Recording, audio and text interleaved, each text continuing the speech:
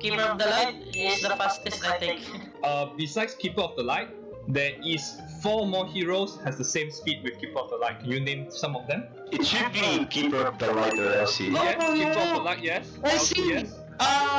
Enchantress? No Enchantress. Lashrak, Enchantress. No Lashrak, no Enchantress. Lashrock, Skywrath. No. Keeper Light. Keeper, yes. Legion Commander. Yes. Naga! Yes. Naga 330? Yes. Okay. 2 more. Life Stealer? No. Pugna. Yes.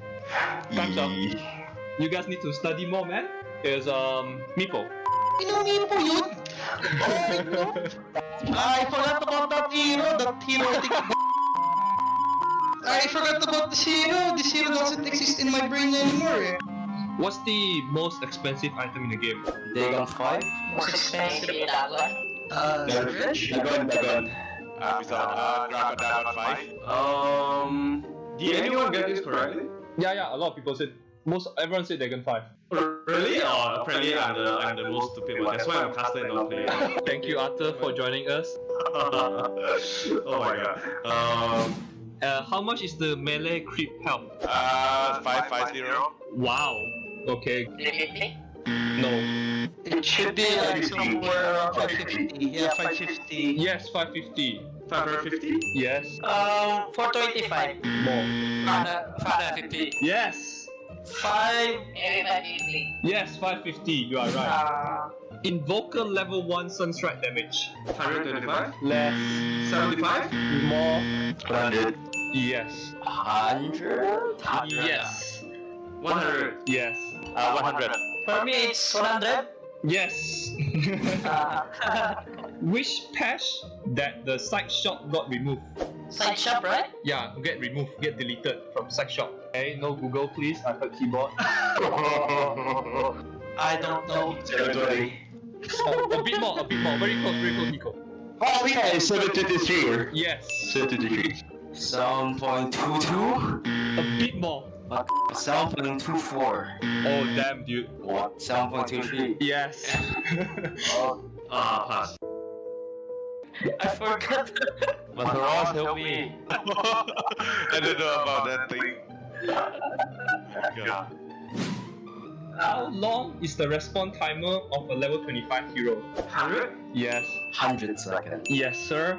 100 or 80? 100? Yeah, 100, yes. 100? 105. Yes, 100. 100 seconds. Yes. Yeah. How much is the monster kill streak bonus? 525. A bit more. A bit more. 550. A bit lesser. 530? Yeah, 540. 540. Yes. 540. Yes. 530. A bit more. 540. Yes. I don't know. Skip. Okay. 550. A bit less. 515. 540. Now I know. Now you know. Name as many heroes as you can that start with A. Ancient Apparition. Yes. 5 more. Oh, Ancient Apparition, Abaddon, Alchemist, Aqualan. Yeah. 1 more. Anti-Mage. Yes. You say one more. X. Yes. You Ancient have 10 Apparition. seconds. Yes. 1.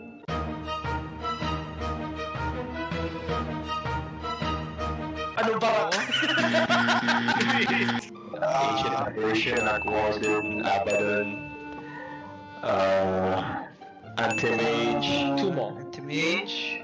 Axe. Yes. 1 more. Axe. Alchemist. Yes. All correct. Yes. Abaddon, Alchemist, Axe, Arc Warden, Ancient Apparition, 1 more. Anti-Mage. Yes. Anti-Mage. Oh yeah, Anti-Mage. Axe. Oh, okay. Axe. Yeah. Abaddon. Yeah. Arc Abaddon. Warden. Yes. 1 more. 5. 4. No. 3. That prophet? 2. 1. That's it. Prophet? Nice one. 9 points. GG. Okay, thank you That guys. cheated. Hope you guys had fun. Thank you. You guys get Yeah, you guys a little get bit of fun. 90% of the answers. So very good job.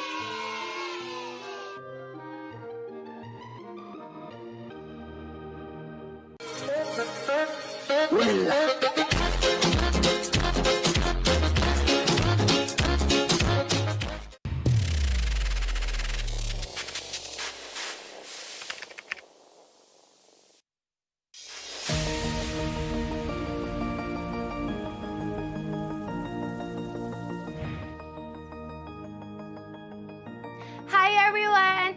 It's me, your Ate Nikki from facebook.com/playwithnikki. I am a gamer, a streamer, a shoutcaster, and a host. Everyone, I'm Shir Tolentino Barnacha, also known as Cherizawa, and it is my great honor to be the Philippine Ambassadress of Taplands 2020. Hey guys, Asura here, and if you guys don't know who I am a professional shoutcaster, esports commentator, content creator, and streamer residing in the Philippines. Hai, salam semua. Saya Mas Tegukan. Saya berasa amat bangga kerana dapat menjadi duta Malaysia untuk Top Clan 2020. Hello everyone, I'm Rosdak ASG, also known as Madam Mayora. I'm the team manager of Team Rosdak. Halo semua, perkenalkan saya Vanji Eko Giovanni, dikenal sebagai polisi ganteng gamer. สวัสดีค่ะโนอี้ค่ะหรือว่าอีโวตโนอี้หนูรู้สึกเป็นเกียรติมากๆเลยที่ได้เป็น Thailand Ambassador ของ Top 10 2020 Hi, my name is Holler. I'm a caster, streamer, content creator, and you can find most of my work online at Holler TV. Hi everyone, my name is Bobby and I'm here at NetEase Games. I'm one of the community managers for Rules of Survival and Top Clans Esports. Hi everyone, my name is Arthur. I'm a caster, analyst, coach, and streamer from Malaysia for the game Dota 2. Hello everyone, I am Nam, Catcaster. I am shoutcaster of many games from Thailand. Hi everyone, I'm Clyde Lewis, player of Savage Gaming and player of one of the most trending games in PH, which is Ross. Hey everyone, I'm Pat, the marketing manager of Top Clans for NetEase Games. I'm from the Philippines and this is my home office. It's really sad that the COVID-19 pandemic has affected each and everyone, especially the esports scene, including me as a gamer, a shoutcaster, and a streamer. It has definitely affected me in a lot of ways. Gigs has been cancelled, LAN tournaments has been cancelled. The pandemic affected us in a way that some of our players were not able to practice and play because they don't have their own computer. And we're usually present and cheering for our teammates in person at events like this, but now we're not able to do that because of the pandemic. So this pandemic has definitely hit everybody hard, even those, working in the esports or gaming industry. People might think that, we all do our job at home, and some of the time we do, but some of the time we also do those big events, live events. The epidemic affected us in the ways that we can practice together because one of my teammates doesn't have own computer. But we still practicing and teaching him our new strategy during ECQ. I think passion is defined by how much time you spend in the 24 hours of your day doing something that you love and enjoy. Passion for me is still doing what you love even though it was really hard for you. Passion is what drives me to prove everyone else wrong. Gaming is my passion. Passion for me and for my team is what pushes us to grind harder and what motivates us to push us to our limits. Gaming should not be all about competition, gaming should be about passion. I hope that Top Clans 2020 will bring out the best in every team that join the tournament. And thank you as well for the opportunity for us to play in your tournament. My expectation in Top Clans 2020 is a successful tournament, and I know that we will get a champion and show to all people that our play is remarkable. I hope that Top Clans 2020 will differ and fun like last year, Top Clans Arena. We have been waiting for this, and I cannot wait to see the results.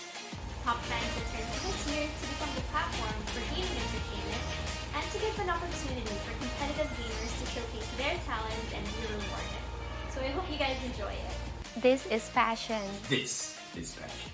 This is passion. This is passion. This is passion. It is passion. This is passion. This is passion. This is passion. This is passion. This is passion. This is passion. This is passion. This is passion.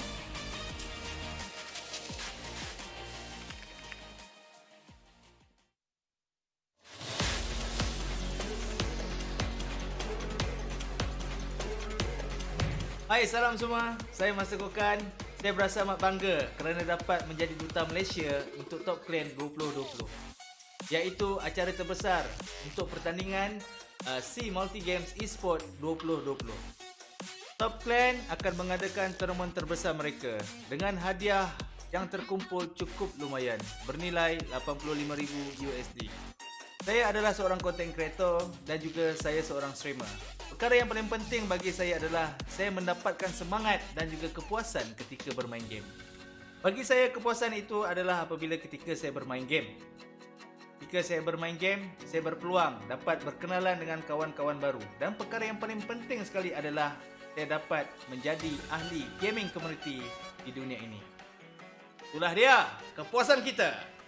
Pertandingan ini akan bermula pada 25 September ini. Dan kita boleh menyaksikan secara live di saluran rasmi Top Clan 2020, Facebook, YouTube dan juga Twitch. Marilah bersama-sama mengikuti permainan dan juga perlawanan ini. Dan tidak lupa untuk melaungkan slogan This is passion! Peace!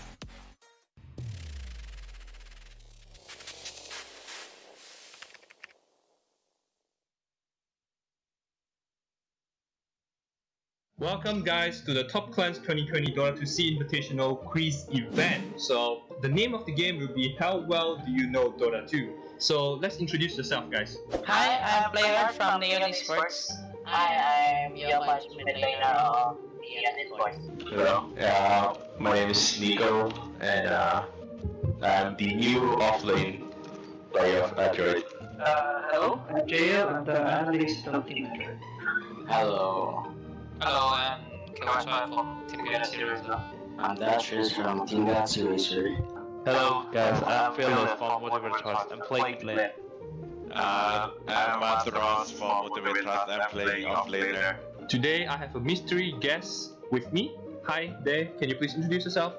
Hello guys, this is Arthur. I'm your commentator from Top Clans Invitational. So I'm the commentator for Dota 2. Good to see you.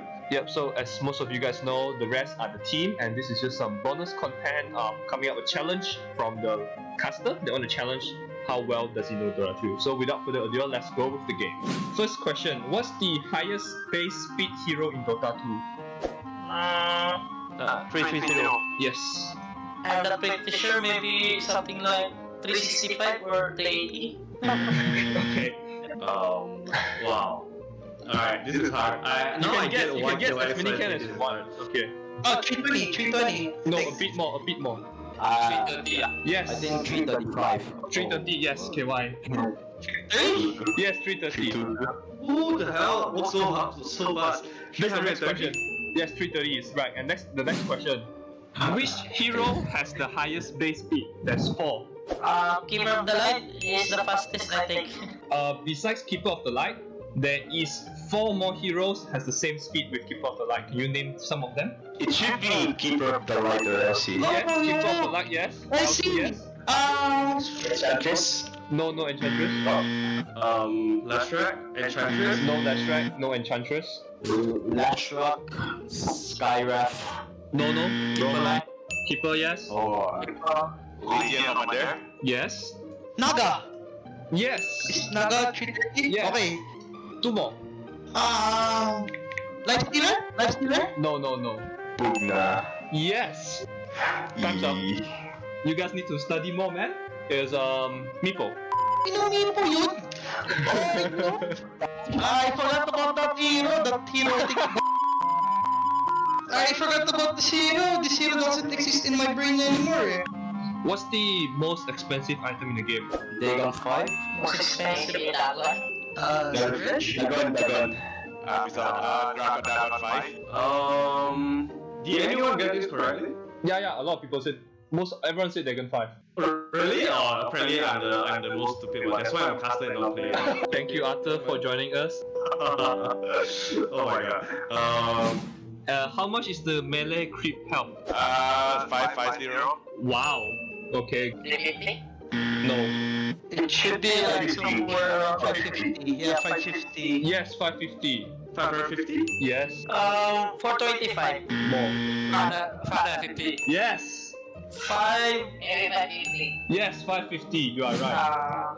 Invoker level 1 Sunstrike damage. 125? Less. 75? More. 100. Yes. 100? Yes. 100. Yes. 100. For me, it's 100. Yes. Which patch that the side shop got removed? Side shop, right? Yeah, get removed, get deleted from side shop. Okay, no Google please, I heard keyboard. I don't know. Territory.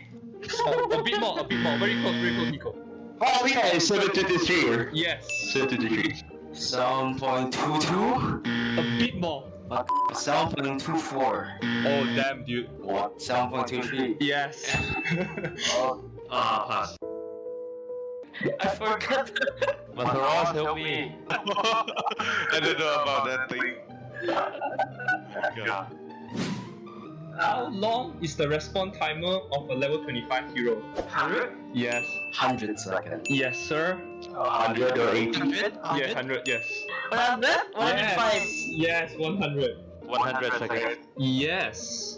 Yeah. How much is the monster kill streak bonus? 525. A bit more. A bit more. 550. A bit lesser. 530? Yeah, 540. Yes.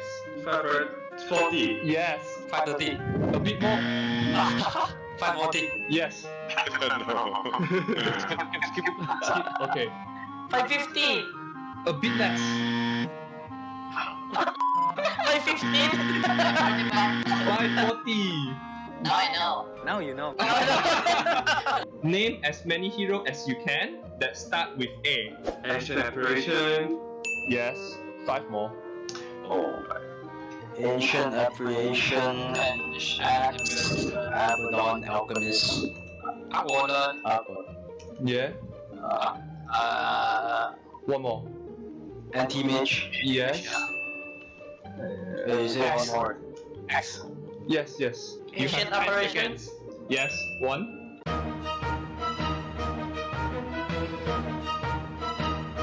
Ano ba? Ancient Apparition, Aquaman, Abaddon,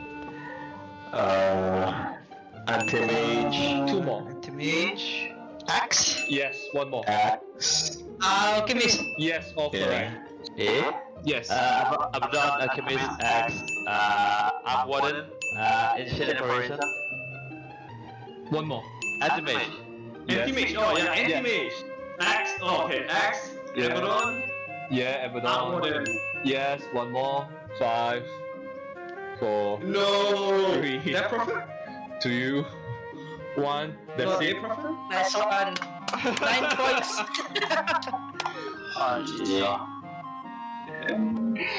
Okay, thank you That's guys. cheated.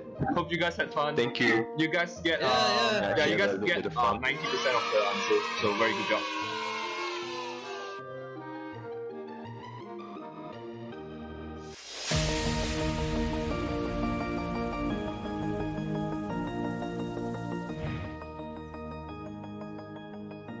Hi everyone! It's me, your Ate Nikki from facebook.com/playwithnikki. I am a gamer, a streamer, a shoutcaster, and a host. Everyone, I'm Shir Tolentino Barnacha, also known as Cherizawa, and it is my great honor to be the Philippine Ambassadress of Taplands 2020. Hey guys, Azra here, and if you guys don't know who I am a professional shoutcaster, esports commentator, content creator, and streamer residing in the Philippines. Hai, salam semua. Saya Master Kokan. Saya berasa amat bangga kerana dapat menjadi duta Malaysia untuk Top Clan 2020. Hello everyone, I'm Rosdak AAG, also known as Madam Mayora. I'm the team manager of Team Rosdak. Halo semua, perkenalkan saya Vanji Eko Giovanni, dikenal sebagai polisi ganteng gamer. สวัสดีค่ะโนอี้ค่ะหรือว่าอีโวตโนอี้หนูรู้สึกเป็นเกียรติมากๆเลยที่ได้เป็น Thailand Ambassador ของ Top 10 2020 Hi, my name is Holler. I'm a caster, streamer, content creator, and you can find most of my work online at Holler TV. Hi everyone, my name is Bobby and I'm here at NetEase Games. I'm one of the community managers for Rules of Survival and Top Clans Esports. Hi everyone, my name is Arthur. I'm a caster, analyst, coach, and streamer from Malaysia for the game Dota 2. Hello everyone, I am Nam, cat caster. I am shoutcaster of many games from Thailand. Hi everyone, I'm Clyde Lewis, player of Savage Gaming and player of one of the most trending games in PH, which is Nos. Hey everyone, I'm Pat, the marketing manager of Top Clans from NetEase Games. I'm from the Philippines and this is my home office. It's really sad that the COVID-19 pandemic has affected each and everyone, especially the esports scene, including me as a gamer, a shoutcaster, and a streamer. It has definitely affected me in a lot of ways. Gigs has been cancelled, LAN tournaments has been cancelled. The pandemic affected us in a way that some of our players were not able to practice and play because they don't have their own computer. And we're usually present and cheering for our teammates in person at events like this, but now we're not able to do that because of the pandemic.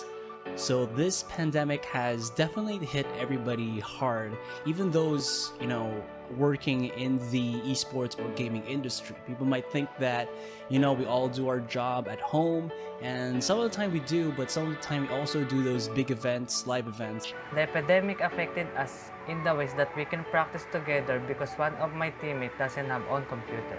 But we still practicing and teaching him our new strategy during ECQ.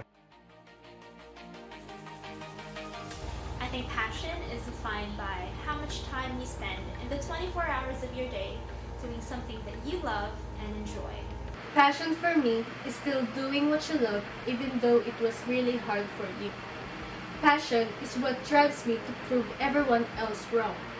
Gaming is my passion. Passion for me and for my team is what pushes us to grind harder and what motivates us to push us to our limits.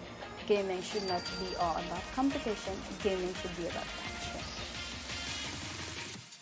I hope that Top Clans 2020 will bring out the best in every team that join the tournament.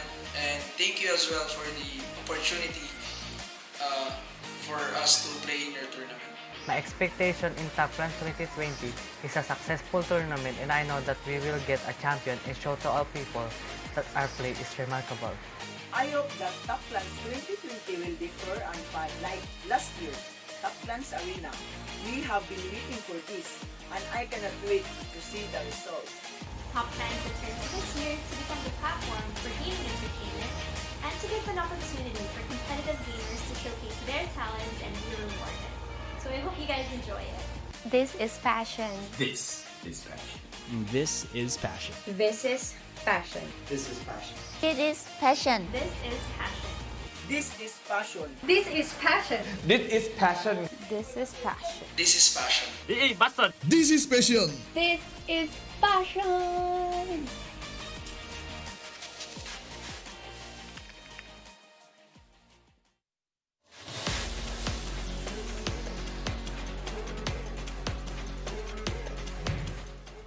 สวัสดีค่ะโนอี้ค่ะหรือว่าอีโวตโนอี้หนูรู้สึกเป็นเกียรติมากๆเลยที่ได้เป็น Thailand Ambassador ของ Top 10 2020 วันนี้เนยจะมาแนะนำ Top 10 2020 ซึ่ง Top 10 2020 ก็คือการจัดการแข่งขันเกม e-sport ที่ยิ่งใหญ่และสุดพิเศษที่สุดใน Southeast Asia ของปี 2020 นี้ซึ่ง Top 10 2020 เนี่ยเขามีการจัดการแข่งขันเกมมากมายหลายเกมเลยเพื่อนๆคนไหนที่ สนใจก็เข้าไปดูรายละเอียดตรงลิงก์นี้ได้เลยเดี๋ยวเนยจะขึ้นลิงก์ไว้ให้นะคะ ส่วนตัวเนยแบบเนยชอบเล่นมาเวลทอมแอนด์เจอรี่เพราะว่าแบบสนุกมากเลยเพลินเล่นได้ทั้งวันเลยค่ะซึ่งไม่ต้องสงสัยเลยนะว่าทำไมเนยถึงเล่นหลายเกมนะคะเพราะว่าส่วนตัวเนยเป็นสตรีมเมอร์เนยต้องค้นหาแพชชั่นจากการเล่นเกมซึ่งแพชชั่นของหนูก็คือการทำให้คนดูมีความสุขยิ่งหนูเห็นคนดูที่ดูหนูมีความสุขยิ่งทำให้หนูมีแรงผลักดันในการทำสิ่งนั้นต่อไปให้มันดีขึ้นเรื่อยๆค่ะและสุดท้ายนี้เนยอยากจะชวนทุกคนไปชมการแข่งขันที่จะเริ่มขึ้นใน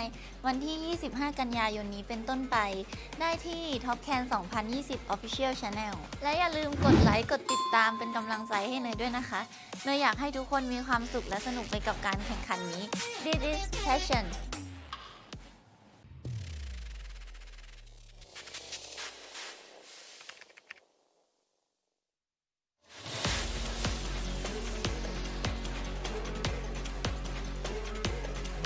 Hai, salam semua. Saya Master Kokan. Saya berasa amat bangga kerana dapat menjadi duta Malaysia untuk Top Clan 2020. Iaitu acara terbesar untuk pertandingan SEA Multi Games Esport 2020. Top Clan akan mengadakan tournament terbesar mereka dengan hadiah yang terkumpul cukup lumayan bernilai $85,000 USD. Saya adalah seorang content creator dan juga saya seorang streamer.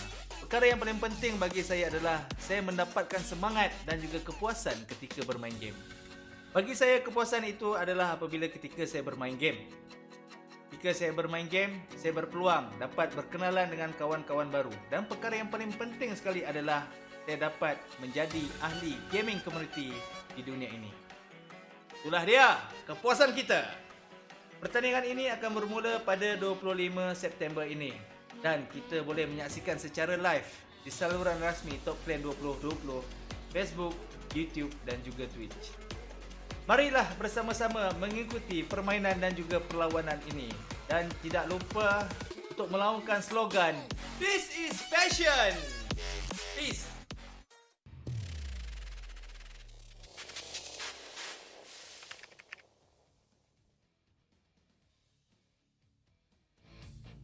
Hello, and welcome back to Top Clan's 2020 Dota 2 SEA Invitationals. We've got the grand finals right now against Motivate Trust Gaming versus Galaxy Racer.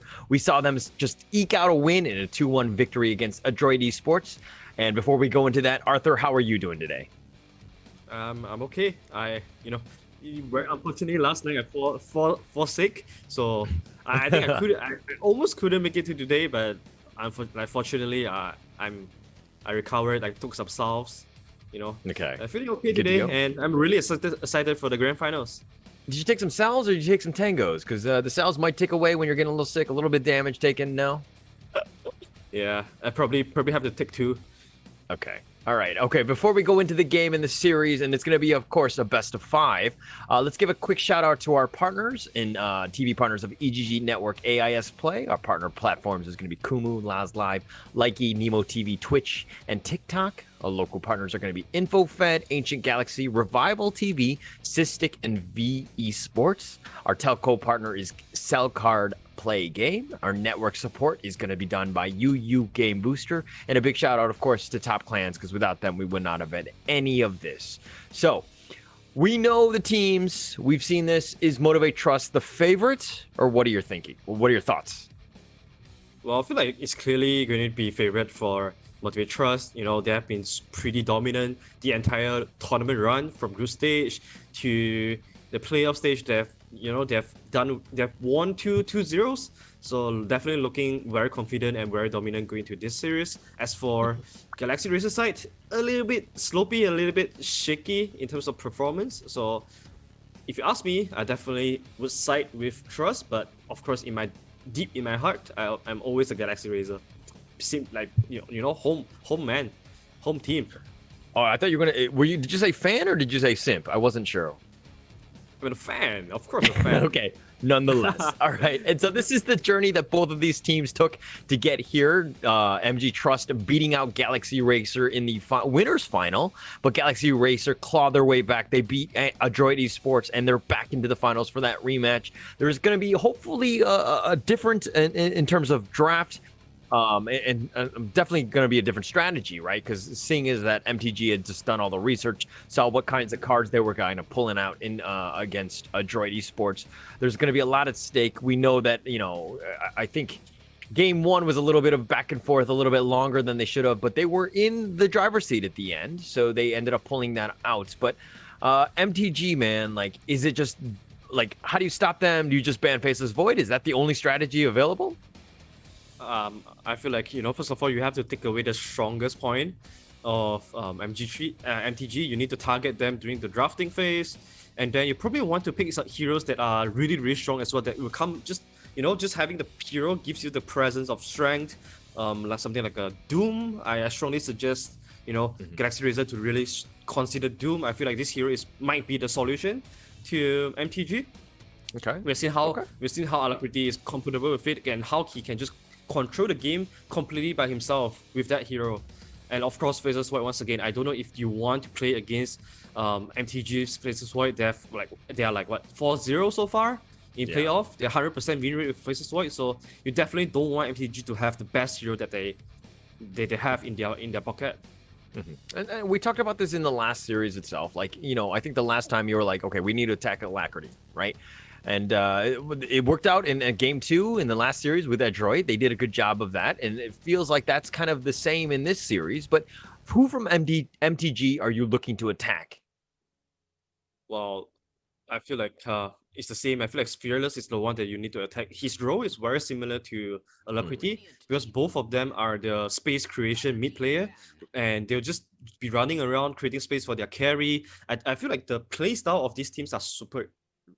It's just so familiar, so similar, and that's why like drafting is going to be super important. You give the advantage. You really separate the advantage for both teams.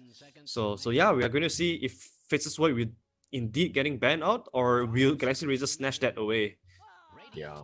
I mean, we see the Magnus Snapfire here, and there's the Faceless Void ban. There we go. So they've done their research. They're maybe listening to us. I'm not sure, but it's starting off with a good ban there. And you definitely, because they've been first picking it, first phase every single time. So MTG here, let's see what they can kind of come up with. Hopefully something new.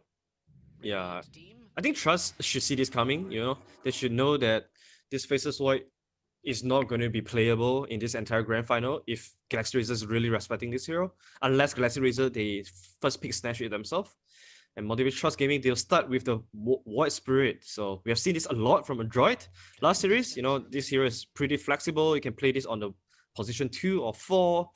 And this is definitely one of the biggest deal because, once again, Alacrity, he loves playing this hero. So not being able to play really kind of just take away a lot from Galaxy Razor.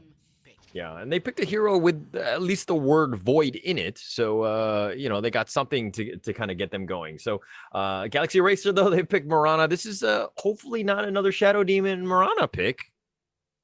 Yeah, I'm not too confident with that. The game wasn't convincing at all. So, Motivate Trust, I think they are going to pick a 5 here. Probably you want to pick something that can save. They have some sort of saving abilities, so anyone that get arrow, don't just die. Oracle, all right, they'll go with the Tiny. So seems like this is going to be Void position 2 or 3, and Tiny will be on the 4 by Q. Yeah. I like that pickup. I think that Tiny is still very strong. But it looks like they're going Mirana Underlord. So that's pretty much your 3 and 4 there. So not a bad lane. Yeah, I like this a lot. There's a lot of synergies between Underlord and Mirana. You can pit into arrow, and then the pit will just refresh again. You get root again. So definitely, and you can tell that Galaxy Razor, they are getting more comfortable with Underlord.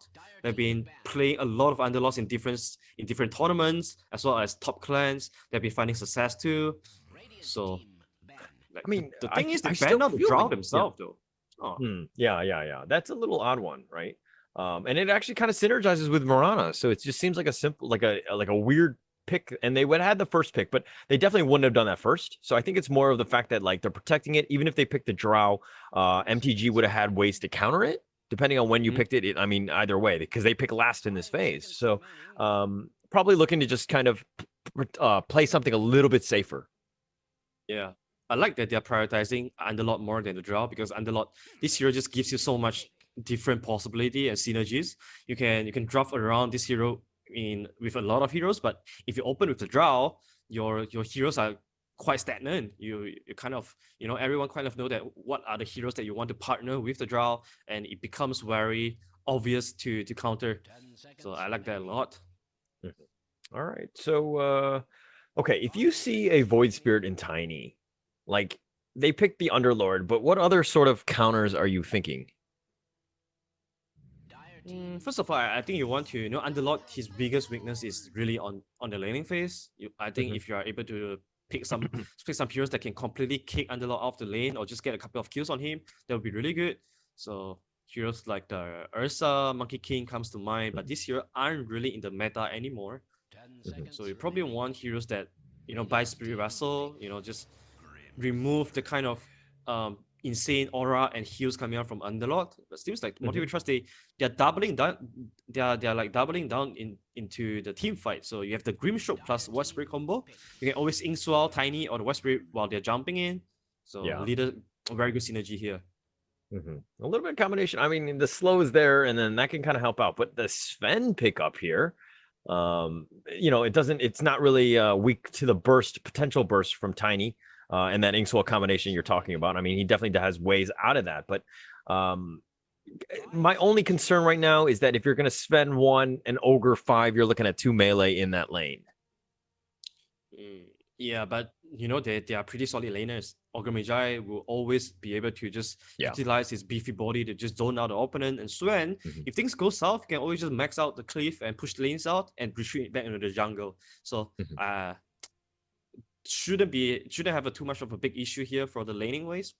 But one thing I want to talk about is I love the synergy between Underlord and Swen.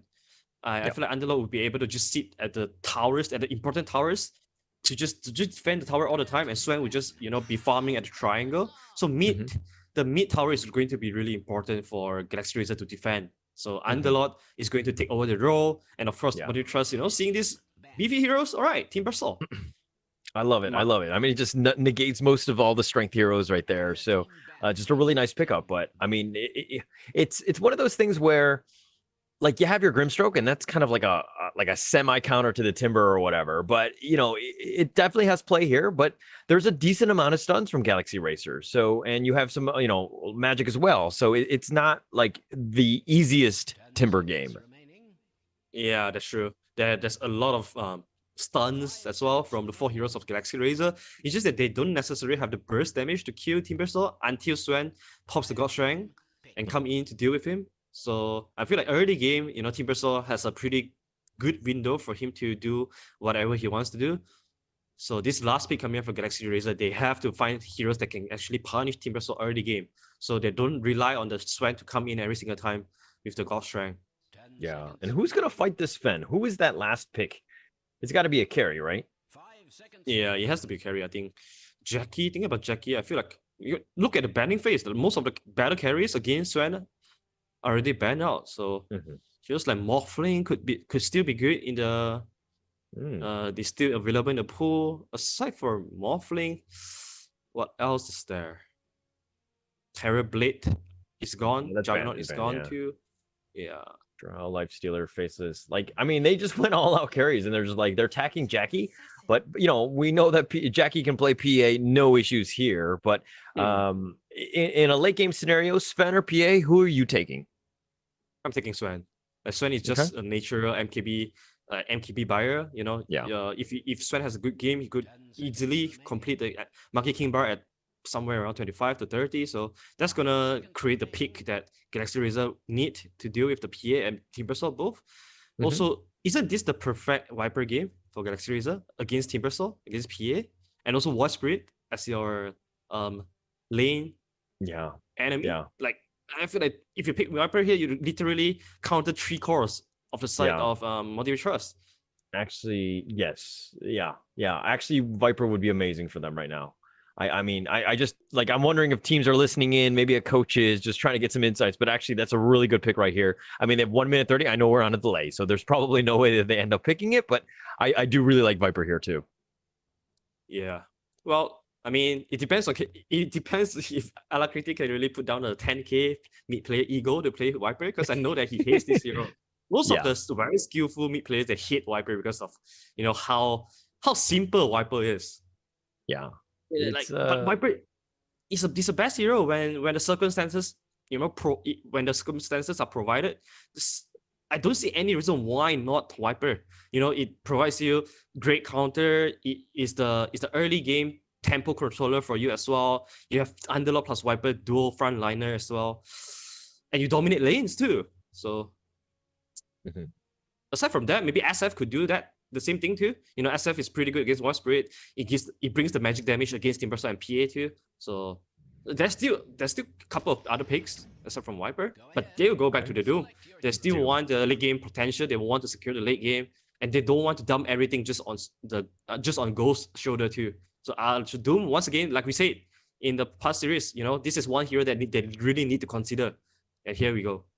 Yeah, and to be honest, it's an Alacrity special, right? Like, we know that this guy is super comfortable on it. He can style on it, and you have a decent number of good targets. I mean, like Void, Timber, like almost everyone but PA, right? So as long as he kind of stays away from the PA, keeps himself alive, doesn't get bursted down, I think he'll be in a good spot.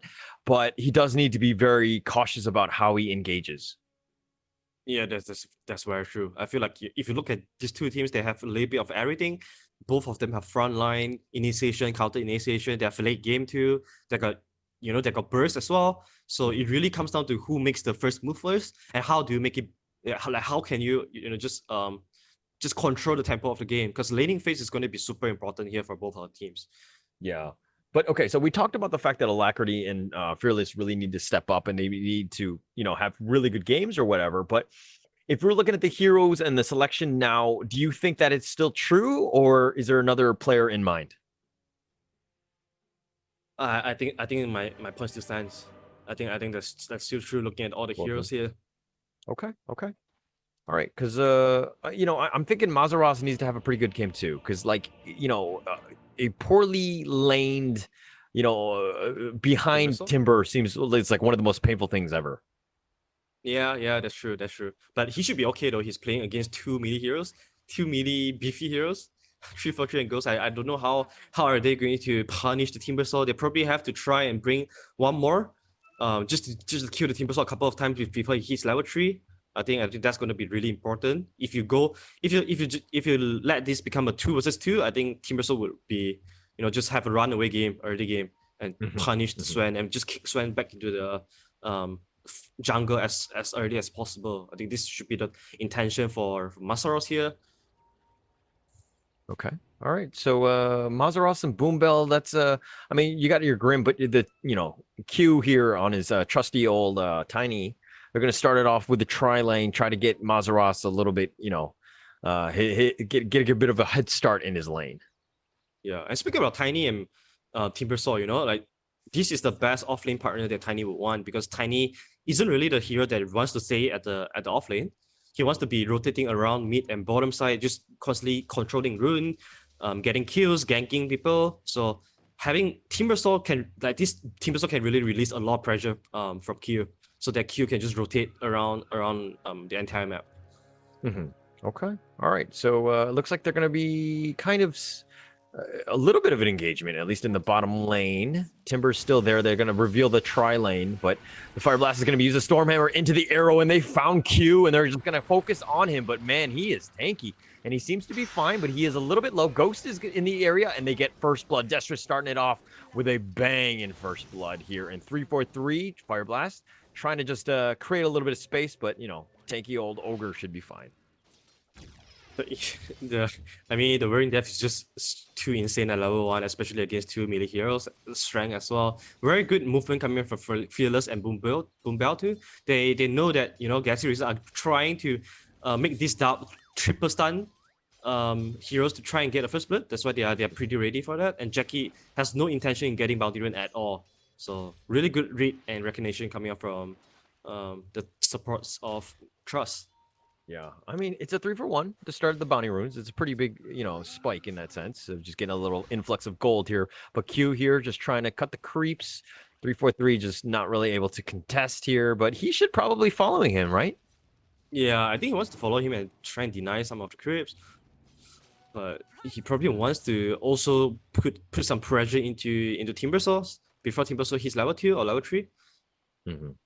Yeah, Top and it looks lane. like yeah, in the top lane, Boombell's getting a little low. Doesn't he be careful? Now, KYXY, you talked about the fact that you just need to lane him out. You need to push him away, but it looks like KYXY is the bully here.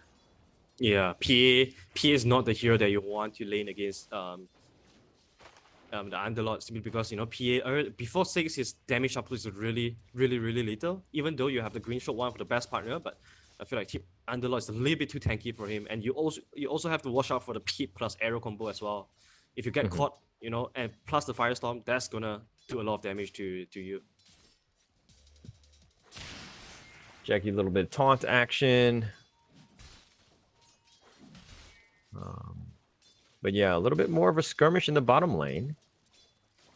Yeah, all Swain wants to do is just to farm, and Masaro is trying his best to pressure as much as he can. And if you look at the CS department, Swain is not doing too well. It's only 7 compared to the 12 of Masaros. Okay. Now, a little bit on the top lane so far. Yeah. Yeah. Leap away, for- Boombell, and yeah, they're just kind of trading a little bit here. Yeah, I mean, for Galaxy Razor side, their hero is not meant, he's not built for the early game. So all they want to do is just transition through the laning phase a little bit peacefully. Just get the levels that they need, get the farm that they need, and eventually skill. Because they are a mid-game oriented lineup. You want to wait for the Doom to come out. You want to wait for Swan to get like 2 or 3 items before involving him in the fight. So it's got to be a little slow for Galaxy Razor. They have to play with a lot of patience. Yeah. And even in the top lane, KYXY is just kind of he's getting inside of the cut creeps or whatever in the arrow? stack, that is. He's Does perfectly connect. on Fearless. Q getting really low, and Fearless is there. And yeah, everybody's alive though. KYXY is gonna just TP out. Very good recognition too. Oh, Jackie is level 4. I feel like the level distribution is pretty well done at the top lane. Like Green Show is constantly just whenever the Underlord plus Mirana is not making a move on PA, he'll just let PA get all the free XP, solo XP as well. This is super important for every post 5 players to beware out there. You always want to give as much solo XP to your carry as possible.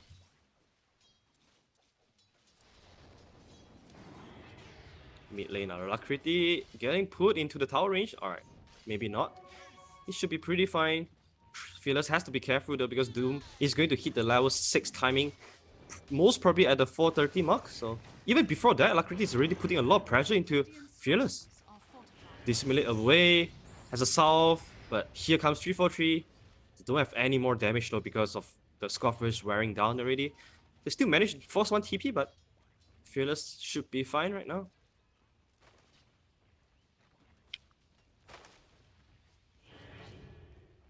Alacrity doing a lot of he's just playing really aggressive with the 2 bracer. He knows that he can do that, and he also needs to do that because he needs to kind of just bring the supports of Trust gaming side to the mid lane, so that it free up the Swan's game and the Underlord game a little bit better. So very important for Alacrity to overstand himself, but also he needs to do that as a safety measure. Top lane 343 in a lot of trouble here. He could just Q is a little bit too low level to burst down 343, and he should get punished right here. Destroys. With the couple of last hit, we'll be able to secure him, and Boombell is on the run. KYXY only level 4 though, so don't quite have the spells that he need to take down Boombell there.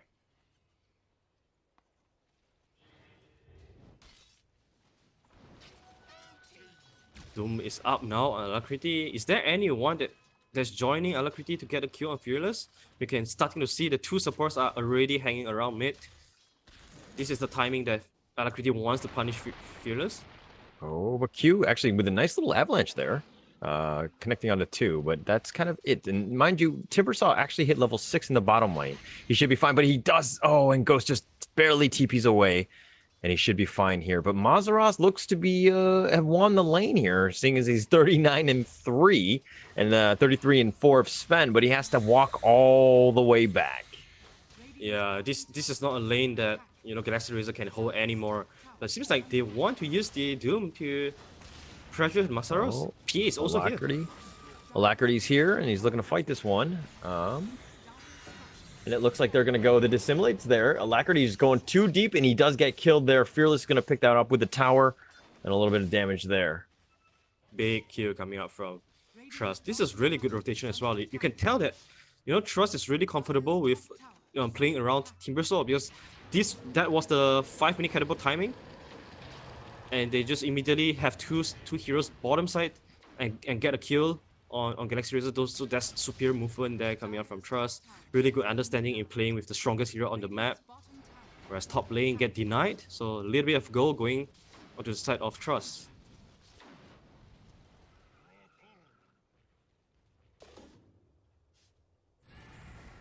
Bottom lane. Oh, very nice stack here for Ghost to just pick up. He definitely needs this a lot. He's going for the Midas pickup too. Right? We don't see this a lot. Normally, Sven is going for the Mask of Madness draws, but because he knows that the lane is not going very well for him, so he needs something even bigger to help him recover into the game, and Midas it is. And despite having a pretty tough lane, he still recovered back to the top of the network shot thanks to the 3 ancient stacked by the 3-4-3. And with this Midas, he's going to outfarm PA for another 10 minutes until PA gets the Fury. So pretty good timing hit by Sven. Yeah, not too bad there. I mean, the lane's fine. I mean, Sven still tops. Let's be honest, he's doing pretty well. But Mazaros is there just trying to make it super difficult for him to kind of get going. And so, and Destra's here just trying to get some arrows. He's got Urn already and Brown Boots. He's looking to just build a fast vessel, which their team is probably going to need. Oh yeah, definitely. They need the vessel desperately just to, have a solution to this really annoying Timbersaw. But you can tell the Timbersaw he's gonna build the use or the Guardian Greaves or the Lotus, something like that to dispel the... Oh, but the arrow connects and they found him, and it looks like Boombell does go down and they give the kill to Alacrity. So a nice arrow there by Destras. That's a freebie, yeah. Pretty good one.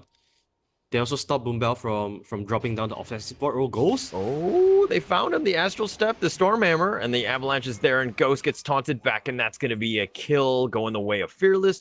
Right onto Ghost, and that's not what you want as Galaxy Racer. Not at all. Sven wants to be farming all the time right now, especially with the Midas.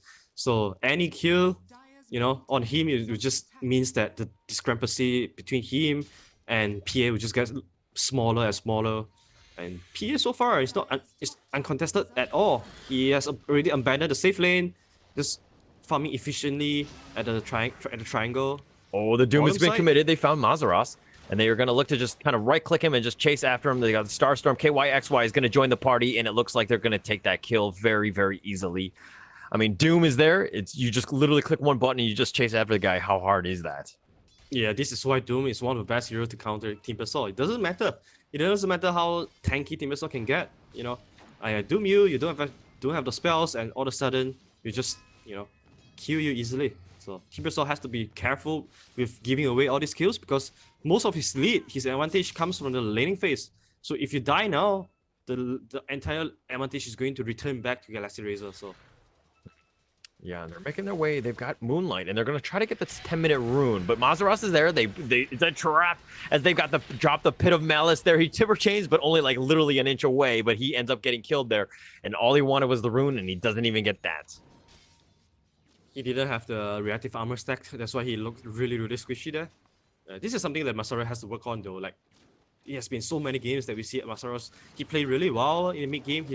His spell usage is amazing, but when it comes to positioning, when it comes to mid game, just he seems to always just give away some free kills to the opponent, and that's really hurtful.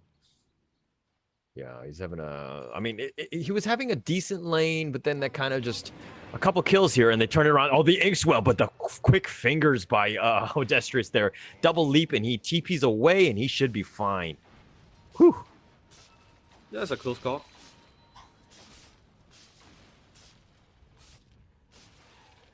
the Dark Rift is going to be committed here because it looks like he's on the wrong side. He drops a Pit of Malice just to kind of harass Jackie a little bit, but he's out of there. Yeah, I say how the pace of the game is pretty okay for Galaxy Razor. You know, Swan's game is pretty slow. You don't want to involve Swan too early in the team fights. So as long as they can drag this game out, you know that the Swan will always have the correct item to deal with the PA. So this is where the value of the Underlord really kicks in. You know, just constantly sit mid lane, defend the mid lane tier 1 tower so that Swan can always just farm around the triangle. And we have seen QSY just utilizing Dark Rift to create space as well. Alacrity? Ooh, found Fearless, and they're trying to just kind of... Leckert is going to just run away here, but that is a little too close for comfort. Ghost was in the vicinity, though. But I think that's going to be the end of that. All right, now Ghost decided to go with Midas to kind of start things off. Are you okay with that as a first item? Yeah, I'm okay with that. You know, he didn't have a great lane, so he needed something big for him to recover fast into the game. So Midas is definitely the best one, especially how slow his team can make this game be. I feel like Midas definitely pay off. Especially, PA is going for the Fury too, so you already have a built-in Battle Fury on the Swan, and on top of that you have the Midas, so it's just more tools to make sure that you have better farm than the PA. Okay. I mean, the Underlord as well. I mean, in terms of cores, he's, 6th place, which is going to be the worst in terms of the cores.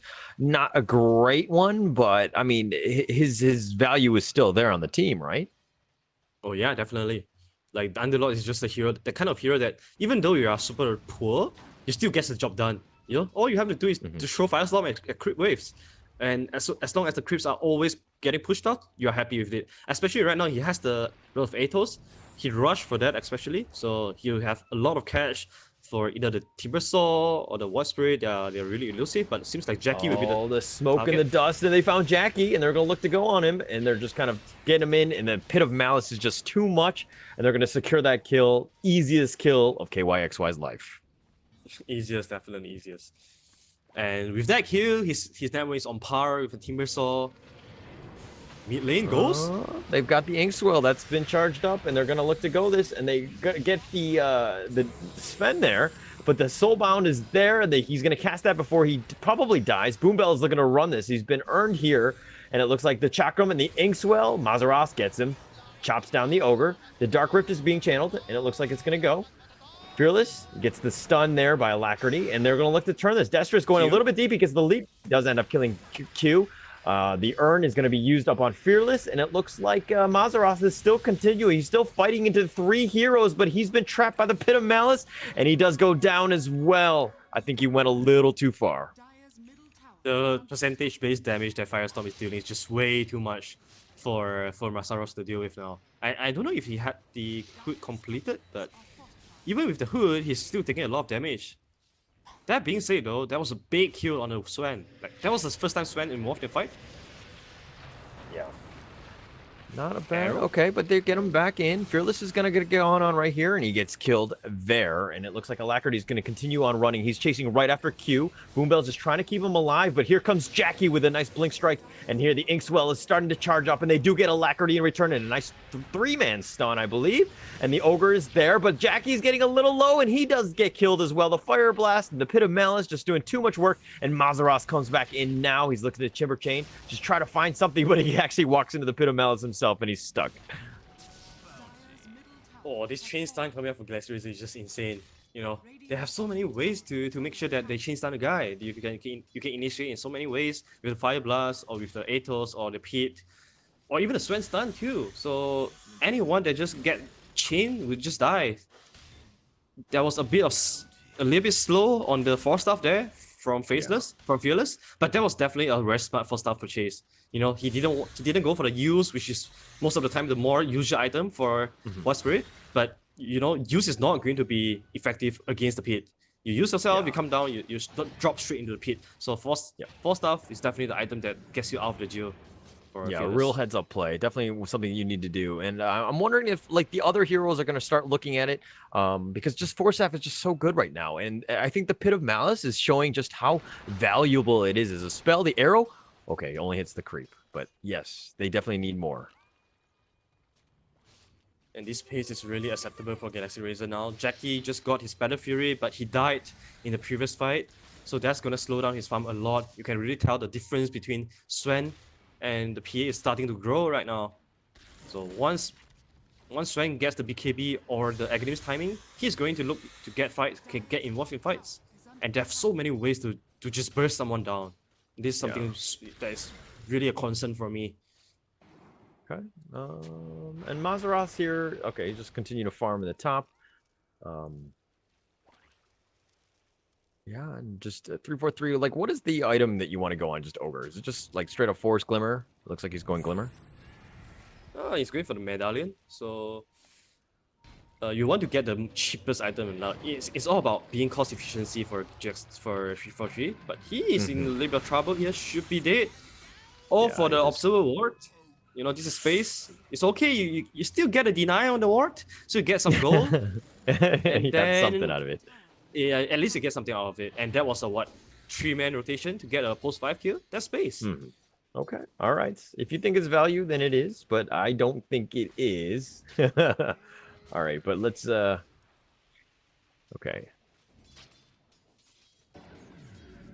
Wow, Wasbury is rushing for the BKB next, so ton of defensive items. You won't see the Orchid, U-Scepter, or Aghanis build coming out from Wasbury. This is a very defensive one. So it's all about surviving for Trust now.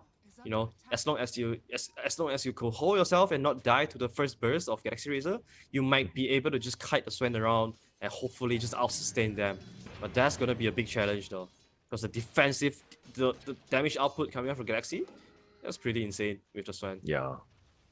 All right, so, okay, it seems like it's 11-8, you're down 4K net worth lead. Like, what are you doing as MTG? Oh, Alacrity, they got the Rod of Atos there, they found Jackie, that's the target they want, and they've got him stun locked with the Pit of Malice and everything, and they've given the kill to KYXY, and that is not a good fight for MTG, losing your carry all by himself. 1 for stuff is not enough for Trust Gaming. They need 4 stuff from their Tiny, from their Grimstroke too, but like how... Like, where are the space that can get a 4-star from? There's no space. You know, all the space you need to give it to your PA. This is the thing about playing Timbersaw. If you're not snowballing with Timbersaw, then your Timbersaw is just going to soak up all the space on the map and do nothing. Yeah. So Wasbury is really struggling right now. Yeah. Hasn't had the greatest. I mean, if you're looking at just the cores themselves, right? Like Jackie's there, and then Void and Timber is there, but like, you know, the bottom, like 5th and 6th place, not really where you want your cores to be. They've got Moonlight used here. They're looking for another pickoff. This is how GXR have kind of just turned this game around, right? Like they're kind of really taking it to MTG. Oh, Fearless is sensing something. He did not have vision, but he feels like someone is closing the gap to him. Kill might be in trouble here, but he's running back into his vision area, so he should be able to just get out here safely. Yeah. And you talk about Underlord, right? You know, you talk about him being at the 6th or 7th place just now, and all of a sudden just getting a couple of kills. You know, this hero skills so much better than Timbersaw and the Wasp Oh, they found him, and it looks like he's going to cast the Dark Rift, and the pipe is there as well, but he's get tossed up, but they don't really have the burst to deal with him, and he seems to be fine. Really well done. Like, there's so many ways that Andorra can contribute in this game compared to Timbersaw. Like, you can do split push, you can set up kills, you can be an aura buyer as well, but Timbersaw, more of a selfish pick, to be honest. Like, this is why, you know, you don't really see a lot of teams believing in the Timbersaw, because it's also another very one-dimensional hero. It's all about snowballing. If you don't snowball, this hero really don't contribute too much into the game. Right. You're going to have a rough time here. And KYXY, right? He was getting ganked on. He just Dark Rift to the top lane, helps out Ghost, do a little bit of chip damage in this T2, and it looks like they're going to just trade tower for tower, but a glyph is going to be used, and Ghost should just run away from that. BKB timing is up on Ghost, and PA on the other side is also rushing for the BKB, so no items like the Daysaw to pump in the extra damage. Even with this BKB, you know, all they want to do is to stay alive. I don't know if they have enough damage to kill anyone, you know, the core heroes on the side of Galaxy Razor, but as long as you stay alive, I think there's still a chance for you buy time to get into this game, I guess. Yeah. And I mean, Jackie here's got his Battle Fury. He's got BKB queued up next. I think he's about 400 or so gold away. So he's going to get that very soon. So, I mean, he won't be as squishy and he can kind of deal with all these stuns and silences that Galaxy Racer are going to bring to the table. So he should be able to fight next. Oh, they got the Doom on Fearless and Alacrity. What do? As Doom, you just doom him and you run after him. Yeah, you just press R and then press all spells and just racking the guy. Oh, and he watches it do it, but he blink strikes, but the Stormhammer is there and the God Strength, and Jackie goes down. Desterus with an unstoppable streak.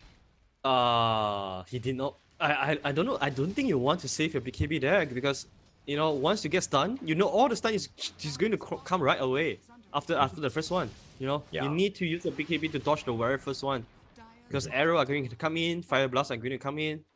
Like no, always see just now. Did he have the BKB completed? I think he did. Right? I think he just got it.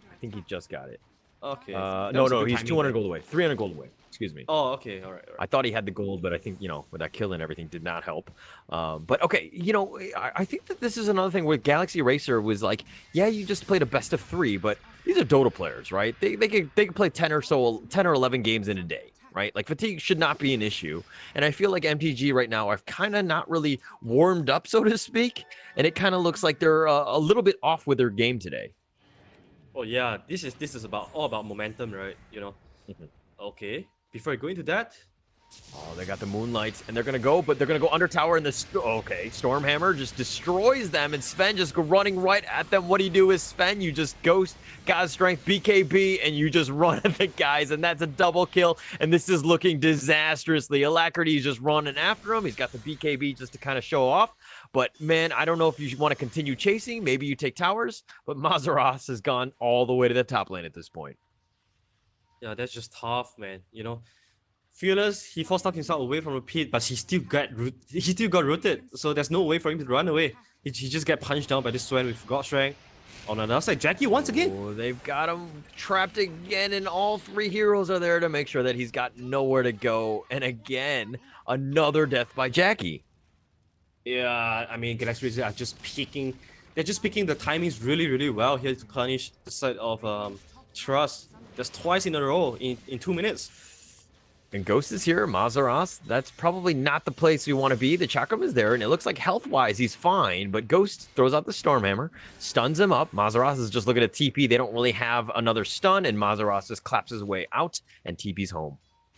The creeps are constantly blocking this Dashris on arrowing Mazaros. So creeps are really doing a lot today, you know, from this last race that we've been watching. MVP. So it's a matter of time that Galaxy Racer they eventually walk into Roshan and claim it, and this is the time now.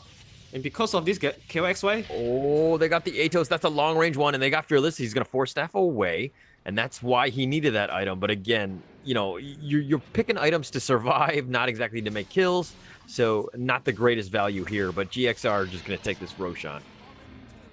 That's not a lot of move that Trust can do right now. They have the throw body to just split push really dangerously. But Doom, he's always looking to punish the side lane split pusher. This is really the strength of the Doom. You know, you can just do this alone. You don't really have to rely on your teammates. Like, I'm wondering if... Oh, Alacrity found him. He was just looking to pump fake his Doom, but he got Rod of Atos to this side. He's already used his Force, so the Pit of Malice is there. The Remnant is going to be used, and the Clumsy Net as well. Yule's just buying a little bit of time, and he's been rooted again, and that's the power of the Yules as well. But the Astral Step, and he's trying to run away. He's slowly getting whittled, but yeah, the Infernal Blade and Alacrity there just slices and dices him and kills Fearless. I would have just dropped the Doom there, to be honest. Like, this damage calculation coming out from KYSY plus Galactic was just on point. They know that they would be able to just utilize on the Clumsy Net to slow down him, and then just you know, punch him down without using the Doom. So nice calculation there. Now, you know, this is not space created because it only took a little bit of effort to bring down this War Spirit, and on the other side you have Swen constantly pushing out the lanes. You have Mirana as well pushing in the mid lane too. So this is a lot of pressure going into Trust right now. And how are you going to come back into this game? they really need to wait for Galaxy Racer to make mistake and then try to capitalize on that, because 5-on-5 team fight, it seems like it's out of option for Trust here. There's not really much you can do. I mean, Mazaroth is a level 16 Timber versus Ghost level 20. He's got the Ancient Snack that he will just happily farm up here. I mean, I don't know how you're supposed to do this because all the lanes, again, they have so much wave clear on Galaxy Racer that, like, yeah, you push it out, but we'll just push it right back, and any of those heroes can do that. Exactly. Yeah, especially KYXY, right, on the Underlord with the Dark Reef. He has been spamming Dark Reef like crazy. I've not seen any Underlord use as much Dark Reef as him. But Ghost bottoms, Masaros. Oh, the Stormhammer. Oh, but he hits the creep, MVP creep. And it looks like he's trying to get dodged. Oh, the Blink Centaur stomp into the Firestorm, into the arrow. And this is just bad. I don't know if we should call the police or not, but Mazaros is dead. You can really tell that the creeps are trying. The creeps are trying the best. Oh, but he misses the Centaur stomp this time. So at least that's something, but he did not actually commit the Doom. He's been holding on to this like it's a golden egg. That's true. That's true. He has been waiting for that. He wants to use the Doom on the PA in a team fight. So I think it's good. I think it's a good one to just hold on the Doom, because once you hold, as long as you hold your Doom, there's no good timings for Trust to be like, all right, guys, there's no Doom, let's fight. That's never the timing, because Galaxy Racer has enough tools to just kill people without using the Doom. So that's the beauty of it, especially once the Aghanims is completed on Alacrity. He won't be able to just. I mean, he will just kill anyone with the Infernal Blade by himself, especially the PA. That's what he did there. And Alacrity just hunting down Fearless wherever he goes. I mean, he has so much mobility. Look at this. Phase Boots, Blink, Drums. I mean, yeah, he's got no charges now, but he's got Clumsy Net as well. So even if you do get away and they want more and they're going to go for Mazaros, Inkswell's going to dissuade them from actually going in. He's got Lotus Orb as well, but Ghost don't care. Ghost hits Tower. Ghost, this is how I assume that you play when you play with Sven. You have to kind of, just act it out and role play the fact this is how Sven talks, right? Oh, top lane. Jackie. Ooh, the Stormhammer. They got Jackie, and he's looking to just fight this. But the evasion is there, and that's actually keeping him up. He's been lucky, but the arrow, he's not going to get evasion from that, and the God Strength is there, and Destros is actually just walking away and letting Ghost get that kill. I feel like if he BKBs, he will just get out, right? But he's still saving on the BKB charges, but like, how worth is that, though? You are dead for another 60 seconds. Your high ground is being sieged. AC completed on Sven. A little bit skeptical on this. Look at he's got an AC, but he's actually got it in his backpack. He's not even using it because I mean, yeah, he's got Aegis or whatever. Okay, now he's gonna cycle it through for the Midas. Yeah, a little bit. Well, yeah, he definitely hurt him. Oh, but the Blink Toss, and they put him in a bad spot, and that's going to be the Aegis. That's one way to start things out. You burst things out. Alacrity's going through the Centaur Stomp, but that's on Mazaros. He's got the Clumsy Net, Pit of Malice. He's not going anywhere, and the Stormhammer coming in like Superman. Ghost comes through. Glyph is going to be used, and they're just trying to protect as much as they can, but with 3 heroes down, no buyback on Jackie. The only one coming through is going to be buyback on Q, but I don't know if that's enough. Another toss back into Ghost, and they're going to soulbind it, and they're going to try to fight this one, but he's got BKB. He Stormhammers back, and he kills Q in return, and that's a revenge kill if I didn't know any better. And it looks like they're going to focus on the Rax, get one thing, and the Dark Rift is on point, and it looks like they're out. They got out as soon as they just kills the barracks as well. So very well done there, very well timed too. Man, the damage output from Galaxy Racer is just insane. They don't even need Ghost Strength in the fight. Just all the chain stun coming out from Mirana and the Augur and the Stormboard coming out from Sven. So it looks really, really crazy. And Sven, I talk about the AC. I am a little bit skeptical because I thought MKB would always be the better choice here against PA, because right now all you have to do is really to just kill the PA. He's the only winning condition left on Trust side, but seems like he has other ideas in his mind. He'll go for the AC, complete his Silver Age. So that's another choice to deal with the PA too. Oh, the Stormhammer is dodged by the Dissimulate, but I don't know how cheeky he can go with Moonlight. He is running right at him. Remnant is there just trying to block off one avenue of attack, but Fearless goes through the trees, and the Moonlight is there, and they're not going to actually chase. Oh, they found somebody else, and they found Mazaros, and again, we were talking about the fact that he wasn't having a good game, and man, he is 6th place, literally 10,000 net worth behind this Sven. Oh, man. I mean, this is Galaxy Razor controlling the game once again. I think this time they are doing much better than the first game against the Droid. Fearless. Ooh, Fearless, super aggressive. Okay. Because he wanted to cut the creeps, but he did it in the face of Ghost. That is super ballsy. Yeah, this like desperate time, desperate measure. You need to pull out this, high risk, low reward play just to slow down the game a little bit. But there's a catapult wave. It's tough for you to just burst down the catapult, and this is where Galaxy Razor want to end the game. Will they do this clean this time, or would they just dive again? Let's see. I mean, they have a very good objective taker. They have a good pusher in Ghost, like this super tanky guy, and then you have so many different heroes in the back that can kind of protect them. I think they're in a way better position than they were in game 1 against the Droid. And I mean, Ghost, look at this guy. Like, he's on a rampage, and he's just, like, literally killing all these buildings. He's like, you take care of the one on top. I'm going to get the valuable ones. And then, like, if you come follow me, fine. I'll take you to victory. But here we go. We've got the Pit of Malice, and they've got the Ogre. He is getting low, but he's not actually dying. He's somehow surviving. He's the position 5. He's been hit by the T3s, and it looks like Jackie goes in for that. He's used the BKB, and Stormhammer comes in, and Boom Bell gets destroyed. And the Doom was committed on Jackie, and he's looking to just run away. And yes, that's going to be a waste of Doom, but at what cost, considering Ghost is taking down your Raxes? Stormhammer, and he flies forward. Astral Step or not, it doesn't matter. Inkswell should block that out, but he's got BKB, so he doesn't care. Mazaros is getting gone on as well, and he's going to have to Chiver Chain back, and they just focus back on the Raxes. And I believe that's actually... Oh, they stopped okay, it. and they're going to go for Fearless. They're going for this. I don't even know why, but Mazaros is going to go as well, and that's GG called at 32 minutes, 31 and 10. This was a clinical game, and this is what the power of Galaxy Racer. Like, they had 3 games to kind of warm up, get things right in their body, so to speak. But Alacrity here, like, I think that this is a big, telling story about this guy, about the fact that, like, he is a very good Doom player. You have to respect it. Definitely. I'm glad that they're really taking their eyes on this particular hero, because I do feel like, this hero is so much more reliable than all of the other Spirit heroes. Look at Fearless. It doesn't matter how flashy he gets. It doesn't matter how, elusive he gets. Once he gets, bam, you're gone. Like, this hero just is totally not effective at all in this game.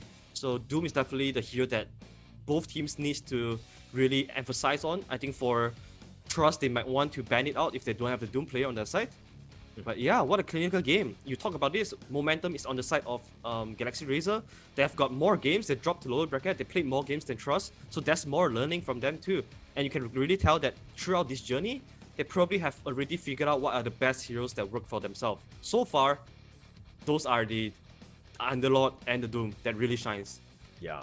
KYXY has been on point with his Underlord. He's just made it very difficult to start any sort of fight. That Pit of Malice has been on point, just locking everything down, and there's really nowhere to go. And Jackie had no space to farm, so there was just a lot of good things that happened. But okay, if we're gonna give out an MVP, this has got to go to Destris, right?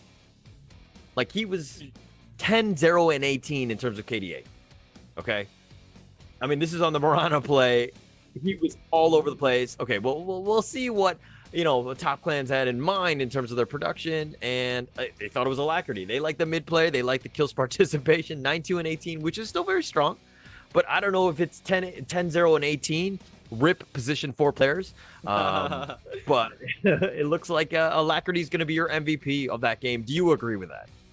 I definitely agree with this. I have no objection with this. I feel like Alacrity is the factor that MTG wasn't able to drag the game as long as they want, because every single time when they are doing a speed push, Alacrity will always be there haunting them with the Doom, and most of the time he's doing that all by himself because of how strong of the hero is. Just Doom this guy, Infinite Blade, pop all spells and run the guy down. So yeah, I have no objection with this. I think he played really, really well, and I'm afraid this might be the last time he gets his hand on the Doom. I mean, that's kind of what they thought with, like, MTG. You took away Jackie's Faceless Void, and you see what happens, right? And we're going to see one of the highlights in one of the games. This is when they're going high ground. Aegis was popped by Sven, and then it looks like they got Q here. They've got, Mazaroth. They were just bumping on him, and then there's the god, like the mystery chat that we're talking about. And so For the people that are just tuning in the stream now, all you need to do is see that little chat on the mid right of the screen, and then you just type that into whatever platform you're watching, be it Twitch, YouTube, Facebook, all that. And like Wens did here, congratulations to you. You just want Dota 2 cosmetics, so we're gonna reach out to you. We're gonna find you. We're gonna figure out how to pass that on to you. But thank you so much for paying attention, and yeah, so congratulations to you on that. And we're gonna take a little bit of a break. We're gonna be about 5 minutes. Let everybody settle down. Mind you, this is only a best of 5, right? So there's plenty of games. It's only a single game. They can come back, MTG. They just need to regroup and figure things out, and we'll be right back in about 5 minutes.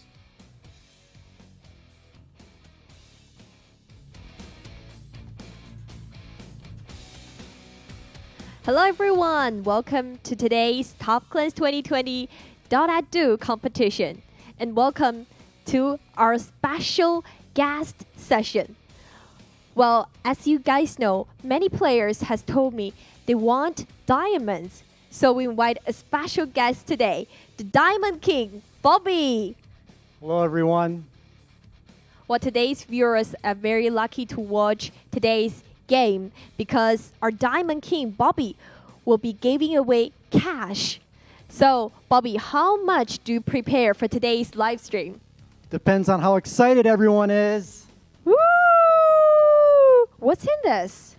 Well, what's supposed to be in it is... Maybe it doesn't work in Earth. Where are you from? Actually, I'm from the Diamond World. So the gravity in the Diamond World and in the Earth is quite different. That's why your machine doesn't work on Earth. Let me try one more. Oh, still doesn't work. Yes. Yes, your stuff doesn't work in Earth because you're going to another planet. Okay, Bobby, I bet that the Diamond King will give us more cash if the number of share for Top Clans 2020 reaches a certain standard. How about let's set it to 580? If the share number reaches 580, we'll give out $10. Can you make it? I think they can. Let's do it. Yes, ladies and gentlemen, make sure that you share our Top Clans 2020 live stream on Facebook. I think it's almost there, but it's around 551 or something. We still need 30 or more shares on our Facebook live stream. Remember to share the Facebook live stream to your friends, to your family, and to all the people around you. When it reaches 580, we'll pick a lucky viewer to win $10 in this round. So Bobby, as I just asked you, you came from the Diamond Planet, right? Yes, the Diamond Planet. What is Diamond Planet like? How many people are there in your planet? There's actually only one, me. Oh, so Diamond King is the only person on Diamond Planet. Yes. You must feel very lonely, right? Because there's only one person. See how many persons are there on our Earth. We're very lively and very happy living together. Are you lonely there? Yes, I am lonely. That's why I wanted to come to Top Clans 2020. Oh, so you're coming here to meet more people. Who are you making friends with on the Diamond Planet? Actually, all I can do on the Diamond Planet is talk to other diamonds. That's why I felt lonely. Does that mean all your friends from the Diamond Planet are diamonds or other animals, plants, things like this? Only the diamonds are there. Oh, only diamonds. So you're coming here to make friends, right? Right, but only 2 shares of the live stream.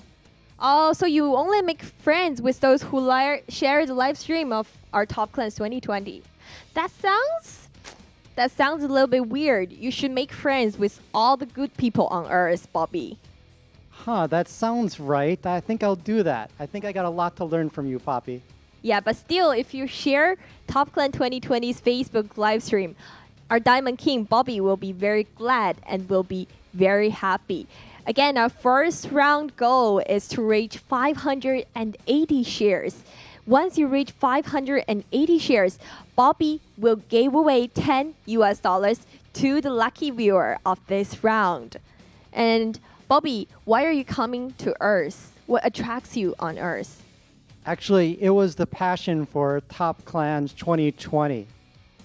Oh, really? Then I think you came to the right place because the slogan for competition is "This is passion." It seems like that the viewers needs more time to share and to win this cash. So we'll leave this lucky draw session up to the next break.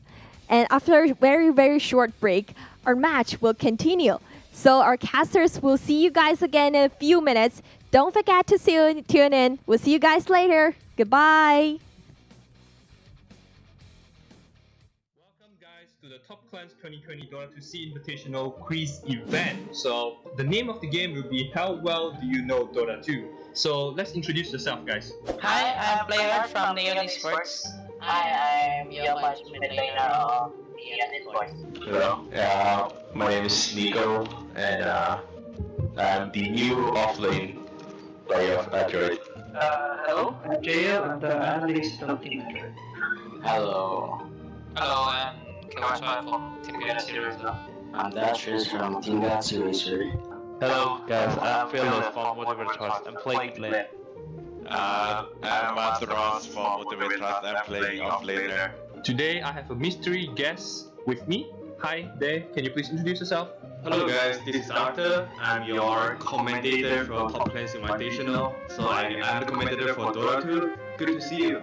Yep, so as most of you guys know, the rest are the team, and this is just some bonus content coming up with a challenge from the caster. They want to challenge how well does he know Dota 2. So without further ado, let's go with the game. First question, what's the highest base speed hero in Dota 2? 330. Yes. I'm not pretty sure, maybe something like 365 or 380. Okay. Wow. Alright, this is hard. You can guess as many can as you want. Okay. Oh, 320. No, a bit more. 330, yeah. Yes. I think 335. 330, yes, KY. Yes, 330. Who the hell? What's so hard? So fast? That's the next question. Yes, 330 is right. And the next question. Which hero has the highest base speed? That's 4. Keeper of the Light is the fastest, I think. Besides Keeper of the Light, there is 4 more heroes has the same speed with Keeper of the Light. Can you name some of them? It should be Keeper of the Light or LC. Yes, Keeper of the Light, yes. I see. Yes. Enchantress? No Enchantress. Lashrak? Enchantress? No Lashrak, no Enchantress. Lashrock, Skywrath. No. Keeper Light.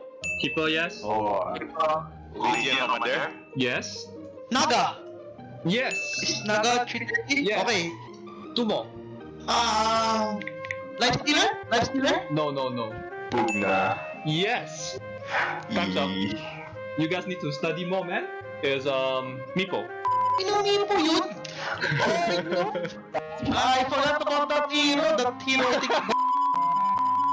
I forgot about this hero. This hero doesn't exist in my brain anymore.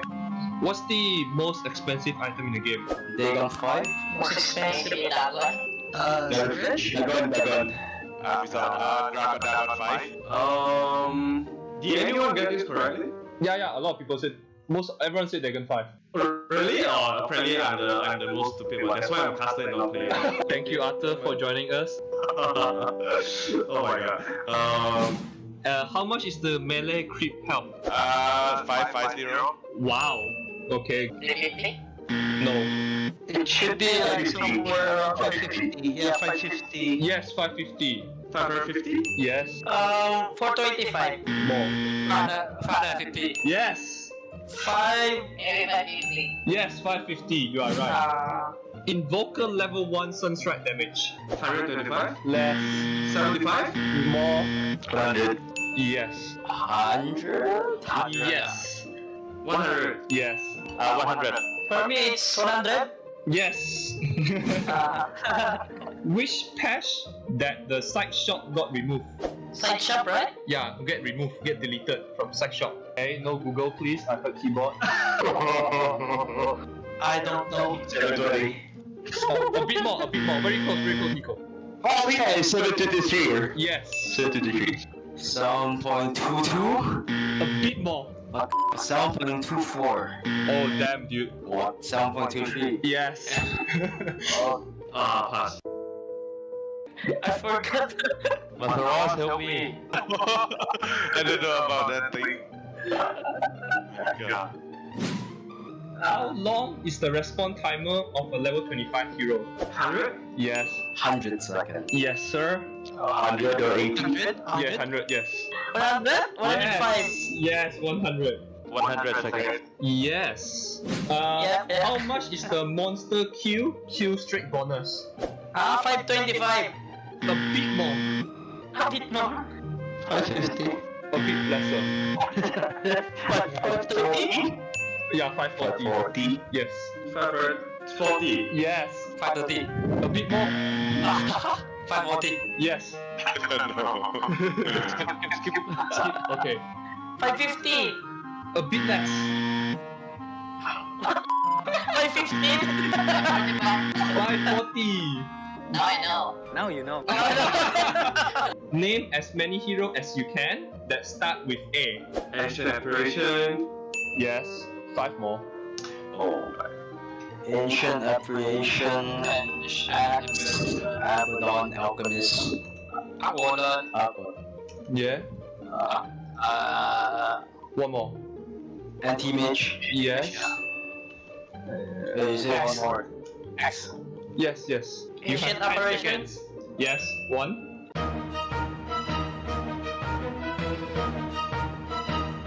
Ano ba? Ancient Apparition, Aquaman, Abaddon, Anti-Mage. 2 more. Anti-Mage. Axe. Yes. 1 more. Axe. Alchemist. Yes. All correct. Eh? Yes. Abaddon, Alchemist, Axe, Aquaman, Ancient Apparition. 1 more. Anti-Mage. Yes. Anti-Mage, oh yeah, Anti-Mage. Axe, oh okay, Axe, Yeah. Abaddon, Yeah. Abaddon. Aquaman. Yes. 1 more. 5. 4. No! 3. That Prophet? 2. 1. That's No, it. That Prophet? Nice one. 9 points.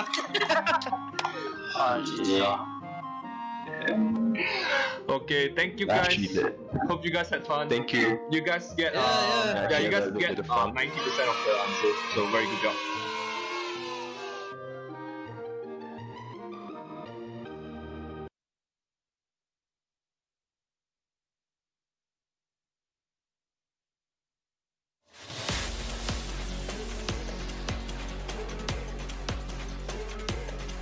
Hi everyone, I'm Shir Tolentino Barnacha, also known as Cherizawa, and it is my great honor to be the Philippine Ambassadress of Toplands 2020.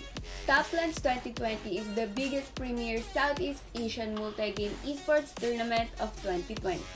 Toplands 2020 will allow players from all over Southeast Asia to show their passion for video games. Rules of Survival will be a returning title, continuing the firefight between the best teams in the region from last year. Joining it are the newcomers Dota 2 for PC, Tekken 7 for PC, and Marvel Super War for mobile. Completing the list is Tom and Jerry Chase, also for mobile, with its Toplands appearance being its first esports event in Southeast Asia.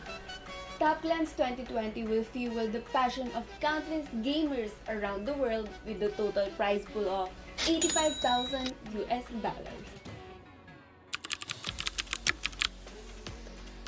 I am a gamer, creator, and Facebook streamer.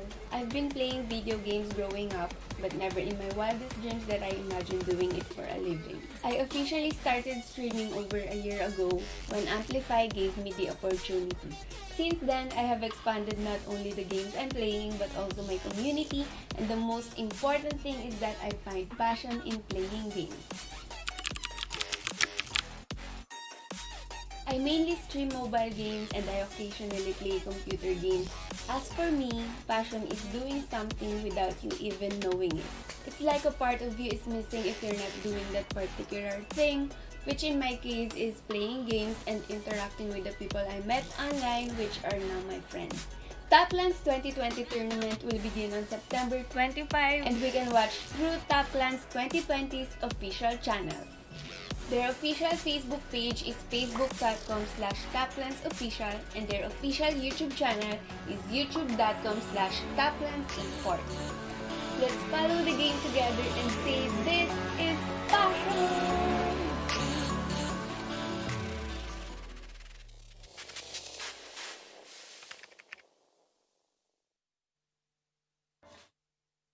Welcome back to Top Clan's 2020 Dota 2 SEA Invitational. We just saw the first game of the grand finals between Motivate Trust Gaming and Galaxy Racer, and Galaxy Racer pulled that one out. They pulled out all the stops, they banned Faceless Void, they played well together. Arthur, like, these guys were on point, right? Yeah, that was really clinical. I think there was a huge improvement from the game 1 versus the Droid as well. So I wish to see them keep playing like that, you know. And look at that, right off the bat, Motivate Trust, they just banned out the 2 heroes that we talked about, we talked about Galaxy Razor. They, you know, throughout this run, they figure out that, oh, Doom, Underlord, these are heroes that are pretty comfortable for us, and it seems really strong as well. And then they just ban out both of them. So Motivate Trust, they are definitely identifying the problems here. And Galaxy Razor side, do they have anything more than this? I'm pretty sure they have, because these are the very new heroes. So, and Magnus is opened, and this is the conditioning that you want to do. That comes like these are the kind of advantage that conditioning gives you. You know, you force opponent to ban out certain kind of heroes, and it just led through some of the other OP heroes too. And Magnus is definitely one of them. Yeah, and I mean, it's funny because MTG actually picked up the Mirani here, just trying to take that away from Destris, because that was on a tear as well. And so just the power of this thing, the Moonlight there, the, you know, being able to get an ambush off and those arrows, just everything was just on point. Now, Galaxy Racer, though, we haven't seen too much Magnus, at least recently, but obviously this guy has play. Are they thinking more of like a combination Magnus PA? But look at, they're picking their heroes very quickly, and boom, there you go, Magnus PA. Yep, I mean, this is definitely one of the strongest duo right now.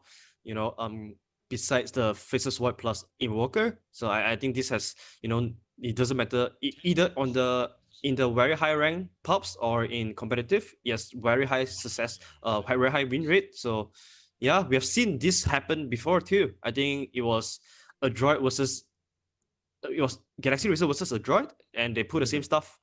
And yeah, they just completely dominate the game. So I would say they are super comfortable with this. And as for Motivate Trust Gaming, they kind of went with the similar strategy that Galaxy Razor ran. Mirana plus Kunkka. This is also another very reliable combo. X Mark Torrent into Arrow.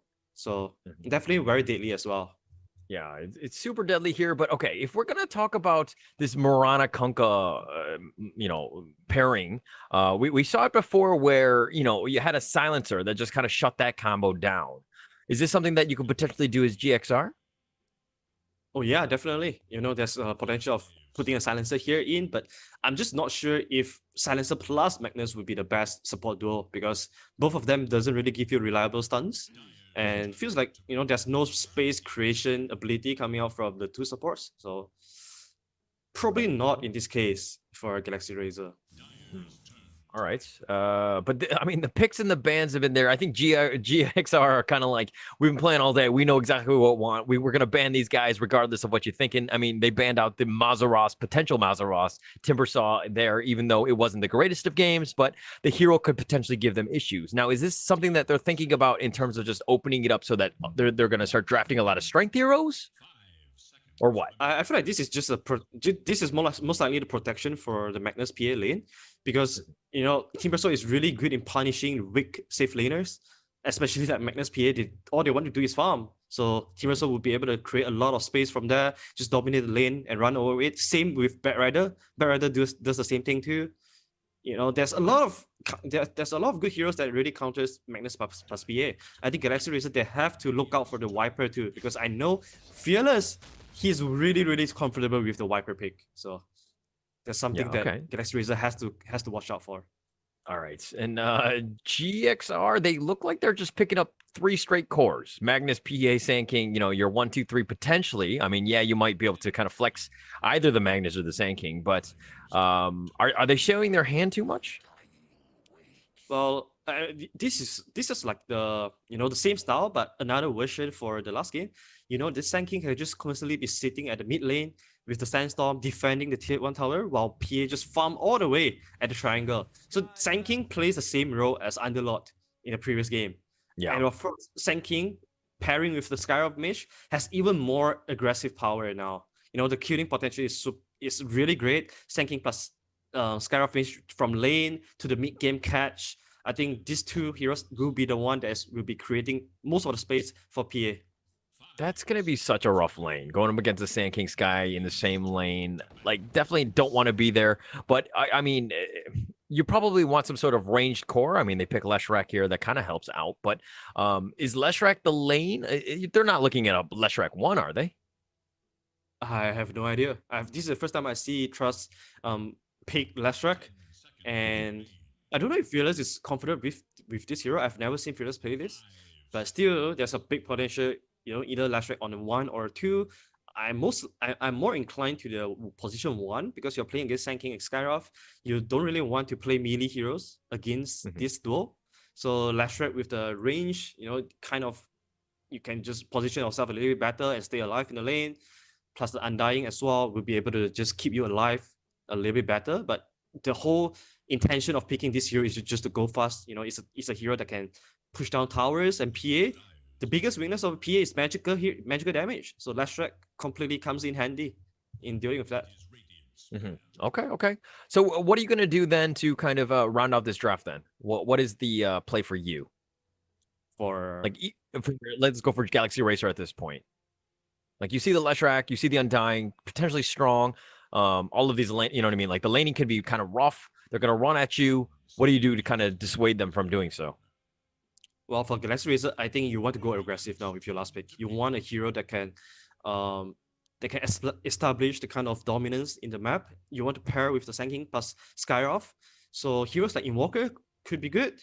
Heroes like, I think Spirit heroes are most likely the best here. Watch Spirit is still okay. Watch Spirit and Ember is already gone.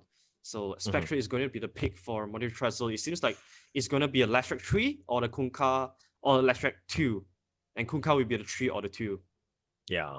I think that they're going to be able to flex those two around. But again, it's coming back to the whole fact that like we haven't seen too much of, a Fearless Leshrac. We've seen the Kunkka before, but I have not seen a Leshrac Fearless before. So this is going to be kind of up in the air. But again, it also back to Mazaros in terms of what is his familiarity with these two heroes, right? Like I know that I've seen the Kunkka. I have not seen the Leshrac here. So this is kind of a brand new pocket pick maybe by MTG. Yeah, definitely. I feel like Kunkka would be the best at the position 3 because you always want to play the lane with Mirana. You don't really want Leshrac plus Mirana on the lane. That feels super weird. So yeah, I agree with you. Should be a Leshrac mid and a Kunkka 3. And for Galaxy Racer side, you don't want to pick a hero that can, at least go 50-50 with the Lash. But most importantly, they want something that can keep up to the pace of Sand King plus Skyrov. Something aggressive, something that can move from lane to lane. Invoker looks like the best pick to me here for Alacrity. Okay. Again, the Viper could be really good again against Spec, against Leshrac on lane. Yeah, actually, it would work on either of those. But I don't think you see I've not seen Alacrity play Viper. No. It's usually like some high impact one that just kind of dominates the lane, like with the DK, Doom, any of the spirits. I think that those kind of are his strengths or his play style. So I think you need to kind of stick with that. I think Alacrity is a very important cog in this Galaxy Racer wheel. So they're going to have to kind of stick together in this one. Yeah, definitely. Like we said, right? You rather want Alacrity to playing heroes that he's comfortable with, but probably suboptimal in the game, than playing him on a hero that he's not comfortable with. Pangolier will be the pick. So new pick here for Galaxy Racer 2, Pangolier versus Leshrac. This is just more, more teamfight ability. You have so much teamfight coming up from Galaxy Racer side. RP, Sand King Bro Strike plus the Rolling Thunder. Wow, they are forcing Material Trust Gaming the cores to buy BKB now. Like Kunkka, Leshrac, they need to have a BKB, otherwise they'll just get burst down easily in teamfights. But you're not even going to talk about the 343 Magnus, the position 5 Magnus. Yeah, I mean, this is we've seen it, and we've it's not like completely brand new. It's a puppy thing. It was we've seen it in the pro scene throughout, but the fact that they're kind of just throwing this in there, it's kind of a low impact one. So if you're going to lane it with the PA, yeah, you got Empower, but potentially against what? Like against the Mazaroth, Lesh, you might not have the easiest of times. All right, so it is a Mazaroth Lash. Okay, so Leshrac plus Mirana in the same lane. Okay. I feel like they will be able to do quite some damage, but killing wise, it's not going to be very easy because both of them it takes some luck and skill to land the stuns. Yeah. So not the most reliable one, but once Fearless gets his level up, once he has the higher level in X mark, he'll be able to just walk around and set up kills for both Masaros and Q on the Lash and Mirana. So the Fearless games is the most important one, in my opinion, for Motivate Trust Gaming. They need to make sure that Fearless has a good game, just coming in, make his impact known in the side lanes. Otherwise, I don't see any way Motivate Trust can create tempo with other than Konka. I gotta say though, I love the fact that they're playing the Pango mid. I think that Alacrity, I think that this hero actually has a lot of potential. I think it's very, very good. I've seen it, I've seen some Pango mid spammers, at least in our region, right? So this hero works. He has a ton of mobility. He has a ton of ways to carry. Like the guy is just super flexible, and at the end of the day, he can just kind of roll out whenever he needs to. So he has his own escape. I think it's a great hero here. Yeah, I mean, it's not the most not the most common hero in Southeast Asia. Most of the time, if you see someone pick Pangolin, it will be ended up at the off lane.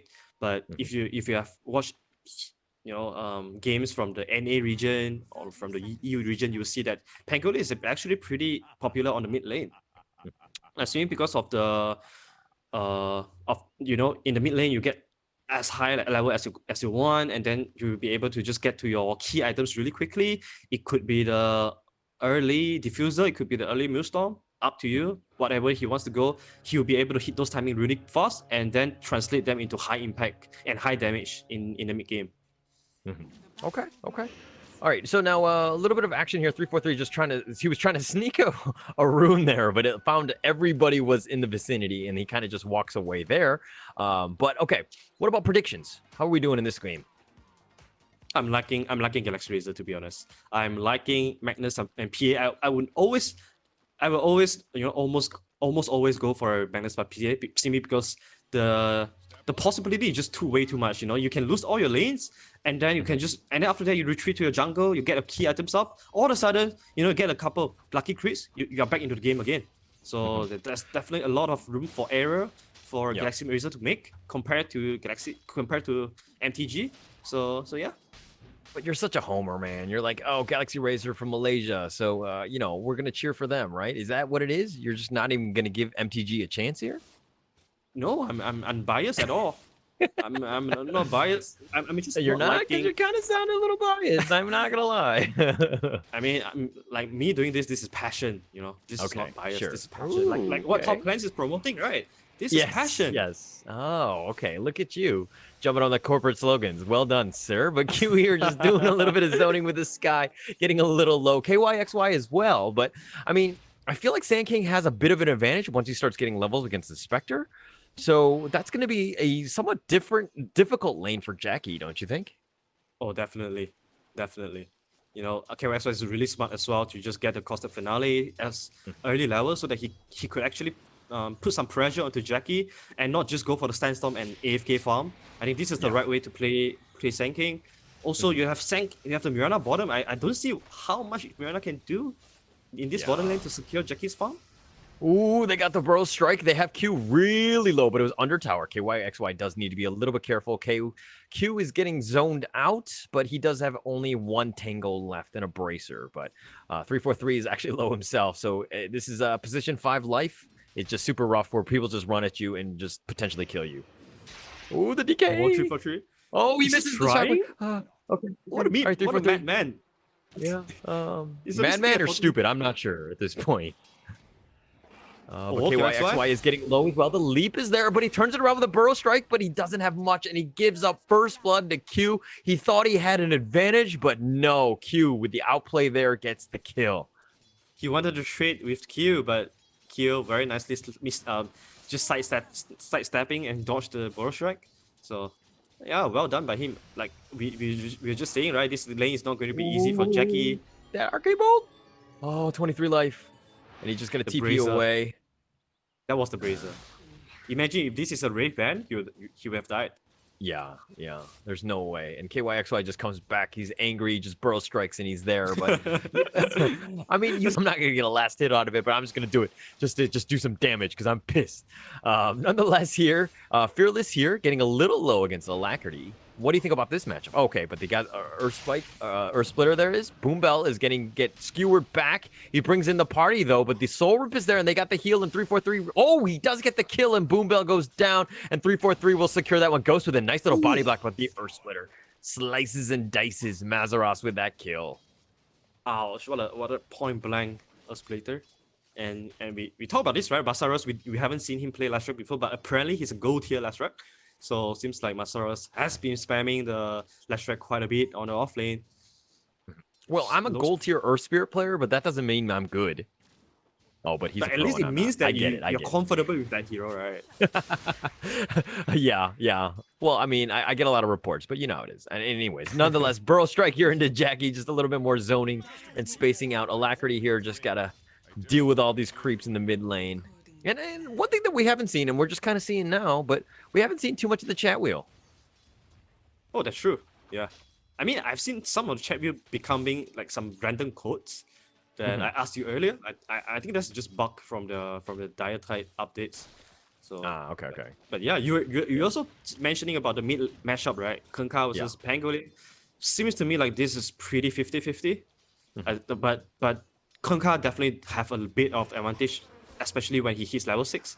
Pango needs to be really, really careful. Whoever that hits level 6 first would have a small window to get a solo kill. So these players have to be really careful with the time, with the level 6 timing. Right. Okay. All right, if we're looking at the top lane, actually, Leshrak here is just kind of 19-7. Oh, he skewers him to the high ground, the cliff. He's been RTZ'd. Boom Bell's like, come on, buddy. What am I supposed to do here? And he's like, probably just going to wait for the TP. But nonetheless, 343 with the outplay gets the easy rune. And Boom Bell's kind of like, shit, do I just play Dire Tide or what do I do? All right, I'm just going to TP. Okay. I guess I'll help. Ghost here gets going on. Really not having the best time. 19 last hit only compared to Spectre 27.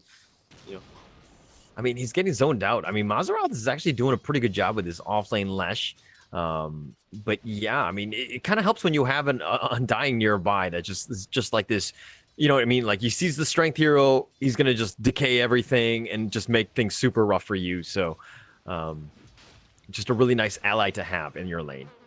Yeah, definitely. And there's just too many cheap damage coming out from Masaros and Boom Bell. Earth Splitter's gonna miss though, and they've got the dagger. The Soul Rip keeps him up a little bit, but Mazaroth doesn't really have the mana to continue fighting. They get the decay, and here comes Deathstrice. He's got his clarity as well, and he's just pumping in the arcane bolts. His clarity's been canceled by Mazaroth, but he doesn't carry. Oh, he skewers him back, but the Earth Splitter actually catches on to 343, but they do end up getting Boom Bell, and it looks like that's gonna be it. But nice little rotation by Deathstrice there. Yep, he realized that he couldn't do much bottom side against the Spectre, so might as well just make his impact known at the other lanes. This is very important as well because once Basara hit the level 6 timing, they won't be able to do this anymore once the post Nova is up. They will all just die to Masaros. So this is a very crucial timing for them to at least get some, at least punish the aggressiveness coming out from Trust for a little bit. Okay, and also if you're looking, the skewer back, and that's the level 6. This is the Pulse Nova that we're talking about. Everybody's taking a ton of damage, and they don't know if they're going in or out. And he's already taken 2. He took all 3. That was a wrong decision. You literally just said it, and then they could not fight into it, but they were like, I don't care. I want this Disco Pony, and the Disco Pony makes them pay. The big magic wand charge just killed everybody there. That was a triple kill, going on to wait for Trust. Ouch, man. They have to really be careful with this, peak timings of heroes. And Masaros was playing that really, really well as well. He did not just get panic and retreat. He stand and fought, and look at the top lane. They got a Burrow Strike. He's going to dodge through, but he gets arrowed on his return there. The Boat Torrent is going to be used. It's going to miss right now. The Sandstorm is there. Alacrity is also in the situation as well. He's got the Rolling Boulder. He does connect, and he's going to hit him at least once. He's trying to find him. He's an Asian driver. Beep, beep. He finds the Q, and he ends up getting the kill on that one with a swashbuckle. 343. He gets empowered on Alacrity here, and he gets his X back instantly into the Torrent. 343 will slow down here. They do get, the stick up, and they're trying to go for Mazaroth. The Arcane Bolt is so slow. The Soul Rip is going to heal that, the long range. And the Burrow Strike is going to connect, and they do get Fearless, which is a pretty big kill at this stage. And that's a double kill for Alacrity. Fearless got completely baited into that because every single one from Galaxy Racer was chasing Masaros. They didn't quite have the range, but Fearless just ran right into them and got burst right. A little he bit thought of he could get a away. careless play there from Fearless, but that was definitely worth it. All the rotation coming out from Galaxy Racer. But speaking about that, Masaros. Ooh, the Pulse Nova's on. Yes, he's been silenced, but 343 ticks down and Maserati just runs at people. The Sandstorm is there and he can't actually walk into that, and they do end up finally killing this Disco Pony and getting 348 gold out of it. So scary, man. Every time I see this bunch of heroes running into the Lashrak, it feels so scary. Because the magic damage from Lashrak is no joke. Alacrity so playing really deep. He has a DD rune, so he could... the arrow. Oh, he sidesteps it. Alacrity senses it, and he sees it at the last minute. And man, you got like Spider-Man senses and reaction times. What a quick reaction time, actually. Yeah. Okay, Pangolier, he's going for the Millstorm build. So more, secure his late game a little bit. Also make sure that he would do a lot of magical damage when he joins team fight. So everything not just rely on hitting Rolling Thunder. Swashbuckler will be doing a bunch of damage to it, and he'll be able to skill really crazy with this pickup. Ooh, Mazaros, he's a little far up. Rolling Boulder, Burrow Strike, and they've got the Sandstorm as well. And Alacrity getting a little low, but he does have the DD. The Ghost is going to be off the mark, and he tries to swashbuckle away, but he gets killed. And that's how you kill the Pangolier. Once again, they're committing on the Lashrak.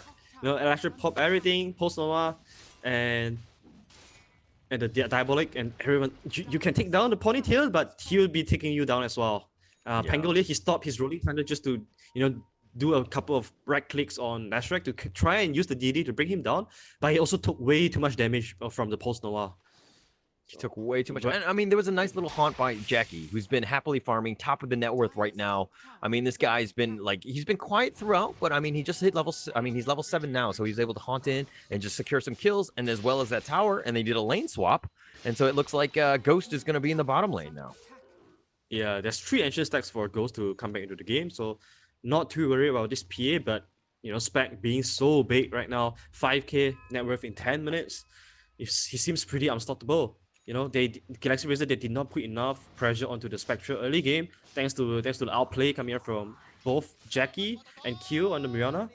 So that's definitely paying off right now. It's paying off dividend. Spectre will be able to become a pretty big unstoppable forces very early on.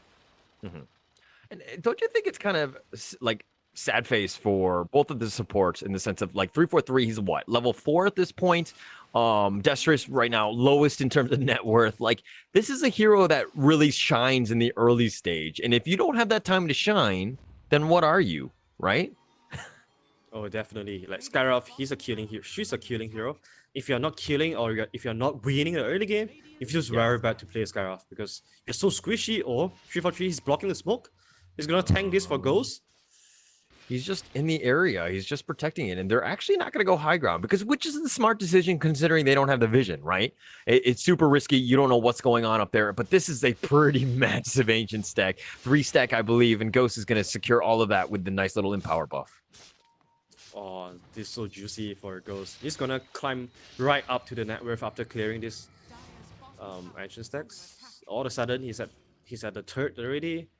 He was at 5th or 6th just now, and he's halfway towards his Deso. Once this Deso timing is up, they will have a pretty reliable tool to bring down the Spectre. Also, once they win a team fight, Roshan Tower becomes so much easier for them thanks to the Deso.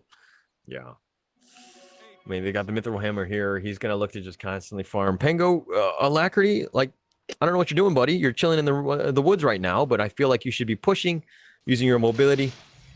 And it looks like he's voice activated by me as he starts to take down some of the creeps. Kunkka with the haste rune, really want to try and make something here.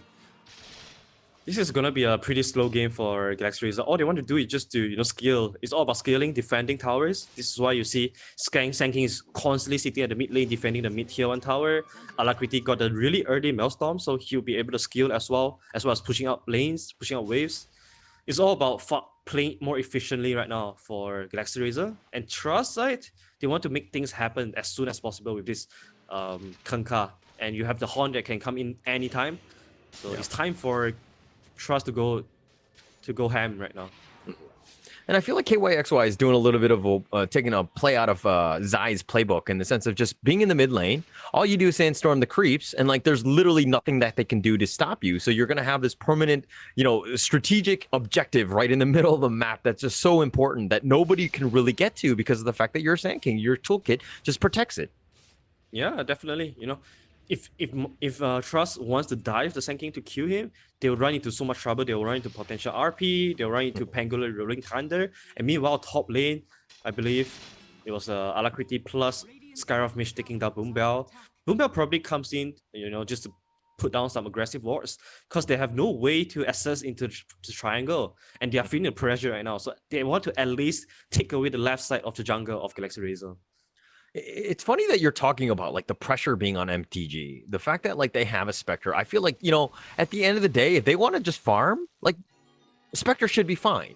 But to your point, Galaxy Racer, on the other hand, is like, once this PA, though, does get Desolator, they're ready to fight, and they can just put on a lot of pressure there and take things away. So I kind of see like the whole yin and yang in terms of what, the pressure is there. But, they jump in. They found Boombell. He's going to commit the Tombstone as well as Flesh Golem, try to soul rip through it, but that's not enough healing. And here comes Jackie. They get the Haunts. Alacrity is there. They get the Swashbuckle on, and Fearless goes down as well. The Torrent is going to be a little off the mark. Q is there inside the Roshan pit, and he leaps forward. Splitter's gonna miss. They get the Burrow Strike, and they do connect on to Mazzaroth. They get something. They've gotten 3 for nothing. Jackie's looking to go in. He gets the dagger, but no. 343 sacrifices himself to save President number 1, and he actually skewers him back, but they get the Tombstone. Arrow? The arrow is gonna connect. Hits on the KYXY. They get the Swashbuckle there. The Blade Mail is gonna connect as well and do a little bit of damage, at least onto KYXY. But, I mean, it's a 3 for 1, and all at the cost of 343. That's not a bad trade for GXR.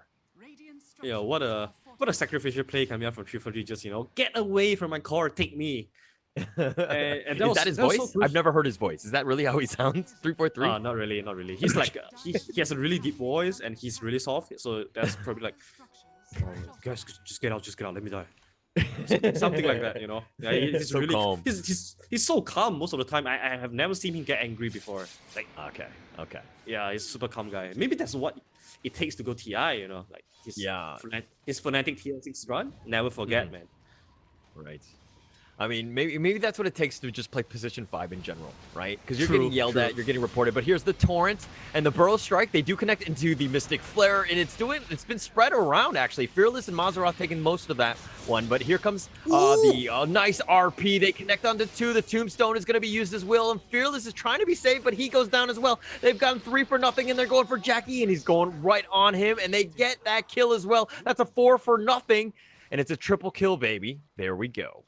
Where did 340 come from? He just come out of nowhere, skewer 3-man, RP 3-man into the Sandstorm, into the Rolling Thunder, and goes just happily, press W and on everybody and just get a triple kill and get MVP, of course. Easy job. And steals it away. But I mean, And okay, steals 3 for MVP 3. away. Yeah. I mean, as the position 5 though, all you can do is just skewer forward and you just like literally walk into them, right? Oh, but he gets arrowed here. But like he's literally just walked up and he RP'd on everybody, right? Like this is like one of those things where you kind of need to always be aware of where 343 is. He's gonna get a blink, but it's definitely not gonna happen for the next 10 or so minutes. So you know what I mean? You kind of need to space yourself out properly. Yeah, but that's also the Sand King factor coming in, right? Sand King has been so freaking annoying. For the past 10 minutes, he's just been sitting at the mid lane and then sandstorming, and there's nothing you can do to them. And finally, Trust is like, all right, guys, we have to kill this Sand King. They committed to him, but they run into the RP plus Rolling Thunder. Torrent. They send him back. Oh, but here comes Alacrity into the arrow, into the Torrent as well. And they've got Moonlight, and Boombells get angry at him. He's like, I'm a better position 5 player, and he gets the kill there. Well, actually, Q does, but trading his life for it. So, I mean, that's okay though. Like, it has always been 3-4-3 or Destroys that's been dying. All 3 cores have been playing pretty safe. Another 3 stacks for PA. Just pretty crazy. Once the BKB timing is up, they'll be able to just dominate the team fight if they haven't already done it. Oh, but there's a little bit of action. Mazzaroth tries to go for the Earth Splitter, and he just avoids that run right there, and he does go down. They've got 2 so far, and they were trying to get the tower. They committed the Tombstone as well, so a lot, and they actually didn't do too much to that T2 top. Yeah, you can tell that Trust, they're getting a little bit of impatient now. They're trying to make things happen, but they also don't want to push things too far forward though. Because whenever you commit on someone, the counter initiation from Galaxy Racer side is so strong. You know, you can drop everything on the Sand King, on the squishy Skyrath, or on the Pangolier. You know, another guy will just come in and just punish your overextension.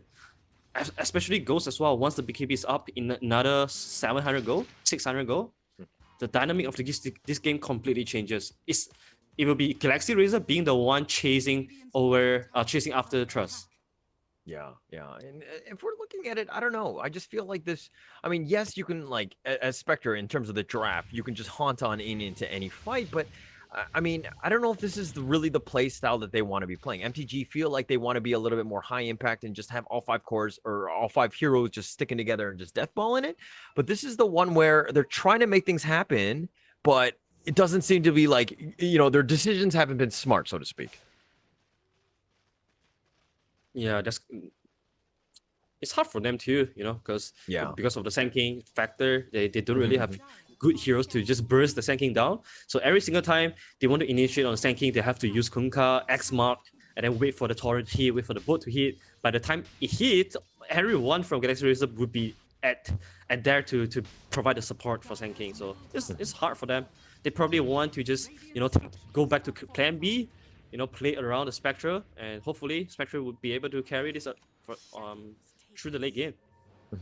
And Kunkka right now doesn't really have the... Oh, but Ghost goes in. He's got the BKB. He don't care about no boat, and he's going for it, but he doesn't have the vision. Oh, they do have the dust. And 3-4-3, and the nice RP. They catch on the 2, and Ghost is going ham on him. And yes, the Moonlight is there, but the BKB has now worn off. Jackie backs away. KYXY gets in a nice 2-man Burrow Strike. He does find it, but the Moonlight is still used. The Rolling Boulder, and they found the one that they wanted. They get the Spectre, and they're looking to get Q. They want to get more, and they want everything, and they will take it. KYXY, and this Arcane Bolt from downtown. Look at this slow death, slow painful death. There's nothing you can do, sir. Q. Magic stick. Oh, the magic stick saves him. So they got a 4 for nothing. That is. Yeah, but still, it's really good for Galaxy Racer. The 2-man RP once again. It just feels like everyone is walking onto the face of the Magnus and just handing him all these free multiple man RP. But really good job for 343 too. You know, landing a couple of really crucial like team fight changing or team fight winning RPs. Especially, you know, all the counter initiation. The team fight for Galaxy Racer is just so strong right now. MTG, they don't, like 5-on-5 shouldn't be something that they are considering right now before they get the BKB on both Lashrak and the Kunkka. Yeah. And if you're looking at the lineup of Galaxy Racer, like, yeah, the Skywrath Mage would probably just die if they could find him, right? But he's just so far back that it's forcing the action for them to just kind of go on one of the other heroes or 3-4-3. And Magnus has ways to just kind of control everybody. Like, he wants a team fight. Pango can just Rolling Boulder out. Sandstorm or Sand King can just, you know, Burrow Strike anywhere he pleases. So it's very difficult to just lock down heroes. And MTG are kind of seeing this because they don't really have that reliable stun. Like, we've seen so many Earth Splits that have just missed. We've seen arrows that have missed. The X-Torrent, yes, it's there, but like it's very difficult to just combo things. And if we're just talking about ease of play, Galaxy Racer's lineup is much easier to play. Yeah, definitely. There's no initiation coming out from Trust. You know, the only initiation is X Mark, which is really slow. And if you look at Galaxy Racer side, there's so many forms of initiation.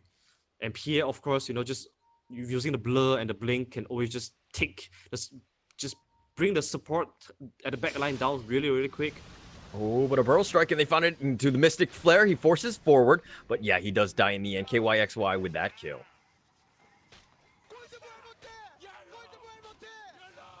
KYXY and Destroyers, they are really playing well. They are playing as a 2-man unit for a long time already. You know, Skyrath, he's not farming, but it's okay as long as he gets a kill.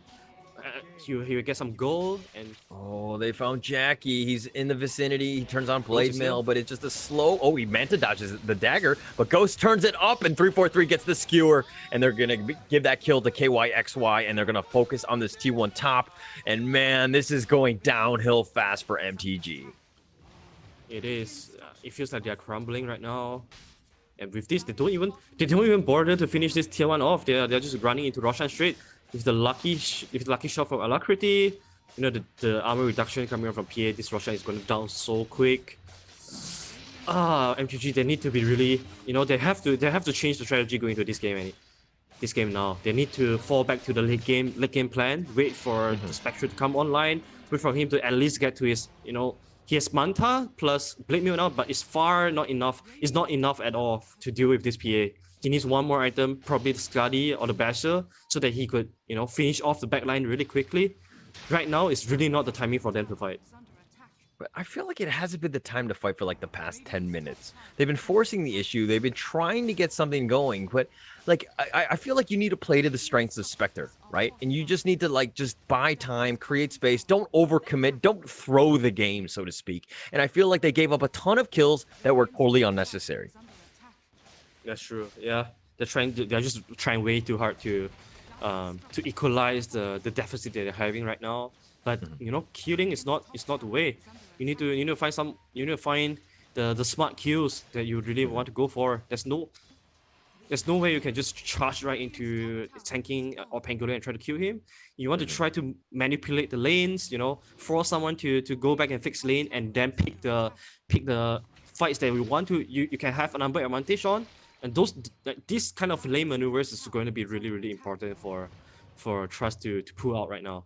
Yeah. And I mean, they've controlled the map. It's just going to be super difficult for MTG to get anything going at this point. I mean, with this Aegis, and he's literally knocking on the door, but MTG, they're trying to do something. They're playing hard. I mean, they're going to go for a smoke, try to get some sort of pickoff, but man, GXR have been sticking together, and it's like, oh, they're all 5 there? Okay, we'll just take this Kunkka, and the easiest kill of Ghost's life right there. Fearless, Rolling Boulder, just trying to get even more, and they've got the Yules. Boombell can't even get away from this. Alacrity there with his Asian driving skills does hit the wall, but he gets out of there, and they're going to focus on this T2 mid. Yeah, this time around, they know that they have the tools to just dive towers because of how much damage Ghost is pumping into the team. All this burst damage is what they needed to dive. They need to keep it quickly. They have good setups as well. And they're just hitting on the 3-3 tower. Alacrity. I mean, if anything, they got the arrow. Okay. Just add that to his stats, Alacrity there, but he's getting a little bit low. He backs up a little bit. I mean, but they have the creeps there, and they're just making quick work of this. Ghost dude does a ton of damage with that Desolator, but with Fearless back in about 7 seconds, it looks like the call is to retreat. Oh, they found Mazaros.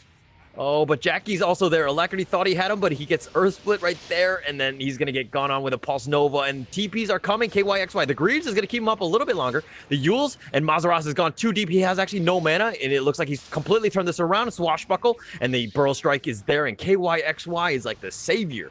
Always there. Mid lane, Mirana. They've got him Ghost again, and Q and Jackie's here. They drop the Tombstone. Boombell's on the high ground though, but Ghost is kind of by himself. He does have Aegis, but he's focusing on the Tombstone, and he gets healed up by the Soul Rip, but it spent a lot of his valuable time in terms of the BKB. They're going to back up here. They're going to glimmer him, try to keep him alive for now. Yes, he's been daggered, but he blinks, strikes forward again, but 343 is going to wrap around, look for that perfect RP. They do have the X up on Ghost. He's going to probably get X back there on the nice 2-man or Burrow Strike. KYXY's been everywhere. The RP, I think he pump faked it. I don't know if he actually cast it.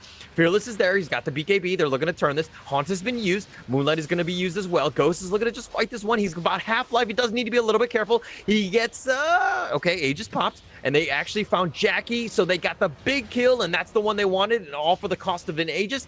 Mazaros is getting low, and the Moonlight is just trying to keep him alive. Pulse Nova, but the Skewer back, and the Ghost is here, and he's making a murder history of everybody, just literally killing everybody, and Jackie has to buy back, and GXR are looking to go high ground. Yeah, you can really tell that, MTG Trust, they are getting super desperate. They're just, mindlessly going for kills. There wasn't a good chase at all because KYXY and Pangolier, that these two heroes, they are running back towards the fight. And even though you have forced the BKB coming from Ghost, it doesn't really matter when you don't have the BKB yourself to deal with the Burrow Strike and the Rolling Thunder. Yeah, it's just way too much. There's too much control. There's too much, like, KYXY. If you're hitting 2-man, 3-man Burrow Strikes, like, you're pretty much winning team fights. Like, they're like mini Ravages, and it's like the cooldown of, like, what, 8 seconds? It's crazy. Yeah, 343 didn't even have to land the RP to get a kill, to win the team fight. And goes. Oh, but here we go. They're looking to fight this. Jackie's actually getting 343 a little bit low. He's so low in the Mystic Flare Ghost BKB, and they've turned this around and they get Jackie. He's down for 75 seconds. No buyback in the dagger and the stun, and that should be GG. It's called at 27 minutes. This is a great game by Galaxy Racer, and MTG need to go back to the drawing board, figure out what works, what went wrong, and they have a little bit of time before the next game. But man, this is a best of 5. You have only one more opportunity. For the next 3 games, they don't afford to drop any single one of them. So that the pressure is definitely on Trust Gaming's side now. And honestly, this is not a good way to drop second game, because it feels to me like, Trust, they're tilting themselves a little bit. They are losing their composure that we are seeing. This should be the strength of Motivate Trust, right? Because a lot of times we have seen them coming back from a really bad situation. But this time around, it seems like Galaxy Racer, they had their numbers. And of course, this is momentum once again going into Galaxy Racer side. Game 3 is going to be a tough one. And the conditioning is really coming in handy as well. They had to bend out the Doom and the Underlord at the first phase, so they had to let go the Magnus. And we really see the power of Magnus plus PA here. They are really, really comfortable in playing this strategy. It's so good. I mean, the fact that I'm actually wondering, can MTG play without Faceless Void? And we're kind of seeing that answer. And no, they really can't. They're really struggling right now, and they need to figure out a way. What is that next hero for Jackie? Because I feel like, again, his impact. I mean, he's tried to do what he can, but it seems like when you're 2-5-4 on Spectre, you're kind of having a rough game. You got to figure something else out in terms of just, getting your team on board. The Undying, I feel like that was kind of a low impact one into the queue. The Mirana, all of that has just been completely off. I think they really need to think about what they were doing, how to make things better. Yeah, I think drafting wise, there's definitely something to improve on. And let's take a look into the MVP. Who do you think it is? This time around, I'm the one asking you. Okay. Go. I was gonna say go, but okay. I mean, it came up. The timing, I was like, okay, 13-1-10. I mean, 69% of kills participation. He was just all over the place. He got his farm. Once he got the Desolator, man, he just never took his foot off the gas. He was just killing everybody. He was just a beast right there. So, I mean, a lot of it comes back to, the supports and everything, the entire team just giving him that space in the farm. Because how many times did he have, stacks of Ancients, the setup kills that he was just right on time for, just securing things. His team played well to put him in a position to win, and he shined because of that. And yes, he's MVP, but all cores, I mean, getting an MVP is no big deal. But the real hero, the real MVPs are the support. But here's the highlight of one of those fights that we saw. This is where they got first blood up on KYXY. It was one of his few deaths. I mean, he only died twice. And there was a pretty big, I would say that he's definitely in the, in the whole running for an MVP, because he was quite good with his 9-2 and 16. This guy was on point as well. His burrow strikes were amazing. But yeah, they were just killing everything at this point. And this is kind of the start of the end. This is that fight in the middle. And they get a triple kill, I believe. Yeah, it's triple kill, baby. And so we have a couple of mystery chats, so to speak. And then you're going to kind of see who won out with those. And the lucky viewer for this one is Gerald Nicholson Guba. So congratulations. We will reach out to you. We'll get you those Dota 2 prizes. But yeah, we're going to take... let's go back to the host real quick as we get ready for game 3. And let's send it back to the host.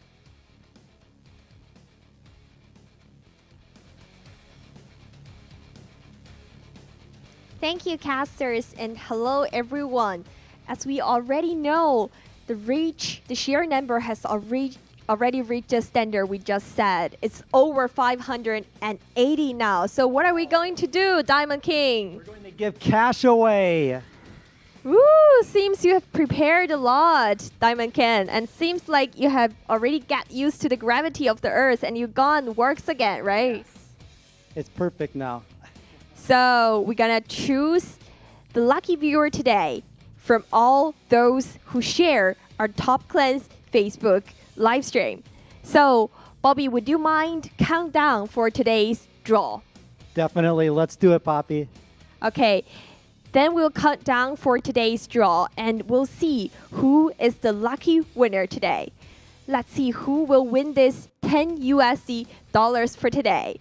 Okay, later we'll count down 5 numbers, and after counting down, we will have our lucky viewer. Are you ready, guys? Let's count down, Bobby. 5, 4, 3, 2, 1. And let's choose Dabkaza Reyes. Congratulations to Dabzaki Reyes. You're the winner for this round, $10 US. Congratulations and thanks for sharing us on your Facebook. Well, that's all for today's cash giving away by our Diamond King, Bobby. Thank you for coming again. Of course, anytime, Papi. Okay, and thanks for joining us with Top Clans 2020. Our casters will be waiting for you guys after a few minutes break. Match 3 will come again. We'll see you guys later.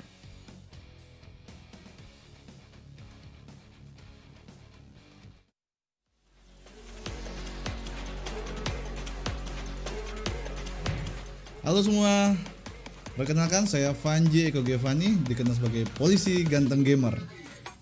Sebuah kebanggaan bagi saya menjadi ambasador di Top Clans 2020 untuk Indonesia.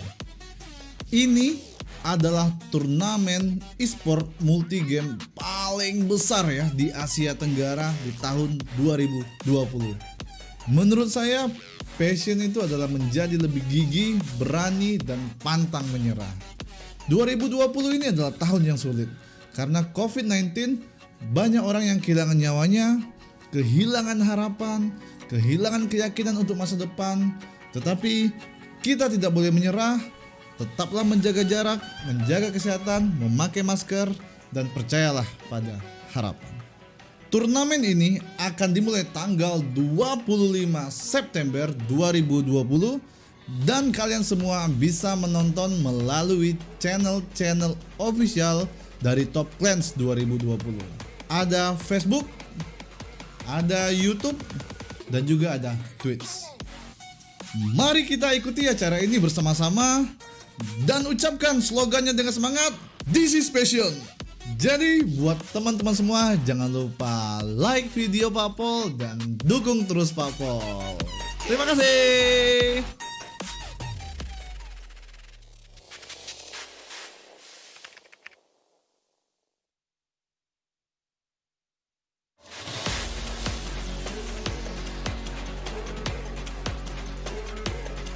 Hai, salam semua. Saya Master Kokan.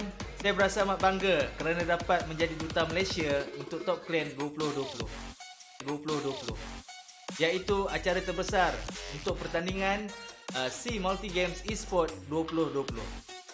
Top Clan akan mengadakan turnamen terbesar mereka dengan hadiah yang terkumpul cukup lumayan bernilai $85,000 USD. Saya adalah seorang content creator dan juga saya seorang streamer. Perkara yang paling penting bagi saya adalah saya mendapatkan semangat dan juga kepuasan ketika bermain game. Bagi saya kepuasan itu adalah apabila ketika saya bermain game. Ketika saya bermain game, saya berpeluang dapat berkenalan dengan kawan-kawan baru. Dan perkara yang paling penting sekali adalah saya dapat menjadi ahli gaming community di dunia ini. Itulah dia kepuasan kita. Pertandingan ini akan bermula pada 25 September ini dan kita boleh menyaksikan secara live di saluran rasmi Top Clan 2020, Facebook, YouTube dan juga Twitch. Marilah bersama-sama mengikuti permainan dan juga perlawanan ini dan tidak lupa untuk melaungkan slogan This is passion. Peace.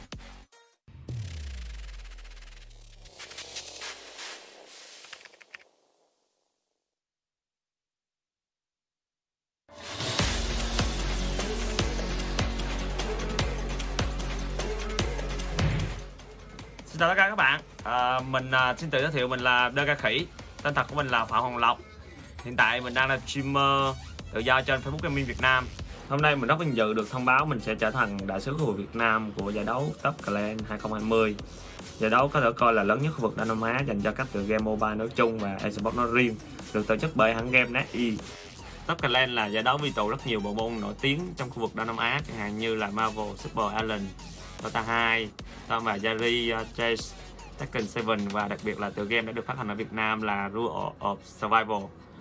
Giải đấu có quy mô toàn Đông Nam Á và là giải đấu eSports tổ hợp lớn nhất khu vực.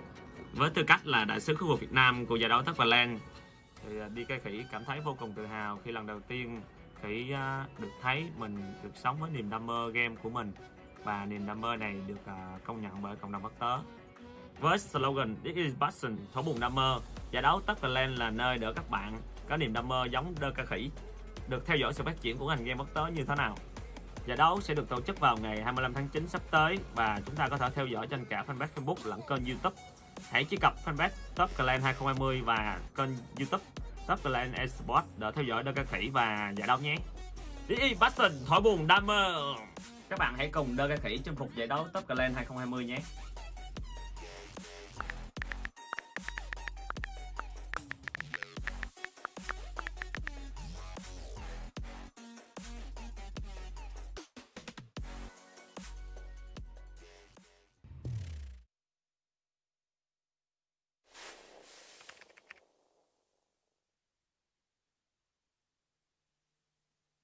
Hi, and welcome back to Top Clans 2020. We're going to have the Game 3 coming up soon.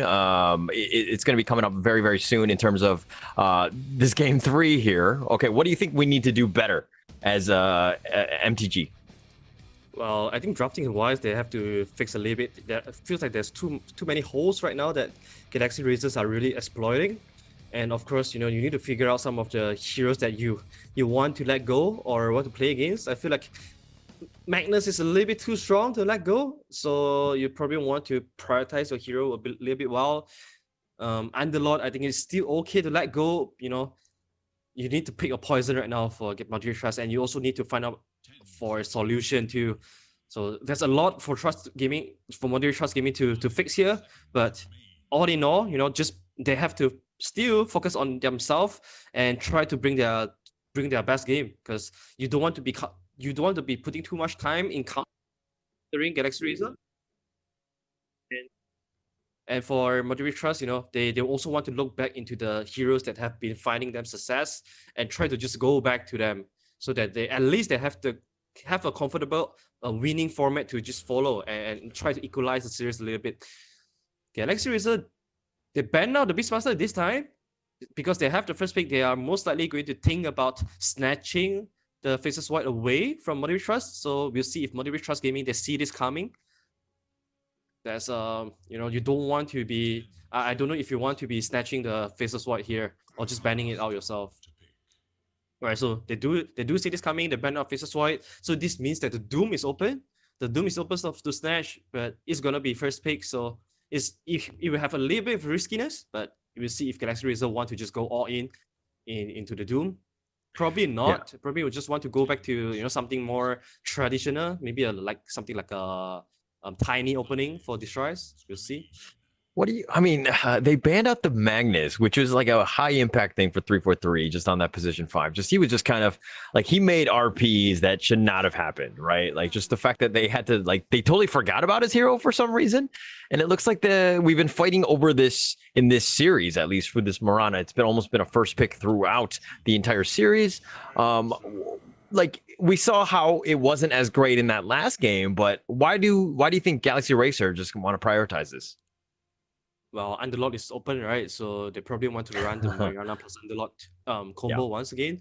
Like we have been saying so far, what isn't broken, you don't have to fix it, don't have to change it, just go. You can always just go back. But Modern Trust Gaming, it seems like they see this coming. They're picking Silencer. The Global Siren will disrupt all the potential combos and the chain stuns coming in from Galaxy Racer side. But Global Silence is only available every 150 seconds or so. Is it really that reliable? I'm not too sure.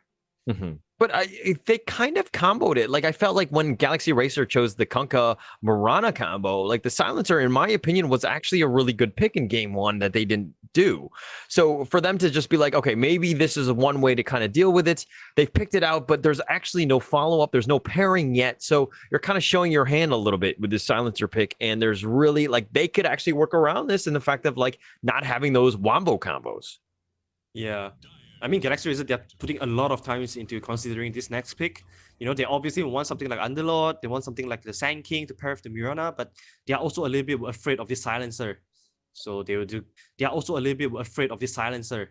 So they will do. In fact, they'll go back to the trend protected pick. Just set onto their post 5 first and see what happens next, and see if there's other better heroes to be picked after seeing more coming out from Motivate Trust.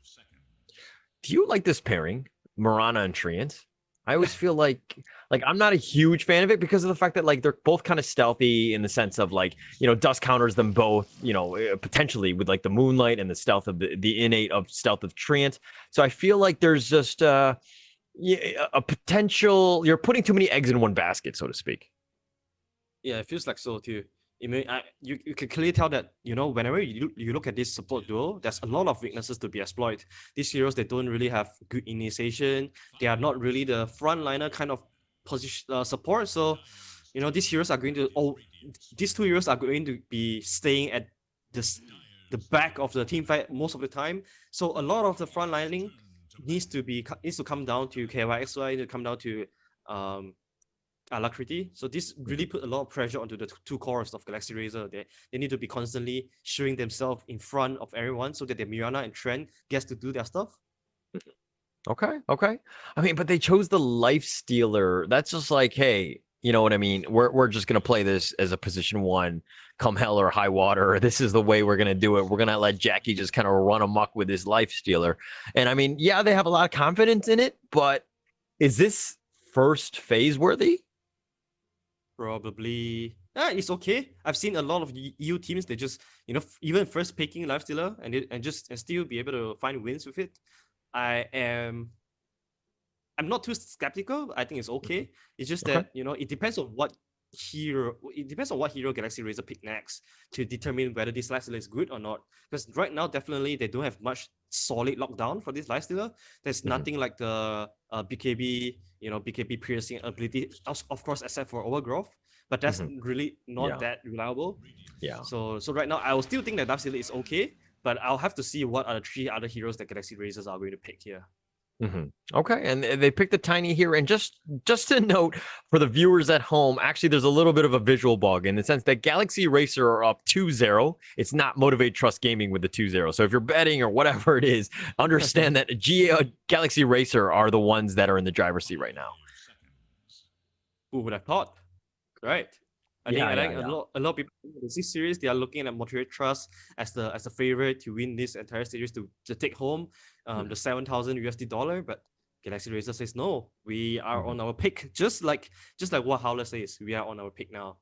Yeah, and to be honest, when we started this series, we were talking about it. We're doing a little bit of predictions. You were like, yeah, you're going to stick with the Homer, Galaxy Racer Esports, because they're from Malaysia. You're going to just represent those guys. And I was like, okay, this is an easy win, easy predict for me, in the sense that I knew that they were going to get 3-0'd right as, you said that, because, the caster curse, right? But it seems like you're kind of on point. You've kind of reversed things, and you've put the curse on MTG. I don't know what it is, reverse psychology for the day. Things seem to not be normal. Right? I don't know if it's Groundhog's Day or whatever, but today is just one of those awkward moments where I think, Arthur, you might be right for today. I'm always right. That's not true.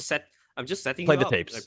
Previously, I'm just setting you up, letting you think that I'm always wrong. But at the last day, where it matters the most, I come in, I predict everything correctly. I even predicted the Chaos Knight. I just didn't have the time to say it out. I'm just kidding. I did not see this Chaos Knight coming at all. But yeah, Chaos Knight is one of the better heroes to deal with Life Stealer. Simply because the ultimate, what is it called already? The illusion one. I don't remember what it's called. Whatever. That it just received a big buff. So it was previously around 2 minutes cooldown. Now it's only 75. So you are able to just utilize on that to farm really, really quick. And of course, when it comes to fighting, I've seen the Aghanims Chaos Knight a lot as well. It's just very crazy to just create a bunch of illusions, and all of a sudden the team fight becomes so messy. And the messy it gets for Galaxy Razor, the better it is. And to be honest, we've been seeing actually the Chaos Knight off lane. That's kind of where it's been, because he needs items or whatever, but I think Ags is definitely one of those big things. And to be honest, when I think 7.27C first happened, and by the way, the alt is called Phantasm. Once that change happened, I was like, all right, I'm going to try this out as a position for Chaos Knight, right? And so I first picked it, and I was good to go. I even got Ags in the game. but they had an Earthshaker and it just ruined because I would just cast, I would get Ags and Phantasm and everybody would have an illusion and there's like this giant echo and everything would die. And then people were like, maybe you should stop casting that spell. And I was like, oh yeah, maybe I should. That's interesting. I hope you didn't get reported and went into low trial after that. But no. Yeah, I'm interested to see. I'm interested to see if this Chaos end up to be a post 1 or post 3. I feel like it has a good potential to be a post 1. You know, Midas is a nature item for Chaos Knight, and Chaos Knight is the pace for this hero is almost the same with Lifestealer. They take like 20 to 25 minutes to complete their basic items before they want to go into fight. And Chaos Knight, once he hits the level 20 timing, he'll get what the Rarity Rift that goes through BKB, the BKB piercing Rarity Rift, and that time when he hits that timing, that would be really, really good against Lifestealer because raging doesn't help Lifestealer get away from him. And like, I like the fact that MTG are like, okay, we're not going completely experimental at this point. We're going to stick with what works. We know what works in terms of, you know, Boombell's tiny. This guy was a beast. He knows exactly what's going on. Ember Spirit is definitely a favorite of Fearless. He was almost undefeated in previous tournaments. Like, this guy knows what they're doing, right? Like all of these guys, like Jackie as well. They're just sticking with the tried and true, just making sure that, you know, they get the favorite picks, but they're picking it into a lineup with GXR here, potentially new heroes, like in the sense of like the Treant and the Chaos Knight. We're not exactly sure what to expect in this one, but I think that, you know, just looking how this draft is going, and they do have last pick, I'm thinking that this is actually favorite of MTG in this game. You are liking Trust. Cool. Yeah, I'm liking Trust so far. I mean, if they found a nice last pick, they're going to need something here. And I mean, yeah, it's a TB versus Lifestealer in the end, and I think that the TB ends up winning that. But I feel like these guys, this is some of like the best heroes that they have for their players. Like, they love, true. You know, like this. If they can't win with this, they can't win at all. That's the way I'm looking at it. All right, okay, so they finish up the draft with Juice. They realized that they need something to counter the illusions coming out from Galaxy Racer. I was thinking, you know, because of the story that you told me, you know how Chaos Knight just agonies and press that on his teammate and just run into Earthshaker. Then I'm starting to think to myself, once Chaos Knight gets the agony timing, he used Phantasm on TB. That's gonna be hell of a scary situation to be witnessing. I can't wait to see that happen. You know, I wish Chaos Knight is going for the agonies indeed, but Fearless on the Juice. This is gonna be a tough one for Juice. You know, Chaos Knight, War Spirit, these are heroes that are amazing to just cut the gap and just run to you. So Fearless need to be really, really careful with his positioning. It's not going to be the best Juice game ever. But all right, and another thing is that I said that I liked this draft, but the thing is that I wanted a Fearless Ember Spirit. I wanted a, you know what I mean? Like, this is completely throwing things off. And to be honest, the way that they've mashed it up, you have an Ember Spirit off lane. I do not like this. Okay, I do not want to see this in my pubs. I don't want to see this anywhere, and we're going to see it in a game 3. Mazaros playing an Ember Spirit off lane. Let's see how this one goes, but as of now, I'm kind of liking just the fact that Galaxy Racers is a little bit more balanced. I'm really happy to see this KYXY Chaos Knight, and I want to see the Ags. Let's see how much work it can do. Yeah, definitely. And you said that Moderate Trust, it's the game 3 already. They definitely want to play heroes that they are best on, but Galaxy Racer, they are really forcing Moderate Trust to innovate here. And yeah, the Ember Spirit 3 and Juice 2, I don't know if they are the best cores out there because they're really squishy. They need protection for them to, you know, just pump in all their damage output. But if they don't have the kind of protection, if you look at Moderate Trust, they don't have a front liner at all. Yeah. So once Galaxy Racer just hits their timing, you know, the BKB timings on CK, on TB, they'll just be able to just run over Moderate Trust, and there's going to be nothing much that Trust can do in protecting their own formation. Everyone just have to run for their own good, and that's when trouble really hits on the Trust gaming squad.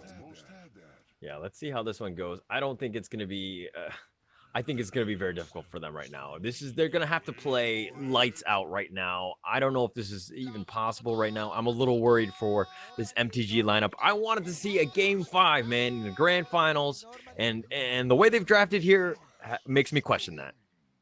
Oh yeah, definitely. I'm not really convinced by this draft coming from Trust Gaming, but Trust, they have proven me wrong a couple of times, so I'm not counting their chances out yet. And Galaxy Racer side, CK Mirana, pretty scary combo. You get caught by the Chaos Bolt, you're most likely going to be stunned by the 4 to 5 second arrow as well, and there's no save from Trust Gaming side once again. It was the first pick Mirana, and there's no save.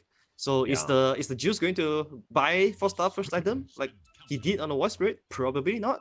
So if that's not gonna happen, then I don't see how Trust Gaming protect their own heroes that they are getting initiated on. And another good thing that Galaxy Racer did was the fact that, like, yeah, they saw that, the Silencer was picked first. And so, like, okay, we're going to pick the Chaos Knight. We're going to pick the TB. Yeah, the Void can be affected. Treant, not so much. Mirana, not as much. And so you have heroes that are really not really affected by the global silence. So I think you're just kind of playing, but the nice toss back here. They found 3-4-3, and they, you compliment a team, and what do? They give up first blood in a matter of 6 seconds. This is a classic caster curse. Well, I mean, at least the first pick goes to the way of Boombell and not Fearless. I think that's the most important part. So Fearless don't just come into the lane with extra no talisman, halfway through the border. So this is still okay, still acceptable. I think it was a 4-man rotation though, so nothing much the tree can do there. But I would look at this mid lane more. I feel like this should be slightly Juice favored, because Juice will be able to just spam out all the long range chain lightning onto Void Spirit, and before Void Spirit hit level 6, I don't think he'll be able to put too much pressure onto the Juice. Speaking of pressure, 3-4-3, just throwing out that Nature's Grasp and just running at Mazaroth there. Just that right-click damage from this Treant. I mean, the second highest base damage, I think, in the game, or maybe the first at this point. He just does a ton of damage, and he's got the Remnant. Oh, Fearless is in a bad spot. He actually throws out the Arc Lightning and Fairy Fire. Oh, but he gets the tree. Okay. So he's just barely alive. Does need to be a little bit careful. And you talk about his favorite part, but he's 6-0 versus the 3-2, so not bad by Fearless, but he's a little low. Yeah, he has to be really careful, but he doesn't want to catch the 18 Renan at all. Otherwise, the burst damage from Alacrity is big enough to take down the Juice. He wants to play a bit safer until the border comes as well. Meanwhile, top lane, Nice should be okay. He has plenty of ways to dodge the projectile coming from Arrow and Chaos Bolt, but Boombell on the other hand. Reality ripped into the Chaos Stun, into the Arrow, and that's looking to be a kill there. Really nice setup. I mean, the timing, he just has so much control on this Chaos Knight. Yep. They hit level 2, right after that, they make a move on the Silencer, so it was a very surprise move for Boombell. Boombell needs to be really, really careful with his positioning as well, because you don't want to be, just playing. You don't want to be playing too far away from Jackie here, because you just always die to the combo of. Oh, Arrow does connect into Boombell though. He kind of stepped in front of that, protecting Jackie there. Jackie's a little bit low as well as Boombell. Boombell's got to do a better job of just kind of zoning, but when you die early, I mean, you're kind of giving up the lane a little bit.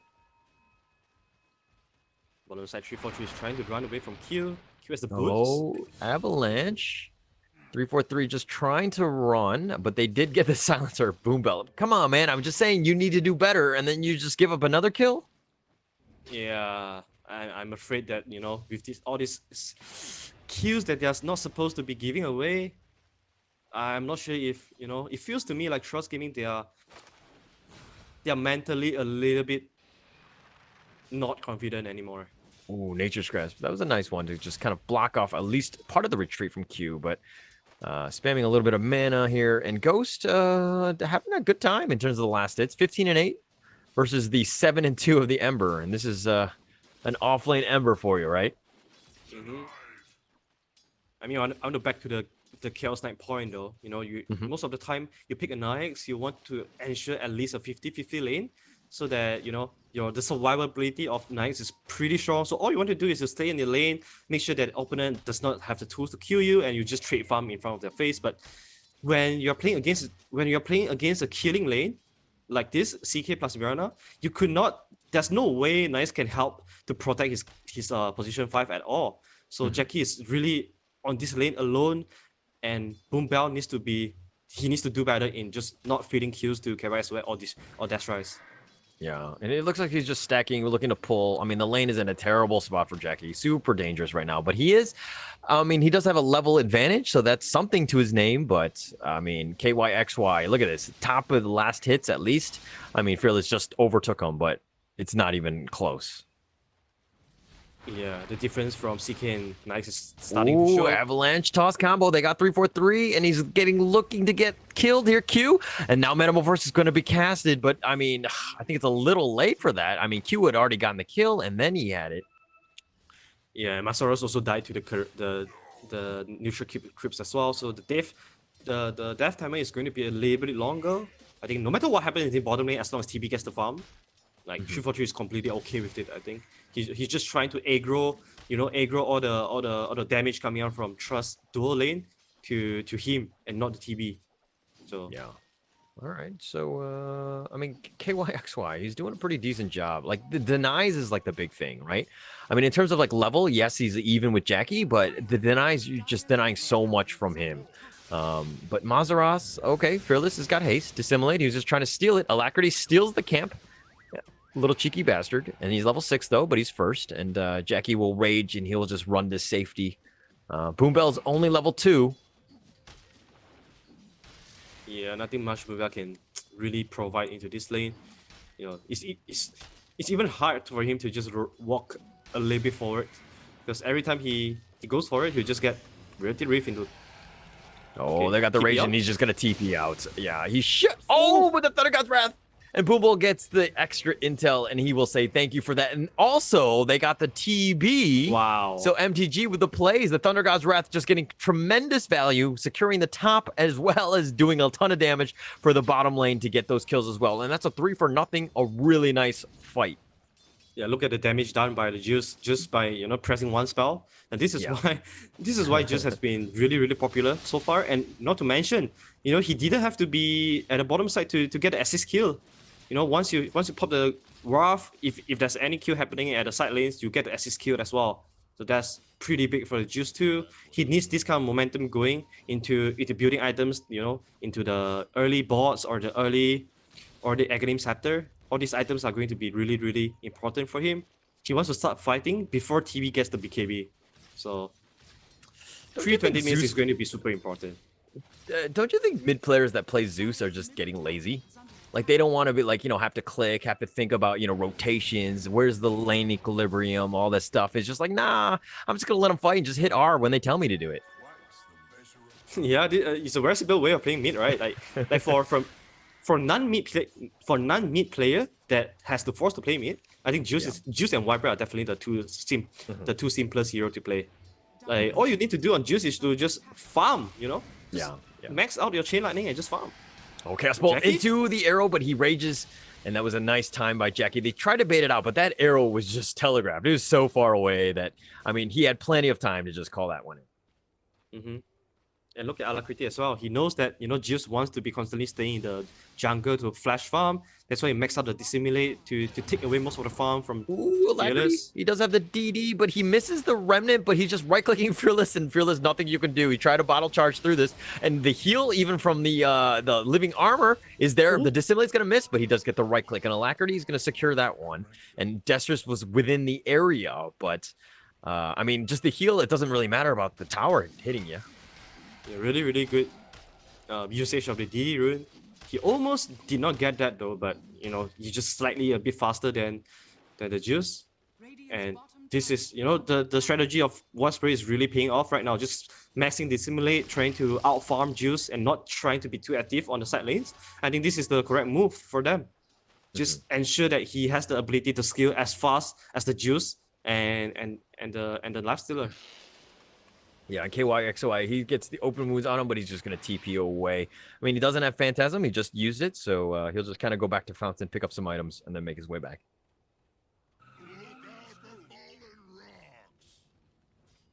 Pretty quiet early game so far. 3-4-3 just going to be a nuisance on this bottom lane, constantly push out the wave, defend the lane, and heal the tower up.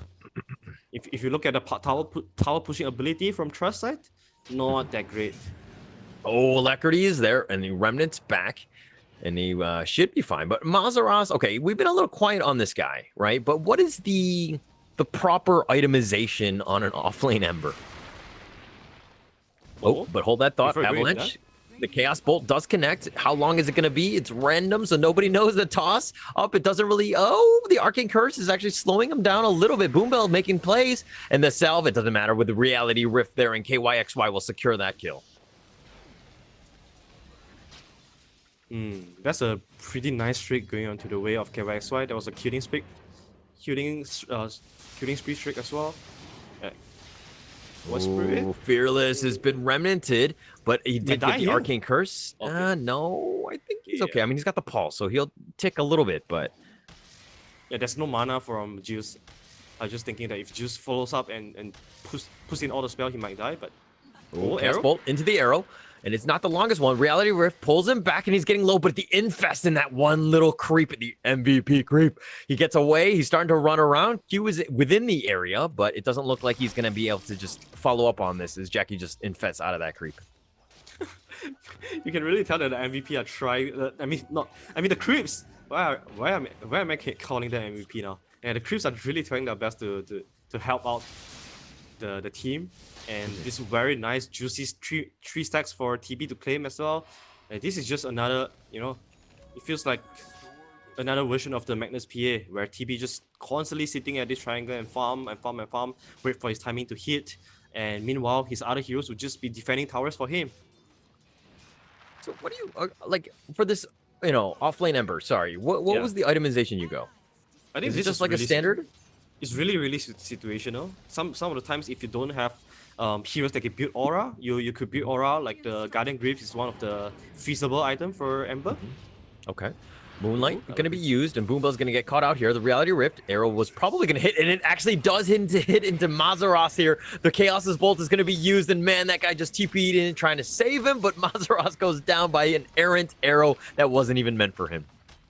This is just pure unlucky here, and he also got stunned by 3 seconds as well. So no way he's gonna survive through that. And with this tower being brought down, they'll have more access into the jungle of Moderate Trust. And this Juice, all of a sudden, he'll be exposed to so much threat now, because he won't be able to farm the left side of the jungle safely, and the right side of the jungle belongs to the Knights. So all of a sudden, the farming space for Juice just got reduced by so much. Yeah, I mean, he's still top 2 in terms of net worth, right? So he still has a chance, but yeah, the space thing is going to be a bit of an issue right now. And being pushed back, because as Zeus, you want people as far away as possible. So anybody even closer to you, losing towers, all that vision, pretty huge issue. And another thing, just for the viewers at home, yes, it looks like MTG is up 2-0, but it is a bug in the game. Galaxy Racer is up 2-0. This is tournament point, exactly. And this is going to be game 3. So we'll see how this one goes out. Yep. I'm liking KYSY's decision to just rush for the Aghanims here. I have not seen the CK Aghanims plus TB at all, but I can already imagine how scary it can be. So I'm really looking forward to this. Yeah, it's gonna happen. Metamorphosis is gonna be used just to take this T1 top. Q is in the area. He's above in the jungle right there, but I don't think he's gonna actually commit, because it doesn't look like anybody's gonna come to help him. Yeah, this has been a really slow early game for Moderate Trust Gaming, because the only one that can pressure tower is Jackie. You don't really want your carry to be joining a team fight and pushing down towers for you, and because with him doing this, he's just gonna slow down his farming efficiency so much more. And Fearless, meantime, getting dove by the Wasp. Global silence. Fearless is getting run on right now. Alacrity wants him. He has the DD. Arcane Curse doesn't really matter when he can astral step forward.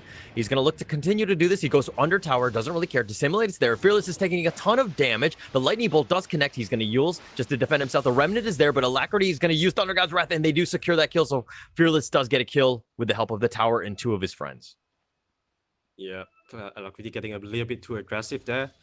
He wanted to use the DD to get another kill on Fearless once again, but what an Aghanims timing from Fearless. Despite getting caught by a few times, still 30 minutes Aghanims Scepter. That's That's crazy, man. Yeah, that's crazy. That's crazy. I mean, just getting the Nimbus. But I mean, he went brown boots, null into Ags. Oh, KYXY getting a little low. Does need to be careful. The Nimbus has already been committed here, so it's going to be a little bit harder to find him.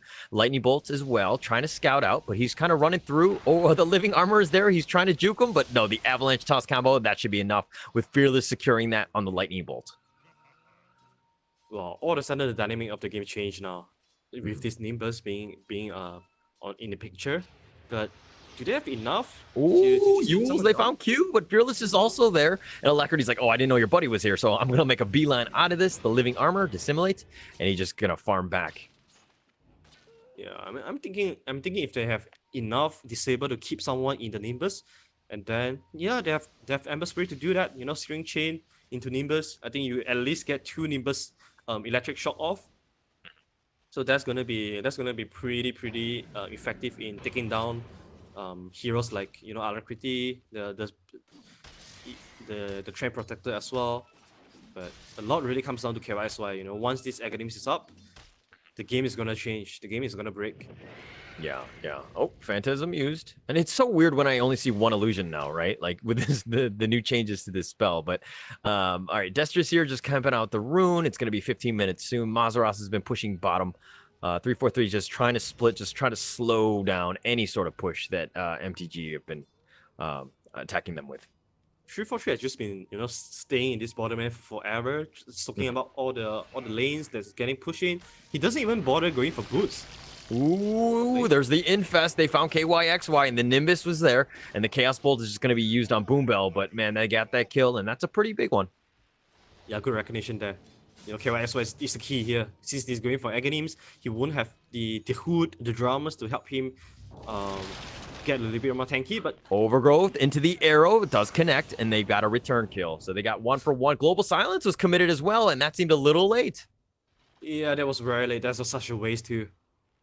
The communication was not quite there for Motivate Trust Gaming, and this is time for Galaxy Razor to do something when, you know, it's clearly that they don't have the Global Silence anymore. So we'll see if Galaxy Razor wants to push this a little bit forward, or do they want to just take this time and farm more efficiently than Motivate Trust Gaming?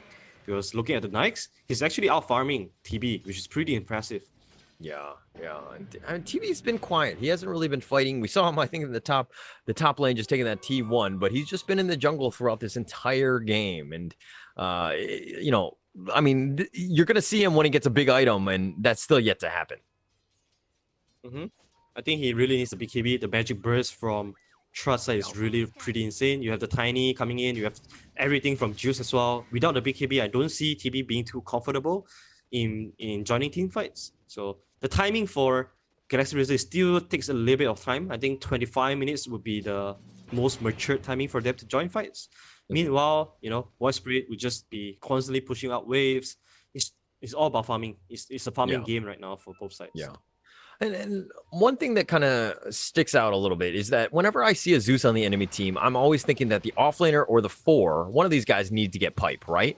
And I'm not seeing that on any of the team, and that mitigates most of the damage that Zeus wants to bring to the table. So I feel like this is a bit of an issue here. But they do have the Yules, and they find the Mazaros Ember here, and the Overgrowth, and they're comboing it up, and that was a really nice combo there, and letting 343 get that kill. Good rotation by Alacrity. You know, he has a lot of partners to play with, especially with the Yules. You can partner with the Mirana, but top lane, TB looks like he's getting chased. Found a ward. Chaos Bolt will just be raged off and immune for that. But yeah, they're doing a better job of just securing the T1s, making sure that, you know, everything, they have the space to farm because, you know, the TV just wants to be left alone. Yeah, so it's all up to Alacrity right now and the movement of Mirana. They need to make something happen at the side lane. And so far, they have been punishing Masaros at the bottom lane with the help of Tren. This is something that, you know, teams do really well while playing Tren, because Tren is not a hero that you want to be moving him around other lanes. You want to sit Tren at one particular lane so that he can do his shenanigans. So it's very important to play to the Tren and not have the Tren play to you. Yeah. Okay. I mean, you have that luxury of space, so to speak, which is not always given there. But like, as a treant there, it seems like he's going for Greaves. Are you okay with that? As opposed to like I've seen treants go, Meteor Hammer. I've seen them go, straight up Ags. Like, what is your choice? As a post 5 treant, Plus 5, yeah.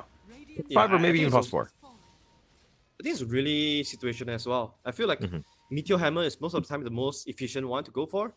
So that you not only have the ability to clear wave really quickly, you also can do damage to tower, and also some damage maybe if you get lucky in team fights too. But you talk about someone has to pick up aura items, someone has to pick up the pipe. Yeah. So I guess going for the grips is one of the ways to mitigate damage from the juice. But yeah, I would still like to see a pipe coming out from Mirana. CK is not the one that's going for it since he's committing for the egg game, so it's up to the Mirana, I guess.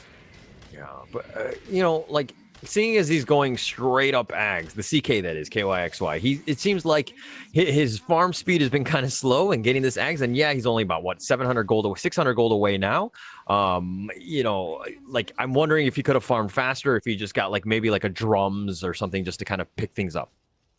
Yeah, but I'm also thinking he wants to chase for the fastest timing for the Aghanim's so that they could use the synergy as soon as possible. Because if you go for the drum, you're kind of forcing yourself to take fights, and if you're taking wrong fights, that might not be good. And speaking about Dashris on the Mirana, he's building into the pipe indeed. So okay, good. Very good in recognizing what his team needs him to do. This is why Mirana is always the most flexible hero. As opposed for in Dota 2, because this hero just builds every single thing. It builds Atos, it could build U-Scepter, Guardian Griffs, just anything that the team needs. It's just so versatile. Yeah. You're right. And I mean, I always look at this hero versus like a Wind Ranger, like, right? Usually they're kind of versatile. They can kind of do all things, but they're not like amazing in anything. But okay, here's the Global Silence. They got the Remnant on Mazaros. Connects with the arrow, man, hitbox much. And they got the Nimbus on top of this. And it looks like Mazaros is slowly somehow alive. They've turned this around. Mulad's been committed and the Remnants are there and he turns it around and Mazaros gets a double kill. What a player there with the Global Silence just to kind of cut things off. The Global Silence seemed a little bit late though, because it was used after everything from War Spirit and the arrow hit as well, but there was just not enough damage injection. And here we see Masaros going ham on the CK. Ooh, Phantasm, this is the Ags, this is the reveal. The arrow is there, and they've turned this around onto Mazaroth. You compliment one player, and what does he do? He does this, and he gets gone on Reality Rift, throws him back, and he gets killed by KYXY. The damage output is pretty scary. Jackie wants more of Death Stress. He has one leap though. Moons into the Nimbus. He's got nowhere to go, and they're going to secure that kill for Jackie. All right. Pretty. They picked up a few pretty crucial hero. They've killed 343 a couple of times. That's why they are able to just push the pressure of bottom lane back towards Galaxy Razor, and they're starting to find some good pick-offs here. But since this Academic Scepter is done, I think BKB is up soon as well. All right, it's done as well. It's on the career delivering to him. So this is Galaxy Razor's timing that they have been waiting for the entire game. This is where they want to take a fight, but is there good initiation for them? Because everything just lies onto Alacrity's shoulder. He have to be the one initiating with the U-Scepter. But if the Global Silence come in, he has no way to get out. So Alacrity Don't you look at the Yules as more of like a defensive item? Like you see the Global Silence happen and you use yourself to get yourself back into the game. Isn't that a little bit of a better play? Well, but most of the time he has to rely on the U-Scepter to create the initiation though. So I think he needs to start realizing that and really use the U-Scepter as a defensive tool instead of offensive one. Otherwise he won't have a way to get out. There's so many ways to get him. The Searing Chain, the Global Silence. Yeah. I mean, there's a ton of work there, but okay. It looks like Ember's going to be in the top lane. They're kind of grouping up in the top area in TB right now. He does have Manta. He's kind of pushing it out, but he's been largely quiet throughout this entire game, and it's 23 minutes. What is that item you get? And then you're like, okay, I'm ready to fight. I think BKB is done right now, so maybe Skadi is the next one for TB. So, but they just need a good opportunity to start the fight with, because you can't just expect yourself to just run S5 to towers and then start a good team fight. You need some kind of opportunity to start the team fight. Oh, the smoke, the dust, the invest, and man, pretty decimated there. He did not get to do anything. He just died straight away. Yeah, I mean, no amount of fast fingers can deal with that kind of burst, but here we go. Metamorphosis going to be used on this T1 bottom. They're going to glyph to kind of just defend themselves, but it looks like MTG is just like, all right, we'll sacrifice the T1 and we'll just take Roche here. Yeah, this is definitely the better play here. There's no need to defend this bottom tier 1 tower, and here comes the Phantasm of the TB, but only managed to create one illusion though of TB, so that's a little bit unlucky. All right, they've gotten Roche, but they're going to continue. And Jackie's actually TPing Ghost. Okay, he backs up now. He's going to just use Moonlights. Oh, but there's a fake back. Chaos Bolt. Oh, he's got the Rage, but he's taking a ton of damage. He does need to be careful. These illusions do a lot of damage here, and it just destroys the T2 tower. And now they're going to actually back up. Yep, so 2 towers in exchange for an Aegis. It's acceptable for Galaxy Razor because they still managed to get tower despite Alacrity being dead. So that's a good play for them. I think they can accept the trade. It's just that right now, Motivate Trust Gaming with the Aegis, they need to do something. They can look to get a fight now since there's no Metamorphosis anymore. Global Silence is still up. They have plenty of ways to initiate fights too.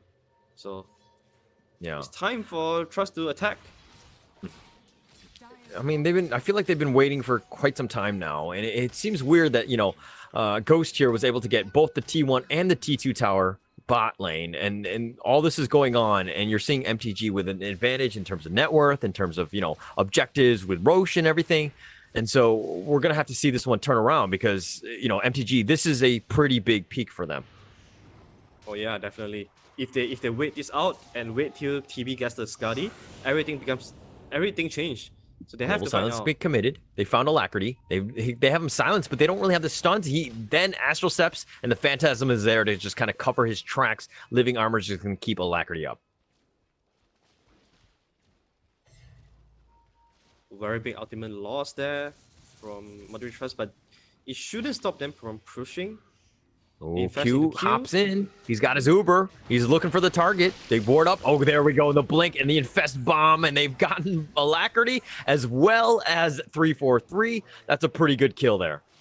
Yeah, all thanks to the Observer right there. They just scout everything up. This is why you always want to protect. Oh, the career? Career's dead. Ooh, Fortunately, he wasn't Ghost. carrying anything. I think that, yeah, he delivered the ultimate op, so it can rest in peace now, the career, for 3 minutes. Wait. So if the Amazon delivery man delivers you the package and then he dies on his way back to the car, you're like, oh, it's okay because he already made the package? He made the delivery? I mean now he can take some time to rest, right? And then 3 minutes later he can come back to work. Oh, okay, I was using more in terms of real life and not actually just part of this game. But okay, all right, I get you. It's only 3 minutes. It's not that big of a deal. But okay, Ghost here is going to come farm off this bottom. And it looks like MTG have kind of grouped up. And they do know that Ghost is within the vicinity because of his illusions. But Ghost is making a beeline back to the fountain to safety. Yeah, this Skadi timing is going to be crucial for Galaxy Razor. They don't really want to take fights without the Skadi, but it seems like they are thinking the Blink. They found, okay, Ghost is gonna pop his BKB. He's looking to fight this one. They do have the silence as well. Alacrity's all there. They've gotten Boom Bell. He didn't have his ultimate, so it doesn't really matter. But Jackie's making a run. He pops into the Golem. He gets reality rifted back to the Chaos Bolt, the double one, and the illusions are gonna go on him. He pops on out, and he looks to fight now, and he's been taunted, but he's taking so much damage from this Metamorphosis. Aegis has been popped, but TB goes down. That's a massive one. Fearless is there, and he's fighting under the Nimbus, but he goes down as well. And this is looking to be a disaster right now. And they're going for KYXY. Jackie's looking to turn this up. Do they have the chains? They do. KYXY gets locked in. They've gotten that kill as well. So it's a 2-for-1, all at the cost of Fearless. Was this a good trade for MTG? Oh, definitely. Jackie, it was a 2-for-2 trade, but thankfully Jackie has the Aegis, but you also expanded the KB charges and Metamorphosis from TB. So this is tower for you. This should be at least the tier 3 towers. I think Trust, they want to just man up right here and force the issue, because you don't want to give any breathing room for Galaxy Razor anymore. And there was a beautiful team fight as well. They dragged the team fight a little bit too far. TB used most of his BKB timing. Oh wait, Ooh, Alacrity. Oh, but he gets tossed Wow. back. He's just a sliver of life. He has the armlet toggle now. Mazaros pops his BKB. He's looking to just fight 3-4-3. He ends up killing him. Alacrity gets used up, but Moonlight is going to be used to just kind of let him run away. But man, he was so close. Alacrity went all in for this one. I mean, yeah, he didn't die, but 3-4-3 died in his place. that was like 1 HP, right? I did not see any green color on his health bar at all. So Yeah. that must have been really, really close. But okay, was that's super okay defense for Galaxy Razor. You know, they only lost the tier 3.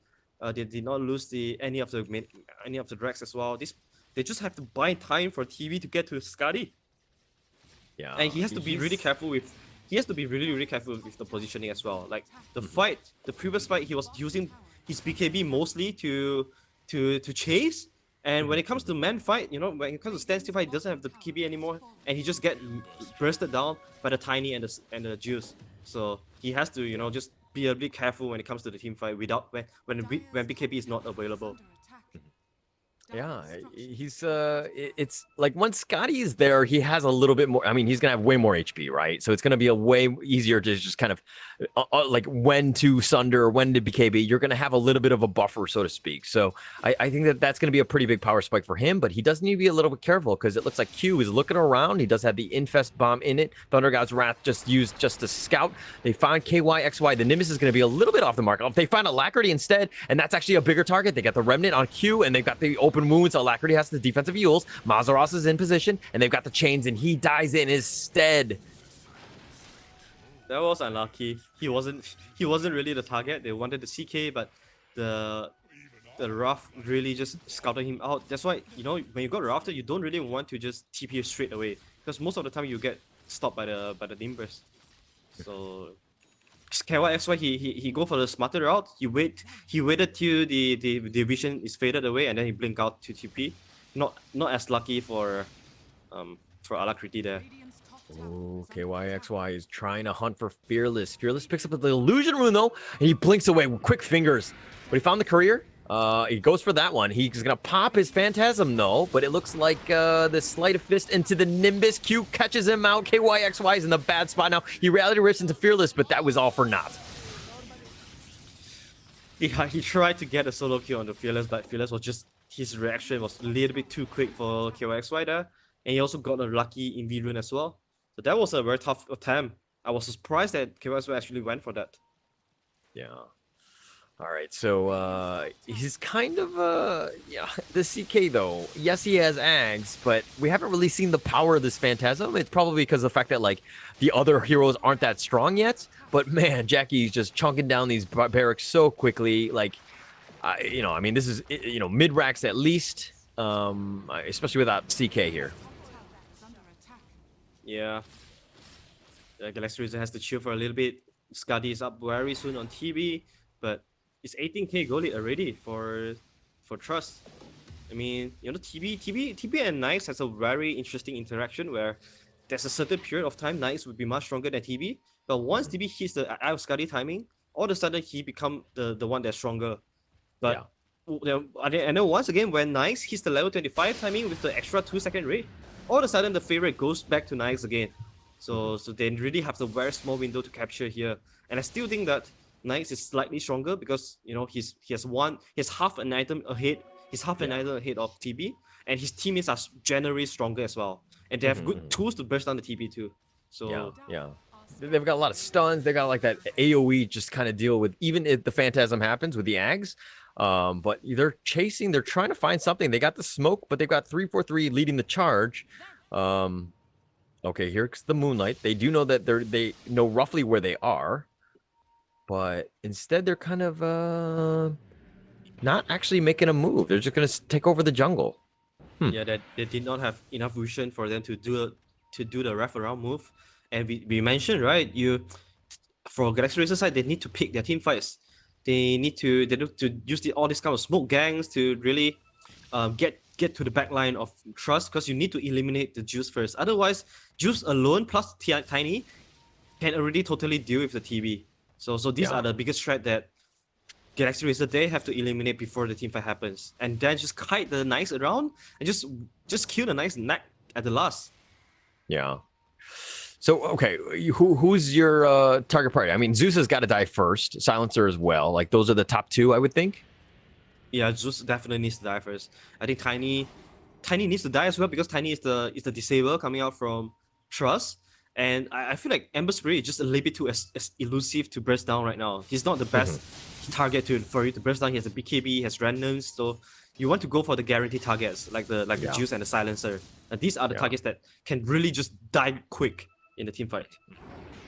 Yeah, it's going to be hard to kill this Ember here. Oh, Roche is going to be gone on. Jackie is actually trying to out-heal this. He rages. The Nimbus is there. Ghost is going to be backing up now, and they're just going to kill the Nimbus. Roche is about 60% life or so, and they're going to look to just turn this and go right onto Mazaroth, the BKB, and he just remnants back, just barely surviving on that one. That was a little too close and a little too risky, considering you're going 1v5 into a Terror Blade. There's a DD run at the bottom side for Nike, so this team fight is going to change. Are they going to override the Phantasm? They're going to try. They're committing for this. They want it. Okay, they found Q and they get a kill on Alacrity. They burst him down. Ghost is turning this around. He does have Ghost. Then Metamorphosis is up and he's fighting. And this is the fight we wanted. The end boss versus end boss. Ghost versus Jackie, and Jackie runs away. And he's looking to just run. He infests into Boom Bell and he's backing up now. They get the Chaos Bolt into Q, so they do get a kill there. Mazaros is dead. He does have buyback if he wants. Q buys back. Boom Bell still has his president inside of him. The Lifestealer's just kind of backing up. The Infest is going to be used, but he's turning to fight this, and he's going literally 1v4. Jackie rages up. Roche is out of the pit. He's just angry, and he's looking to focus on Ghost. Overgrowth has been used, and they're trying to get up, and they got the Avalanche, the toss as well, and who wins this one? Jackie goes down. He buys back. Ghost is somehow still alive, and they're going to look to turn this right onto Fearless. He's got nothing to do. He's in the middle of this, in the worst spot. 3-4-3 goes down Destrus, and they're all so low. They get the Chaos Bolt on Boom Bell. He goes down as well. Q is still in the position. He's trying to make something happen, as you know, all of the buybacks were committed, and it looks like Q is running for his life now. He forces to the low ground. He's trying to find safety here. Jackie's here, but all of these illusions. What do you do with this Phantasm army? Oh my and God. They're all running into Roshan. And it looks like there's just a masquerade party. Happy Halloween. This is what we're doing, and Roche is on the next target. Can the illusion just finish off the Roshan? But that was a really good team fight coming out from Galaxy Razor, because you know they are forcing. Okay, never mind. The fight is not over yet. Q Infest Bomb. They try to go for Destrus, but they didn't have enough damage. The arrow is going to connect. The Remnant as well. Jackie just goes in, and man, he's taking so much damage. He's getting chunked. He's trying to armlet toggle through this, but it's impossible. That's a dieback. Mazaros is now here. He's trying to focus on Ghost, but can you really fight? Global Silence. Ghost gets so low, and he does go down. He's 84 seconds. Buyback is there, and they've done this. They've actually turned this around. That's a team wipe, 5 for 2. Yes, they lost the Lifestealer here, but man, that's actually a really good fight. Wow, this back and forth fight is tough to tell who really is in advantage of these fights. But definitely, you know, looking at the map control right now, all the creeps are pushing into the mid lane, and Roshan is still it seems like Roshan is the biggest winner. Everyone the fight started with the Roshan, and Roshan was the one that's standing still at the very least. Overgrowth and the Nimbus, and 343 gets hunted out. And you know, you saw the fight and you saw that Galaxy Racer was winning, but you did, I mean, the net worth was like what, 20k? Like, it didn't feel like that with MTG down heroes. Yeah, that's just crazy. That's just the TB factor, you know.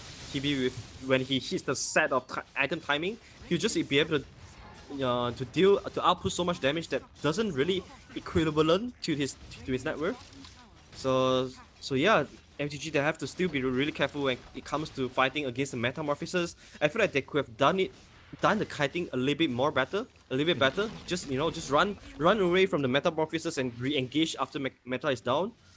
But they try to just man fight the TB, but it did not go well because of because of Phantasm, and also they are fighting at the low ground as well. And when you're fighting at the low ground with Silencer, with Juice, there's so many ways for Galaxy Razor to just close the gap and sit on you. So they really have to be a little bit careful still, even though they're up with 24k gold lead.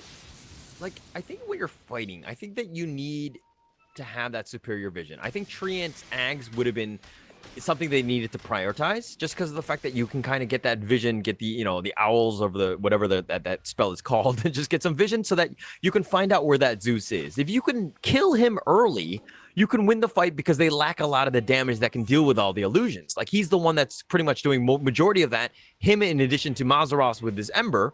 So also, heroes that you need to be very careful about. They're looking for Q. The Infest is going to be popped out, and they get 3-4-3 right off the back, and that's a good start to it. They got the Nimbus just kind of zoning them out, but Moonlight has been committed as well.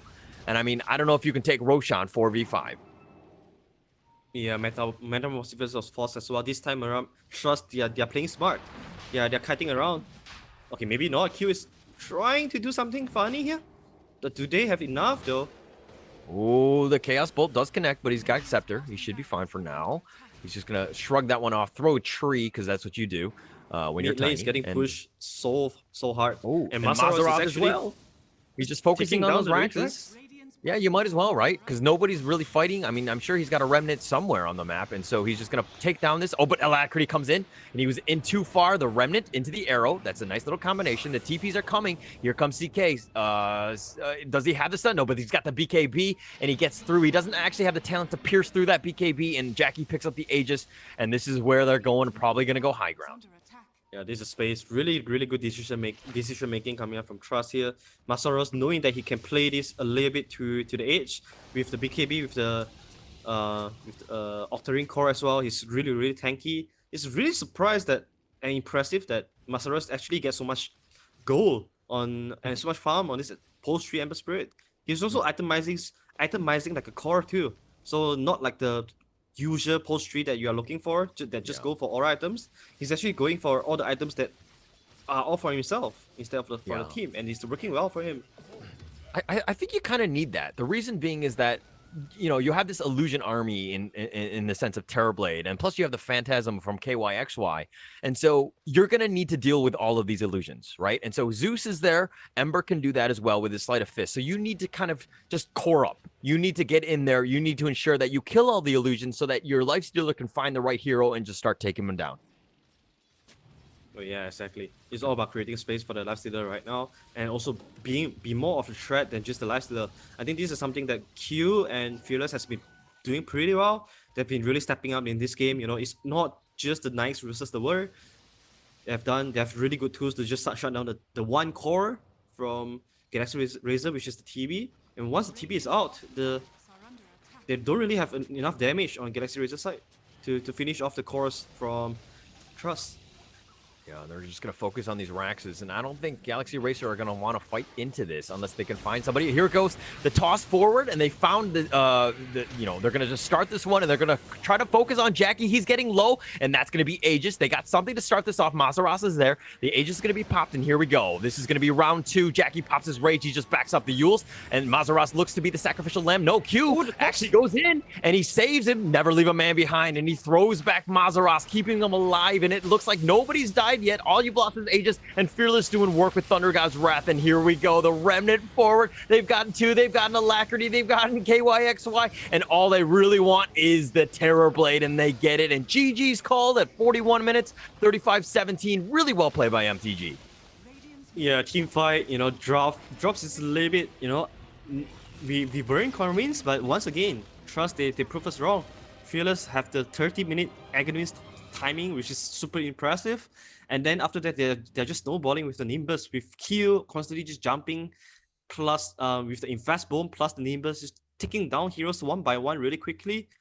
And look at the damage, like look at the itemization of Zeus. There's so much burst damage coming out, especially with the Refresher up and as well. Man, this Ember Spirit is really making a difference between him and KYXY. I feel like Masaros is really stepping up this game. Yeah, no, he had a monster game, right? And he did what he needed to do. He needed to survive the laning phase. He needed to ensure that he got some core items to make sure that, he can help deal with all the illusions and all that. And so just a really nice game just overall by MTG. We just saw that they were kind of spiking. They ensured that they had that, that advantage and they were moving through. Just really well played by MTG. I felt like everybody, like all the different cogs were working well together. This is like a real team win.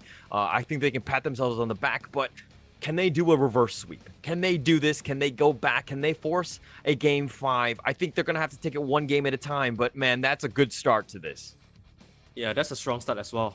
This is the MTG that we all know, just really dominant, and the movement from Fearless as well is really impressive too, especially Q. This is the kind of explosive support that he loves to play, the kind of performance that he has been putting out to bring his team to this grand final spot. But like you say, they have to do a reverse sweep. They have to do 2 times in a row, 2 more times in a row. That's not going to be easy. That's going to be challenging. But yeah, you can, like, maybe the fatigue can really comes in handy to help out MTG a little bit here, because this is what I think this is the 5th or 6th game for Galaxy Racer in a row.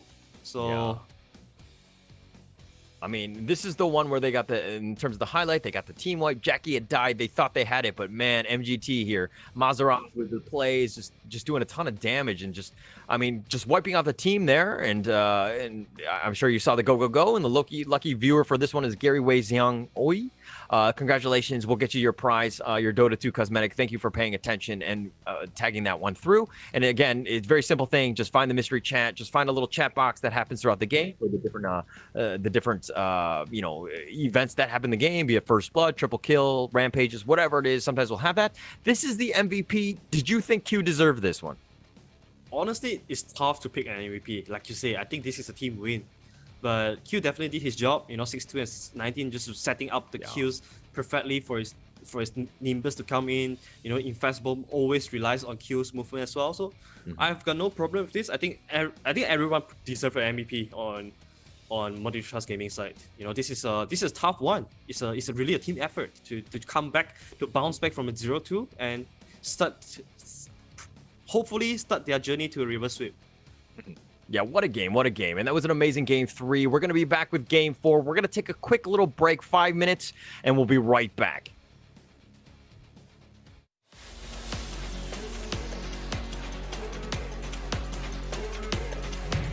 Halo semua, perkenalkan saya Vanji Eko Giovanni, dikenal sebagai polisi ganteng gamer. Sebuah kebanggaan bagi saya menjadi ambasador di Top Clans 2020 untuk Indonesia.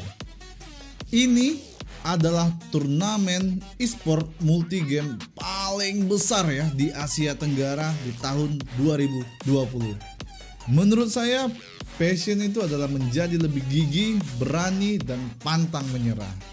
2020 ini adalah tahun yang sulit karena COVID-19.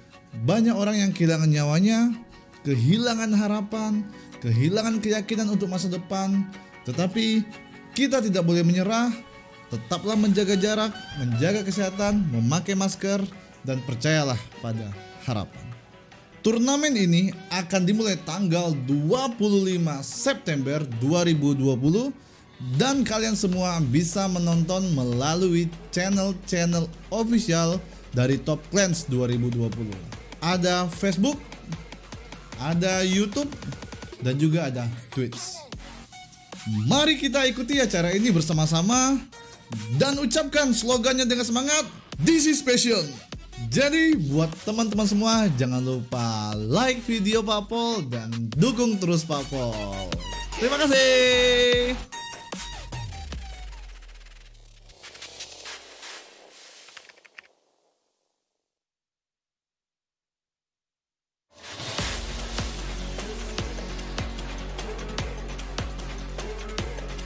Hai, salam semua. Saya Master Kokan.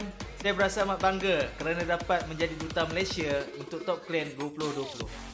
Iaitu acara terbesar untuk pertandingan SEA Multi Games Esport 2020. Top Clan akan mengadakan tournament terbesar mereka dengan hadiah yang terkumpul cukup lumayan bernilai $85,000 USD. Saya adalah seorang content creator dan juga saya seorang streamer. Perkara yang paling penting bagi saya adalah saya mendapatkan semangat dan juga kepuasan ketika bermain game. Bagi saya kepuasan itu adalah apabila ketika saya bermain game. Ketika saya bermain game, saya berpeluang dapat berkenalan dengan kawan-kawan baru. Dan perkara yang paling penting sekali adalah saya dapat menjadi ahli gaming community di dunia ini. Itulah dia kepuasan kita. Pertandingan ini akan bermula pada 25 September ini dan kita boleh menyaksikan secara live di saluran rasmi Top Clan 2020, Facebook, YouTube dan juga Twitch.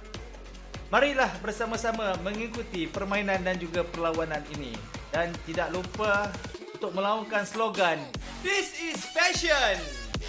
Peace.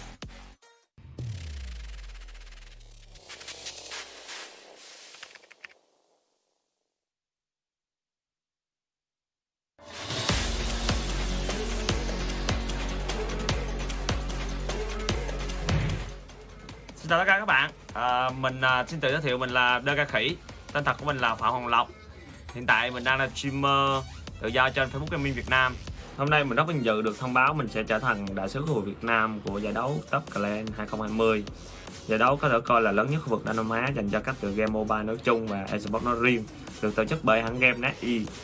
Top Clan là giải đấu vi tụ rất nhiều bộ môn nổi tiếng trong khu vực Đông Nam Á, chẳng hạn như là Marvel, Super Alien, Dota 2, Tom và Jerry, Chase, Tekken 7 và đặc biệt là tựa game đã được phát hành ở Việt Nam là Rule of Survival.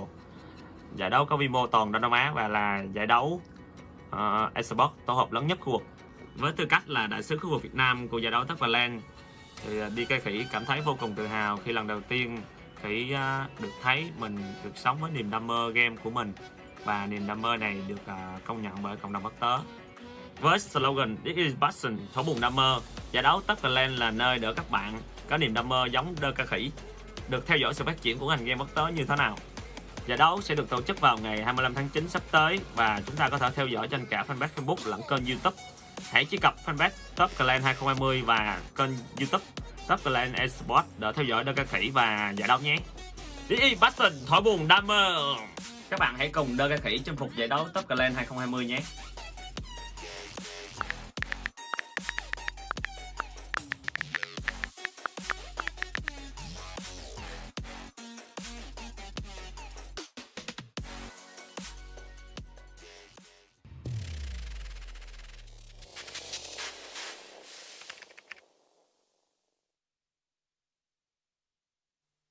Welcome back to Top Clan's 2020 Dota 2 SEA Invitational. This is the grand finals. We just saw 3 games, and they were pretty epic. My name is Holler. This is Arthur. What were your thoughts on that one? That's pretty close. That's a nice comeback coming from MTG. It takes a lot of composure and perseverance to come back into the series and coming into this with such dominant games to try and equalize the series. But that's only one game. They have to do this twice in a row, once more. And for Galaxy Razor side, they're allowed to try something new. They tried the CK plus TB combination, didn't quite work out, but they still got they still got at least 2 games to go to secure themselves a victory here, and they just need to really clinch one victory to get to the champion. So yeah, I think the stress is still on the Trust Gaming side. They still have to bring out their A game, but I'm afraid that fatigue might really start hitting Galaxy Razor here. All right, but come on. These are Dota players, right? Gaming is not like a real sport, is it? It is. I mean, all right, just testing you on this one. It can be tough, for these pro players, they not only have to click their buttons correctly, they also need to think about the strategical side of things. They need to always think of a lot of different possible situations. They need to always bring out the 100% focus in every single game as well. And once you do that for 5 and 6 games in a row, 7 and 8 game, no matter what, you are not going to play at your 100% anymore. Yeah, there's just definitely. I mean, this is one of those things where you know what I mean? Like you're at the top of the mountain, so to speak, is Galaxy Racer. You're up 2-0 into that game, and you're thinking, I can kind of just cruise on this one. We can play non-optimal heroes maybe. But then you got punched in the face back, right? MTG came out strong, and they hit you hard, right? So now it's a more of things where Galaxy Racer need to understand is like, let's do that gut check. Right? Like, can we withstand this punch? Can we fight back? Are we still in this game? Can we finish this out? Because they want to do it now. They do not want to go to a game 5. Oh, definitely. We talk about the tempo as well. If this game eventually falls under the hand of Trust Gaming, I feel like the tempo will just switch hand and go back to Trust Gaming side. So Galaxy Razor, if they want to win, if they want to secure this championship, this is the best opening for them to do it. It's okay, game 3, you try something new. Okay, you relax a little bit, but this is the game that you want to buckle up, put all your energy into this game and try to finish this off. Yeah, Now, as I say, fatigue might be a factor in this series right now in game 4 and game 5. That's why maybe in terms of draft, you want to pick heroes that are easy to execute so that you don't have to just rely on the perfect execution to win games. Yeah, definitely. I mean, there's just so much at stake right now. like I feel like they're in a good spot. Like these best of fives are killers, right? At the end of the day, just trying to play out and to just close things out, winning 3 games against another team that is like, arguably the same level of skill is not the easiest thing to do. This is like a mental warfare from the, the draft phase, even to the post game, because you got to figure out what you did wrong, what you can do better, right? You constantly improving, right? There's a lot of pressure at stake. If you're doing 5 games, potentially what, 5 hours? So this is a long time, and to get yourself to playing Dota and at a high level, you need to be super focused. Oh yeah, definitely. And Galaxy Racer, they have spent a lot of time in just this one pick, on the Tusk.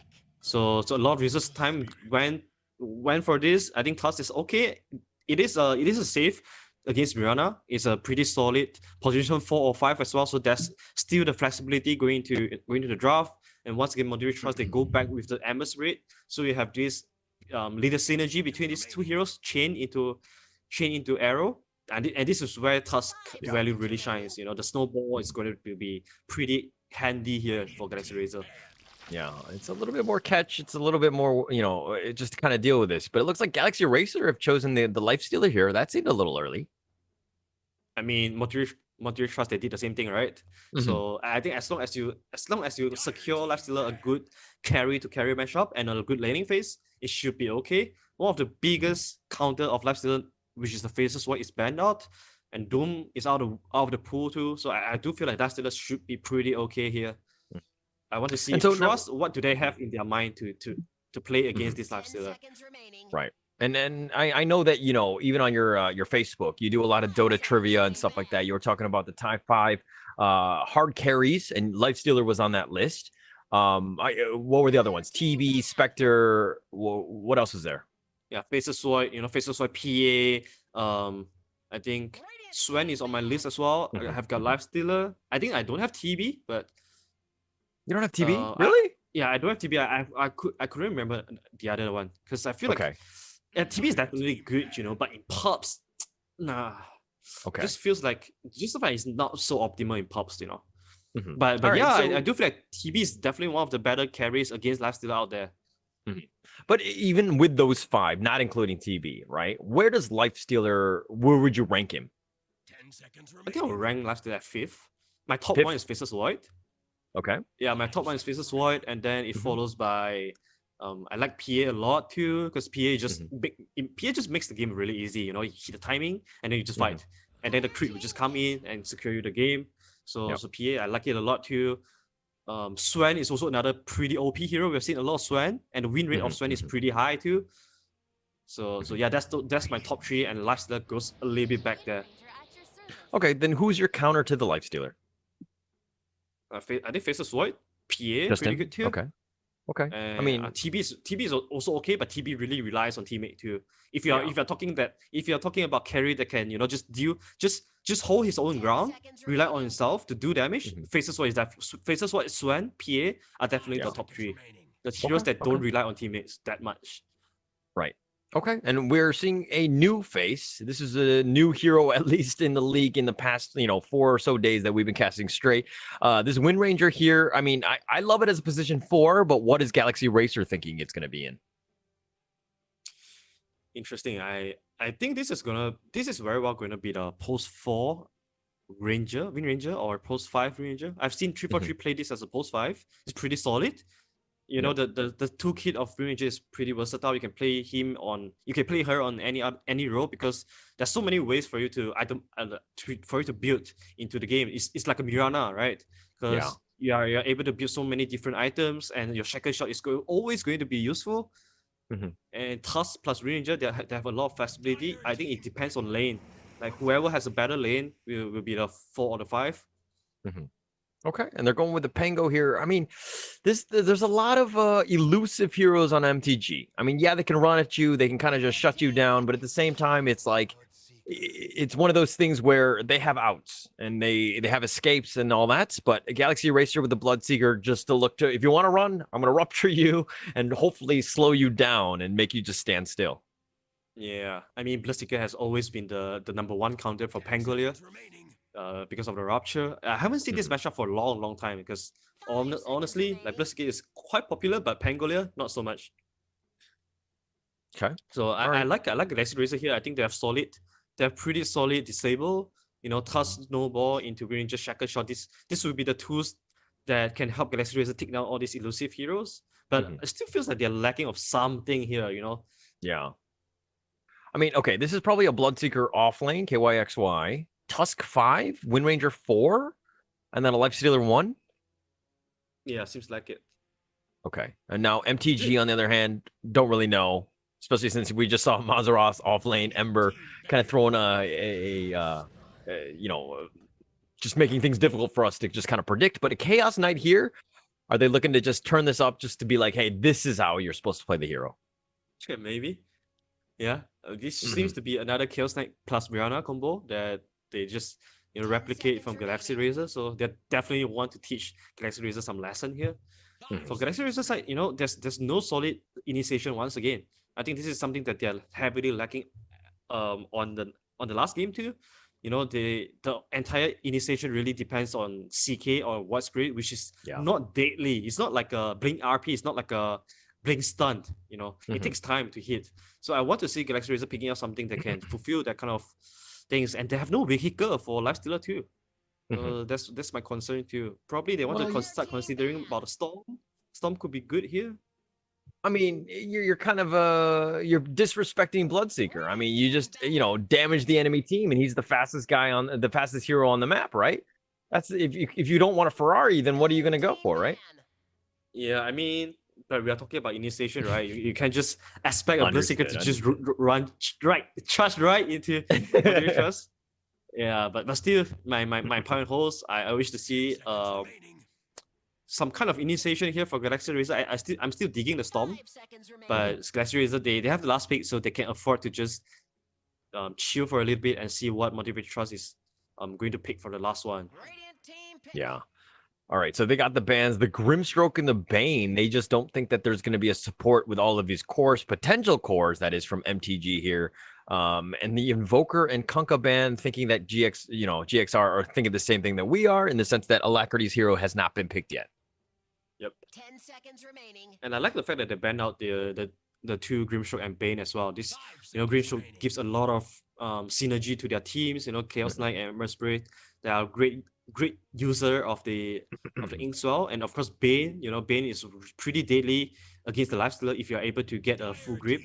Lifestealer would very well just be countered, and Ricky is going to be the pick of Trust. So this is what everybody wanted. They wanted to see the Jackie Ricky carry, and this could potentially be it, right? Because if you can just again, maybe Pingo 4, Murana 5, or Chaos Knight support, but or is this going to be a support Ricky, or are my dreams coming true with the Jackie Ricky? I think this has to be a Jackie Ricky. There's no way you just last pick a Ricky support, right?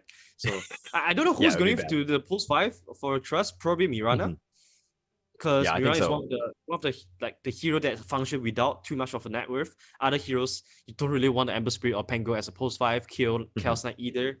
So Galaxy Racer, what is the gotcha pick here that can really seal the deal? I feel like Puck is still really good, If I were I'll pick Puck. Okay. It's really good against Ember, Pango, and Ricky. You just call them that they have no. You talk about elusiveness, right? Just call them, silence them. They have no way to get out. But once again, Alacrity not really comfortable on Puck. So I'm sure they're 3-4-3 is like, come on, man, let's do it. Let's do the Puck. You have to man up, right? You have to man up, or maybe you can. Maybe this is the time they put in the Puck 5 and put Alacrity on a Wind Ranger mid. Okay. That's another option. That's my dream. You have your dream come true with the Ricky Jackie. All right, now Leshrac. Look at you. Okay. Look at you. Do not go to Disneyland. Do not have any of your dreams come true. And we have Alacrity on Leshrac to just kind of round out that draft. But it's a Jackie Ricky. Yes. It is. They did it. All right, we're going to see the power of this guy. I know that this guy plays a monster Ricky carry. And to be honest, I don't want to see this in my pubs, but I do want to see Jackie on this Ricky. Yeah, I feel like this could be a good... I don't know, man. Is this a good Ricky game? Because normally you want to play Ricky against super squishy supports like Oracle A, but if you look at the support of Galaxy Racer, Tusk, and Wind Ranger, these are not easy target to bring down. You know, Yeah. they all have some sort of way to get away from the from trouble, from diffuser blade plus smoke screen, and also you're playing into the Bloodseeker Rupture as well. So I feel like Oh, I never said it was good. I just said I wanted to see a Jackie Ricky. That's all it was. That's true. Maybe this is what Trust Gaming they are wanting as well, right? We want to see Jackie Ricky too. It doesn't matter if it has to be a good Ricky game. Maybe they are just that confident in Jackie to make this hero pull off. Yeah. One we'll thing see I how want to this see one for sure goes. though is that if Ricky goes for the Battle Fury build, because I've seen a lot of Ricky go for the Battle Fury build. Just after the diffuser blade, go for Fury to ensure there's some kind of late game insurance. Just super really strong in helping the hero skill and get to the next big item like the Abyssal Blade, the nullifier that Ricky needs. So I want to see if that really happens. And for the side of Galaxy Razor, this is a fast lineup too. Last Track plus Bloodseeker, there's a lot of burst damage coming out from Galaxy Razor side. And if they are able to snap the snowball, I think they can very well just start just pushing the tempo fast against Bodyweight Trust. Yeah, I think tempo is going to be a big one, right? Just kind of forcing the issue here. But again, when Jackie, we just saw the stats right now. I think it was like 6 out of the last 20 games that he's played, and he's been MVP on this Ricky. So let's give him a little bit of props. And I to be honest, I don't feel like it's the easiest lineup to be going Ricky against, but he does have plays. He can, it's going to come down to that silence, the smoke screen, just doing a lot of work and just preventing them from casting any sort of spells. And he does have targets in the sense of like a Windrunner and Leshrac. He can just kind of burst those down. But we'll see just how, the Tusk, can he save it? Can he get the Infest off in terms of Lifestealer? So the potential is there. I think that there's going to be, it's not a guaranteed win, nor do I think it's, a hugely disadvantaged lineup for MTG, but I think it's going to go back to just how comfortable Jackie is on that hero, and we're going to see the power of it. Definitely. I mean, you have Fearless now on the Ember Spirit as well. This is the most successful hero for Fearless so far in this tournament, but I really want to see how this Pangolier post 5 works out though for Bombell. You have the Pango plus Ricky lane. Like, to be honest, this is the first time I see such a lane a location. I don't know what to expect from this Pango plus Ricky lane. I don't know how do they kill people. They have to get a couple of lucky shot, lucky shot, and then just slow someone down and Ricky just. But KYSY on the Bloodseeker is not the funnest lane for two mini heroes of MTG side to play against the Blood, right?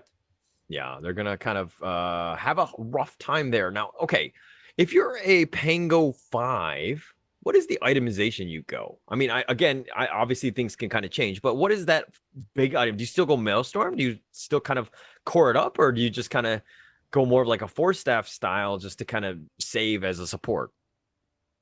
I think you have to go for something less selfish. I think core up is definitely not an option here. I feel like it's so hard for the post 5 to core up unless you are a puppy.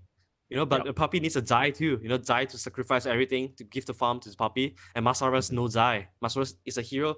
Masaros is a player that needs a lot of farm too to really be effective.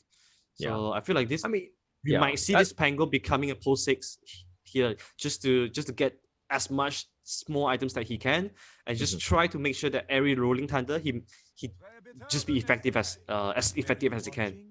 Yeah, but I have a lot of faith in Mazaroth. I think that they're, we kind of, or at least I did, knocked Ember as an offlane hero. I just didn't really want to see this in my pubs, and every time I do see it in my pubs as an offlaner, it just goes disastrously. But Mazaroth is not one of my pubs, is not one of my teammates. So again, he kind of showed just, yeah, you might not have the greatest lane, but I can get items and I can continue to play. And he was like a core, and he did a really good job in terms of securing that win. And their first win against Galaxy Racer, at least in the grand finals.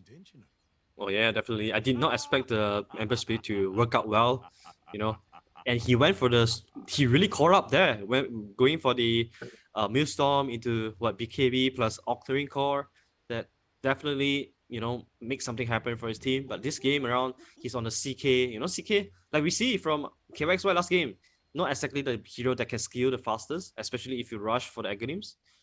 Yeah. But and this game, I don't know if it's worth to rush for Aghanims at all. When you're up against the Lashrack that kill illusion so quickly. I think Lash is going to be like really important piece of Galaxy Racer side to get the win, because Lash is going to be the killer for the Ricky. Ricky is Yeah. not a hero that wants to build BKB at all. You know, you want to build, you want to just save out your goals for more of the damage item, not so much of safe item. So I'll see. You know, I think Alacrity on the Lash rack really plays a big role here. So, do you think Mazeroth goes more utility? Does he go more like traditional offlane items? Because again, like you just said, that like the Ag's not great. So, what items does he get instead? I think Pipe is a must, right, against Lashrak, especially this Lashrak is a mid hero. So you Mhm. want the damage mitigation to help out your teammate, especially your teammates are not they are not the tankiest one. You know, Ricky, Ember Mhm. Spirit, if they get chain stun, they can really get burst down really quickly. So I feel like the Pipe is really going to be very important. Another thing is the Blink Dagger too. They don't have really good initiation too.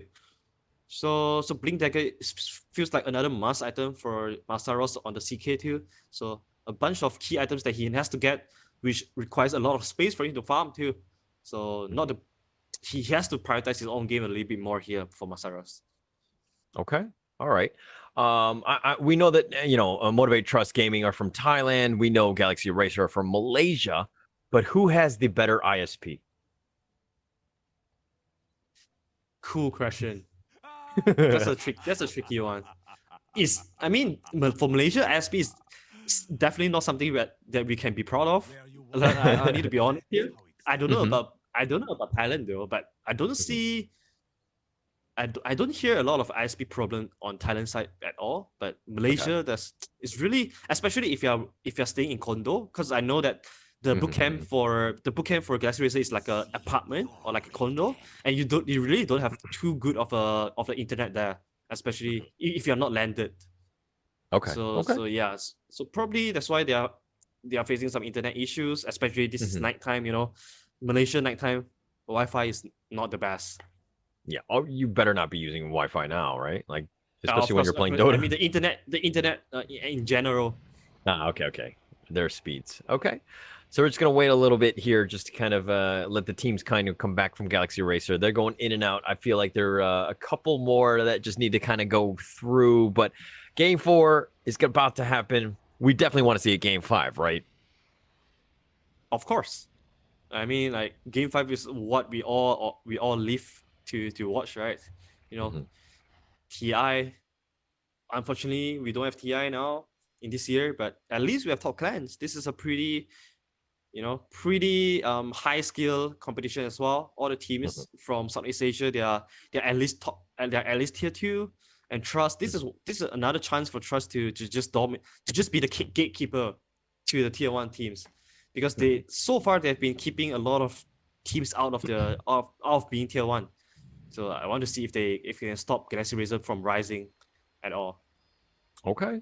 So do you think that MTG right now, like, okay, where does MTG rank in terms of the SEA teams in Dota? I'll say top 5.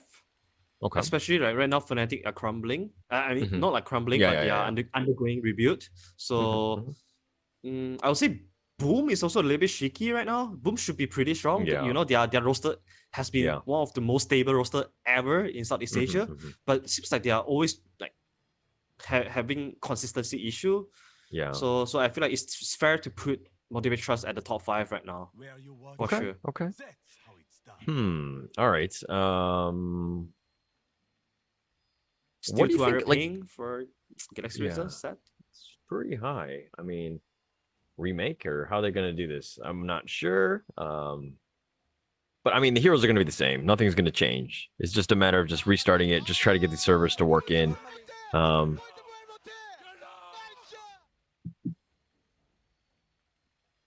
Okay. All right, so we're just gonna take a little bit of a timeout here, just to kind of let the team settle. Galaxy Racer with their internet here. We'll be right back. We'll figure out something and try to how to figure this out. We'll probably take a couple minutes or so, but we'll be right back.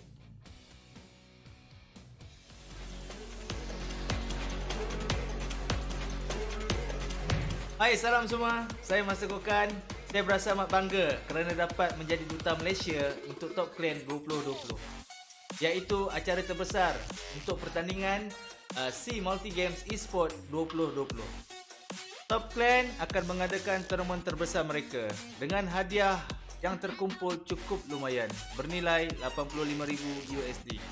Saya adalah seorang content creator dan juga saya seorang streamer. Perkara yang paling penting bagi saya adalah saya mendapatkan semangat dan juga kepuasan ketika bermain game. Bagi saya kepuasan itu adalah apabila ketika saya bermain game. Jika saya bermain game, saya berpeluang dapat berkenalan dengan kawan-kawan baru. Dan perkara yang paling penting sekali adalah saya dapat menjadi ahli gaming community di dunia ini. Itulah dia kepuasan kita.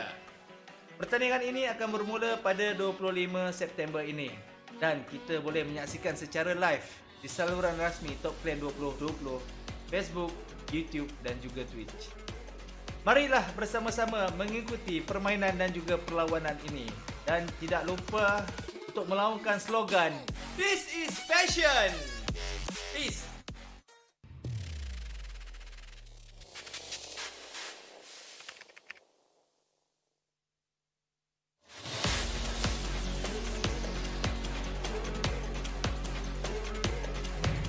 Halo semua, perkenalkan saya Vanji Eko Gevani, dikenal sebagai polisi ganteng gamer.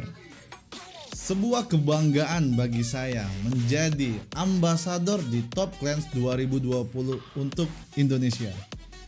Ini adalah turnamen e-sport multi-game paling besar ya di Asia Tenggara di tahun 2020. Menurut saya, passion itu adalah menjadi lebih gigih, berani, dan pantang menyerah. 2020 ini adalah tahun yang sulit karena COVID-19, banyak orang yang kehilangan nyawanya, kehilangan harapan, kehilangan keyakinan untuk masa depan. Tetapi kita tidak boleh menyerah, tetaplah menjaga jarak, menjaga kesehatan, memakai masker, dan percayalah pada harapan. Turnamen ini akan dimulai tanggal 25 September 2020 dan kalian semua bisa menonton melalui channel-channel official dari Top Clans 2020. Ada Facebook, ada YouTube, dan juga ada Twitch. Mari kita ikuti acara ini bersama-sama dan ucapkan slogannya dengan semangat, This is Passion. Jadi buat teman-teman semua jangan lupa like video Papol dan dukung terus Papol. Terima kasih.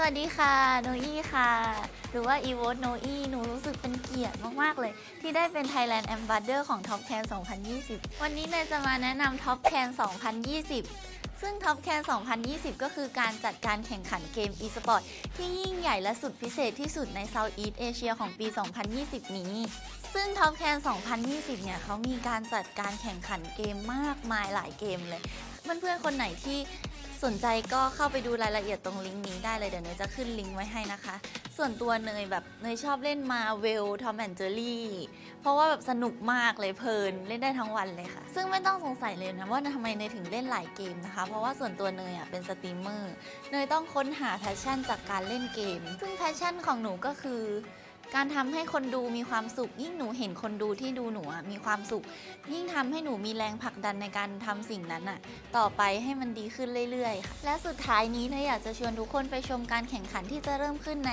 วันที่ 25 กันยายนนี้เป็นต้นไปได้ที่ Top Can 2020 Official Channel และอย่าลืมกดไลค์กดติดตามเป็นกำลังใจให้เนยด้วยนะคะเนยอยากให้ทุกคนมีความสุขและสนุกไปกับการแข่งขันนี้ This is Passion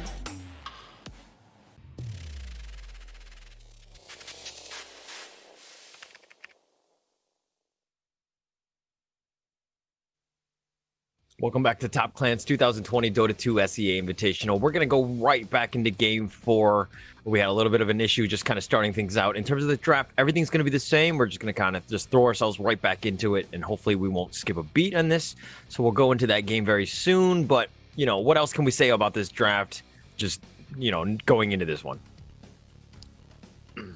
Oh my god, I kind of just forgot the draft already. I need to jump Ricky back was into there. the game and CK. Yeah, Ricky is there. We see CK, and then for Galaxy Wizards side, we see Lashrak. I'm digging the Lashrak pick. You know, I feel like Lashrak could be a really good solution to the Riki. You know, all the magic bursts, and Riki isn't really the hero that wants to buy BKB too. But if Riki does get a snowball off though, we all have seen how scary Jackie Riki can be. So yeah, I think this is really making Game 4 becoming really hype. And for Galaxy Razor, if they lose this out, the tempo will completely be shifting towards the way of Motivate Trust. So there's a lot of stakes on this game for both sides. Is this Galaxy Racer just being a little sus in the sense that like we're like, oh, we need a timeout, so we're just gonna DC here and pretend like our ISP's acting up? No. Just thought I'd reach. No, not even possible. That's a pretty interesting idea. No, there's no way they would do that. There was no way. There's no way, right? Yeah, there's no way. I think so too. You know, they are professional players, and you know, ISP in Malaysia is really not that great, especially when it comes to the nighttime. So probably nothing sus there. At least I believe. As I believe so. Okay. All right. We're gonna go into the game soon. I think we're just kind of getting them loaded up, making sure that it's all there. But okay, we've got a game 4 here, game 5 coming up. And I mean, this journey has been going on since the 1st of October. It's been there, and we're just kind of closing this out the day before Halloween. So this has been like an epic league. So it's been a lot of fun. So give them a like and a subscribe. You know, Facebook, YouTube, Twitter for Top Clans. Please do reach out to them, as well as Leon Arthur Dota. Check this guy out. He does good stuff on Facebook. He's been streaming all the time with Twitch as well. So, you know, any sort of support that you can do. And of course, myself, Holler, you can find me at Holler TV. I'm mainly on YouTube and Twitch. So just, you know, if you like what we do, if we say some things that you don't like, please reach out to me at Leon Arthur Dota. And then if you have some good things to say, you can find me at Holler TV. So either one of the two. So let me know what you want to do, and we'll just have a conversation in terms of what we do. And like, we just love talking about Dota. So anything you'd like to add on to that, Arthur? Yeah, I think you have covered most of that. Right now, I just want to go into the game. You know, I want to see Riki, like Jackie's Riki, really popping off this game, and Leshrac on Alacrity. This is not something that we have seen a lot. I feel like, you know, these teams are really coming in with new heroes, with new strategies, and this is really hype to see, because at least they're just not picking the couple of same heroes every single game. So there's a lot of creativity. There's a lot of innovative as well. So I look forward to all these games. I mean, they banned out the Jackie Faceless Void, and so or the MTG one, because I mean it's kind of like versatile. Versatile in that sense. So ever since we've seen that, they've been way more versatile, or they've been picking or other heroes, so to speak. And so it's been very different. It's been very diverse. But I mean, if they let the Faceless Void go, it would be very, very stock standard. Oh yeah, definitely. And speaking of versatile, they're so versatile that they're putting Pango at the 5. So I don't know what to think about this. You know, I'm afraid that they are winning this game. I'm afraid that Boom Bell is rolling with this Pango 5, because I definitely don't want to see Pango 5 in my pops. Yeah. So yeah, I'm now just waiting for the match to start with a very nervous feeling right now, and I kind of want this to go into the game 5, but I kind of don't want to see pops to have Pango 5 too. So it's an awkward feeling. It's an awkward feeling. Yeah. I mean, it's like, okay, I like the Pango 4. I think that works. I mean, you need some sort of items to kind of get him going, and I think that he has a lot of play and just, you know, creating pressure in other lanes. He can roam, he can do his own thing, but as a position 5 where you kind of need to just zone out and just kind of be a little bit more standard, quote unquote, I think that it's a little bit more difficult, because he wants to get level 6 quickly, right? And so sometimes he's not given that opportunity. He might get a late 6, and then you lose a lot of impact of what Pango wants to bring. Now, it's definitely not a hero I want to see on a position 5. Yeah, definitely. But I think, you know, Boom Bell, he's like what, gold tier on Pangolia, so it means that at least mechanically he's comfortable with this hero. I mean, we have seen Park Post 5. You know, no one ever thought that Park Post 5 can be a thing, but Park P made it work. You know, Dubu made it work. Maybe Boom Bell is the one that will bring up the Post 5 new meta Pangolia. It's all yet to be seen. I just want to see how he plays out, you know, because you can definitely still do the basic things of the Post 5. You can still pull creeps, you can still do harassment, you can still buy salves for your carry, no matter what hero that you are playing. But can you hit the level 6 timing and be effective though? That's the thing that I really want to watch out for. Okay. And right now we're just kind of putting on a pause timer on GXR, right? This is one of those things that they need to do. This is completely not at MTG's fault, so we're going to see how this one turns out. Unfortunately, like, I'm hoping that we get things working. Obviously, they're on the call, I'm sure, with their ISP just trying to figure things out. But GXR are kind of having internet issues, and that's kind of why you're stuck watching, Arthur and I on this one in terms of the break and just trying to, just kind of wait for this, because we thought a new lobby would work. It's not. They're having some issues just with their internet in general. So we're going to see what happens. And again, we're going to stick to the tournament rules. So if they time out, they time out. And which might be unfortunate for the viewers, because I mean, for us ourselves, we definitely want to see that game. Oh yeah, definitely. What's the worst scenario here?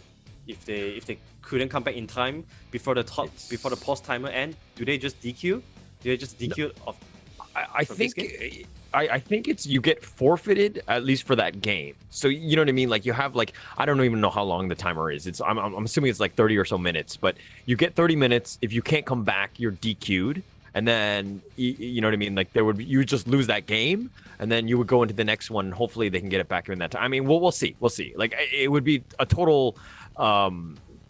A bit of an issue considering they're it's 2-1 right now, and then all of a sudden you had 2 games to sort of play with, and now you're kind of, if you have to forfeit a game and you're just literally playing for the tournament with just 1 game, you kind of built up that lead, but for what, right?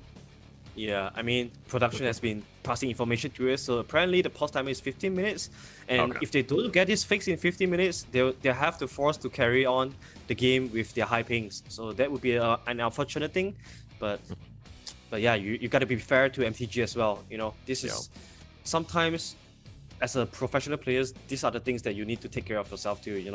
The infrastructure, you need to make sure that you have high quality PC, high quality ISP. So the blame is definitely on the ISP though. Like, I bet you they're. I'm thinking that they're playing in like a cyber cafe together, like a PC cafe, and they're just like, oh crap, our time just ran out. Now we gotta go pay. It's like, oh no, we gotta pay for it a couple extra hours, and they're just like trying to figure it out. Or the PC cafe is like closing, but no, I understand that this team is actually playing from home and they're safe, and that's not the issue. But I mean, this internet issue could be a big problem. Yeah, I mean, I remember the time that Signal Ultra. I remember that was the time that they are fighting for a minor qualifier. And they are at the grand final of it, and they got hit by this hurricane in Philippines. I think that was the case. They just got hit by hurricane, and then they had to, or the ISP just went down, so they had to go all the way to the cyber cafe nearby, which is maybe a low quality one. So they had to play there, and of course, FPS drop are going to be a thing, and it's just very unfortunate sometimes to be a professional player but get restricted because of the infrastructure of the country. Yeah. I mean, it happens. It's unfortunate. But I'm, knock on wood. Let's hope it's not happening right now.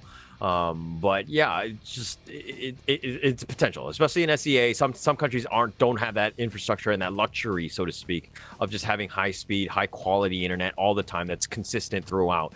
And like you said, I mean, you live in Malaysia yourself, right? So the nighttime is kind of like the worst time in the sense that like everybody's home, everybody's using it. We're still stuck in quarantine in that sense. So there's definitely going to be some suffering. Now, have you personally had some internet issues in like the past month or two?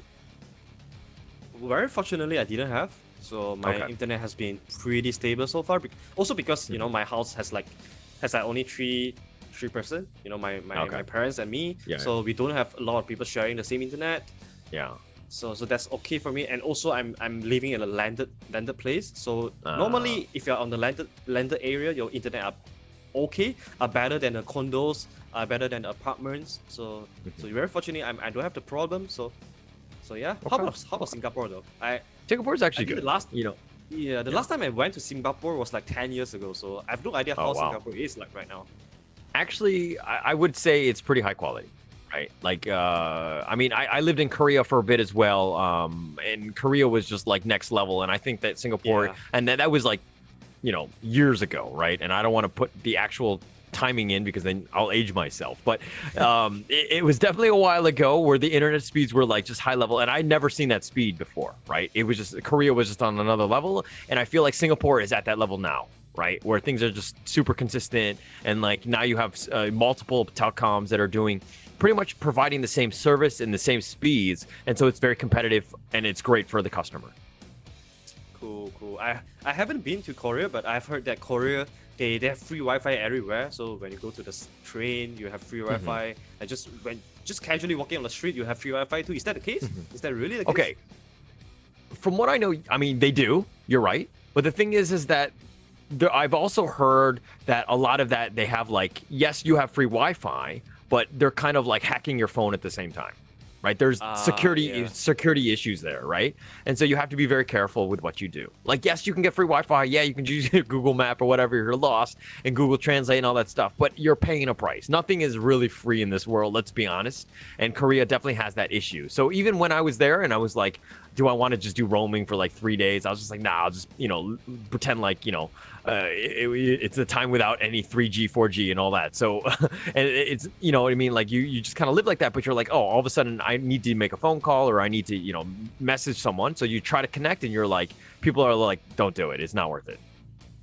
Yeah, that's true. Like cyber security is always a thing, right? Especially like in Malaysia as well. Like ever since quarantine happened, there's a lot of online banking hacking going on. Yeah. I've seen a lot of Facebook hacking as well. Especially today, I just received one of my friends, potentially getting hacked of his Facebook. So everyone has to be really careful when it comes to this. So just play Dota and you'll be safe. Especially play Dota. Especially when Dire Tide is up. Wow. I really wish we could just reason for us to just play Dota. Yeah. We should play Dire Tide right now, just on stream. Just somehow just do it. Just turn it into a Dire Tide stream. Like totally change things up. Top clan Dire Tide stream. Have you played Dire Tide at all? No, like I have not. The last time Dire Tide was available was back at 2012 or 2013, I think. I think that really time was it that long ago? Yeah, it was that long ago. Okay. So I don't even think I've been playing Dota that long. What is Dire Tide at all? I have no idea. Yeah. Like I don't have a single clue of how to play. Is all I've known is that all the cosmetic that they are providing, it seems really cool. Yeah. Okay, it was last released 7 years ago. So 2013. Yeah, I was definitely not even playing Dota then. As crazy as that sounds. Yeah. Wow. Okay, but I mean, I knew it was a Halloween event. I knew people. It was like one of those things where they wanted, the fan and Reddit and all that stuff. They always wanted it back.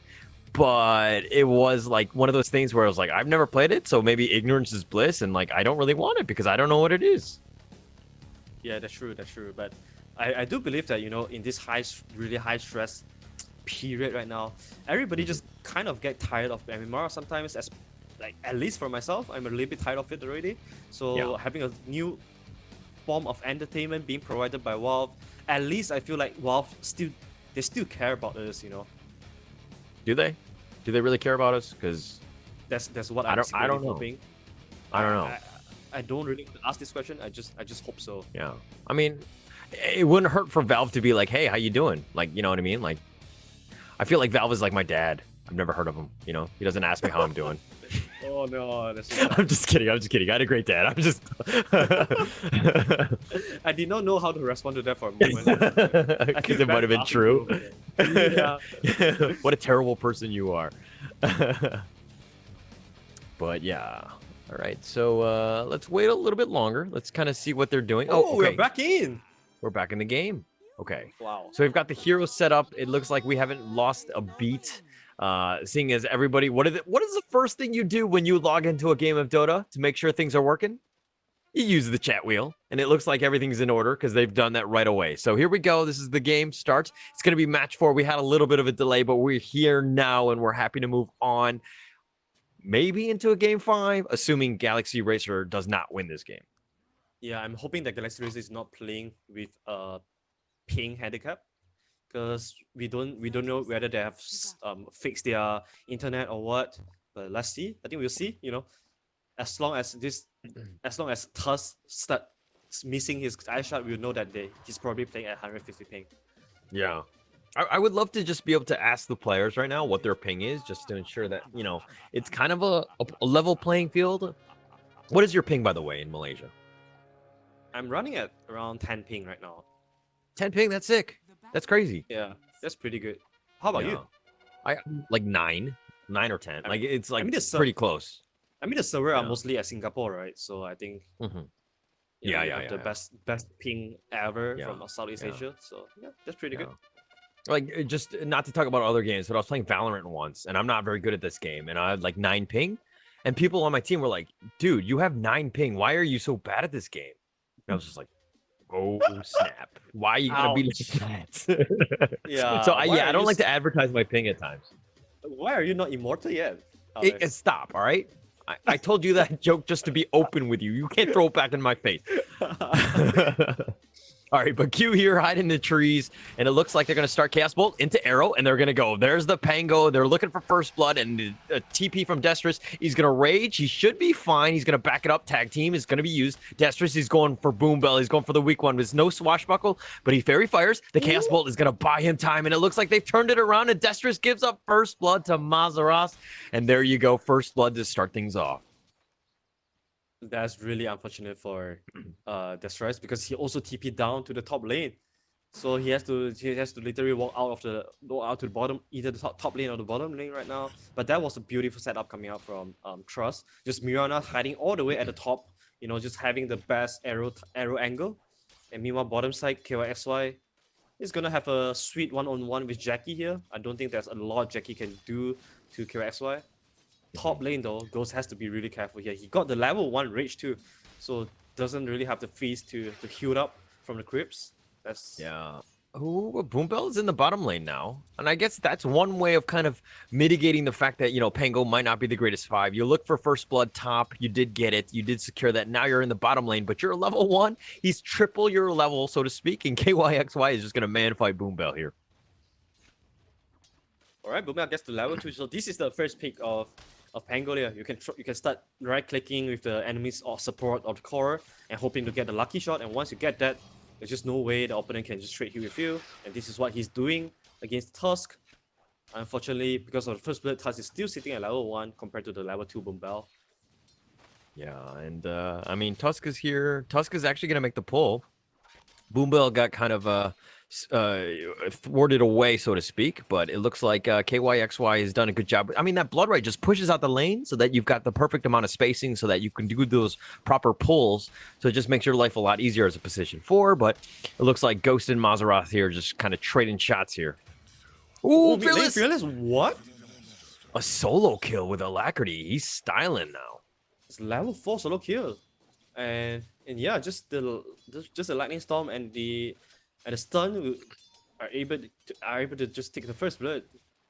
It was a level 2 Lightning as well, so you must have Fearless probably just make a big mistake there. But yeah, this kind of kills you don't really afford to give it out to the last track because this hero relies so much on net worth, relies so much level. Solo kill like that can really just speed up the pick of this hero. Yeah, you don't want to let Leshrac get out of control. Like, that guy just peaks early. And, I mean, once he hits that level 6, that Pulse Nova does a lot of work. So he does need to be a little bit careful and ensure that he doesn't make any more mistakes. He does need to be careful. Destrus, meanwhile, at the bottom side, did not manage to get a pull. So, KYXY, like what you say, he's constantly pushing the wave to create the spacing for Disrise to pull the wave. But Boom Bell has been doing a pretty great job in interrupting that. So, Jackie, so far, has gotten an uncontested farm. Compared to the Lifestealer, this Ricky is having such a better time. Yeah, 21-5, and he's like, look at these, like, perfect under tower, doesn't really care, but they killed the Pango, and I mean, Pangos are, endangered species right now, so a little unfortunate there. Oh, he dodges it, he's got the chains, but the Invis is there, and that's why Alacrity turned it up. Nice rotation here. Oh, Destroys. They found him, and they've got him sharded up. Fearless, not level 6, but the Swashbuckle, and they do have him, but the power shot just comes out of nowhere, and 343 will secure that kill. And it looks like they're going to look to turn this one on Q. And, yeah, that should be the end of that. Yeah, this support rotation are just amazing to watch. I wish I can see this in my pubs as well. Just, supports rotating to the 4-minute bounty rune, power rune. This is something that can really change the dynamic of how your mid lane is going. So any support players out there, you definitely want to do this more. Every single power rune, you want to at least try to secure it for your mid laner. So I, as a position 4, will not secure the rune for you, but I will definitely ping it out for you. So that counts, right? Pulse Nova here, level 6 versus the 4, and he's just going to run up on Fearless, who's only level, oh my gosh, level 4, right under tower. Alacrity don't care, and he's going to just take that kill. Wow, this is a third death for the Fearless in just 5 minute times. Boom Bell, is he going to get a solo kill here? Disarm? He's trying to, but Destrus is here. They're going to look to turn this around. They got the shards, the tag team as well, and they've gotten a second kill. Destrus coming in as a support and secures that kill. Yeah, I'm liking the support rotation here a lot. They're constantly playing with the stronger hero. They're always identifying, who are the most explosive hero on their team, and they just always play towards them. And this is really working well for Galaxy Racer so far. Almost level 7 last strike against level 4 Ember Spirit. There's no way Ember Spirit can lane anymore. If you catch a Split Earth, you're most likely dead. Yeah, you're dead. And also look at the supports coming out from Galaxy Racer once again. 343 TPing down bottom, TPing down just to refill bottle and try to secure the runes once again. Yeah, Alacrity's just having a field day. And here comes the snowball. Fearless. The TPs are underway, but Power Shot is there. He's about half life. Boom Bell just TPs in. But really, level 3, not much you can do as a Pango here. And Alacrity, you pick up the other illusion. And just, again, the rune control has just been on point. Even KYXY has made his presence known. And it looks like they're just going to push this mid lane, especially with this Pulse Nova that Alacrity is just kind of running up on people. This is a really good move in utilizing their pick. Ember Spirit, he's only level 4 now. There's no way for him to recover into the lane. That's why they are constantly putting pressure onto the Ember Spirit. Also forcing the supports of Motivate Trust to just hold the mid lane for them, for the chorus. So all of a sudden, CK in the top lane, he lost his lane partner. Bottom side, Jackie as well. All Jackie does is farming. So Galaxy move right here, they're trying to win 2 lanes at once, which is the mid and the top lane. Yeah, I mean, they're doing a good job of that, but the arrow does connect, and the Bloodright will actually just kind of zone them out here, and they're just going to continue to focus on that tower, and Alacrity doing a lot of work. The Swashbuckle doesn't end up disarming KYXY, but through this all, you're leaving Jackie alone. Is that the right call? Well, you have to pay price for everything you want to do, right? So you shut down Ember Spirit, it means that you have to give Jackie a good lane as well. But Jackie, he's also feeling the pressure. He actually TP'd to the mid lane. He's going to contribute to his team. And KYSY, knowing that, instantly TP to the bottom just to soak up the leftover experience and net worth too. They're not forcing this mid lane too hard. So this TP from Jackie means nothing right now. Yeah, they got nothing out of that, and plus now you've got 2 big cores in the mid lane, Pulse Nova there, and that's not really a hero. Oh, Jackie's going to move into position. He's level 7, though. I believe that's a sentry on the ground, so they could be able to see him if they wanted to, but Fearless is not even level 6. If he hits 6, I mean, he can maybe triple Remnant, get Jackie on top of him as well. You can probably make a play, but seeing he's not even level 6 at this point, this is a big worry by MTG. Yeah. And the fact that he TP'd to the mid lane, trying to get involved in the team fight, it means that he has lost a lot of farm in the bottom side. He will be able to farm at least 3 waves if he did not TP down to this lane. Jackie blinks at least for 343, which is definitely an easier target than Alacrity on his Leshrac, but. Yeah, he really needs the items. He needs to start carrying this game. Like, if he got, he just prioritized, he put his head down, just farmed in the bottom lane, and maybe just got, an early diffusal or something like that, I feel like there would be more of an impact in this game. Yeah, definitely. I'm not too sure with the TP decision there. I think it's hurting his early game a lot. Oh, but Jackie's running after Ghost. They're both level 7, and he probably should just infest away. He finds the right one because it's going the right under tower.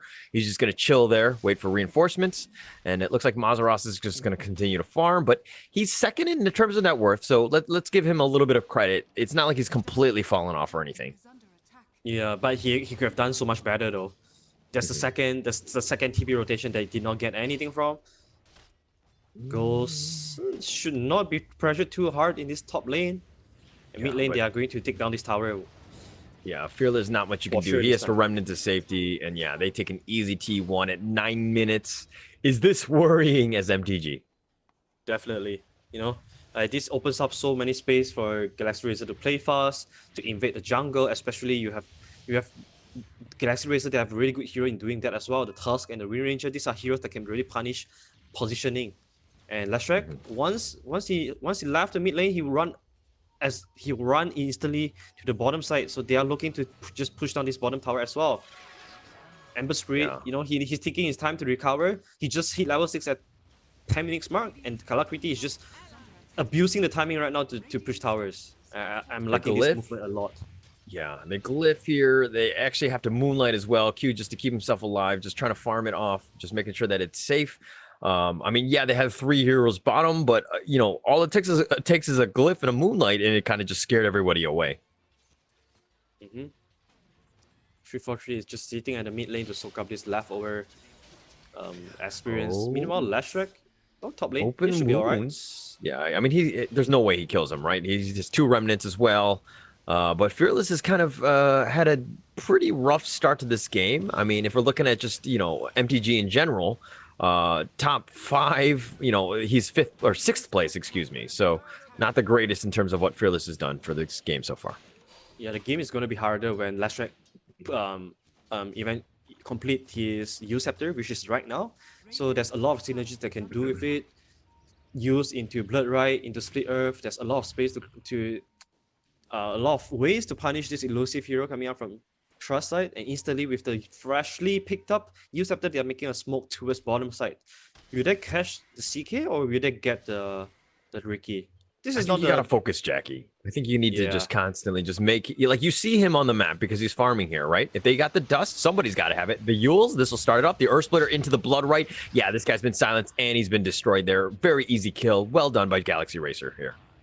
They also have the heads up play as well, just passing Lashrak the dust, so that whenever Lashrak, he's the one initiating, so you can always pop the dust into the use. But that wasn't even needed as well. So if they are managed to get down, take down this tier 1 tower, that means like so much gold injection into the team. There's so much space for Knights to farm, for Lashrak to farm, and I'm starting to get worried for Motivate Trust here. We talk about the how important Lashrak is in this game, and it seems that Lashrak is having the best game so far in this series. I mean, just the amount of pressure that hero provides, right? Without like a pipe and without some sort of way to kind of just mitigate what he's bringing, like he just literally runs at you. Like it's not difficult to play that hero. Just as long as you've got the levels, you did not have a disastrous laning phase, and he actually came out very strong in the laning phase. So it's been super rough for MTG to make anything happen for him. Yeah, this is why MTG, if they want to do something, they have to group up and try to just outnumber Galaxy Razor. But we'll see if Galaxy Razor want to deal with this. They're smoking to the top lane. There's Envy rune on Fearless, so we did run into the Envy Fearless. They're gonna, I mean, the smoke has been popped. They have it, and so they're gonna move it, and they're gonna flank him from the side. They do have a nice shackle on him, and Pengo goes down, as well as Mazaros. And here comes the snowball. They've got it up on Fearless though, but he remnants all the way down, and the snowball goes downtown as well. They don't have vision because of the moonlight, but they're trying to find Jackie, and that's like the biggest target. If he walks under a sentry, if he kind of gets anywhere close to the tower, maybe. But yeah, I think Jackie's gonna be fine here. Yeah, they're running as if they know where Jackie is going, but they actually didn't have any reveal. So, but that was a pretty good tower defense, though. Motivate Trust, they tried to outnumber Galaxy Razor and try to just take down the first tower of this game. But Galaxy Razor says, no, we are in control of this game. You are not going to just freely get our towers away without a fight.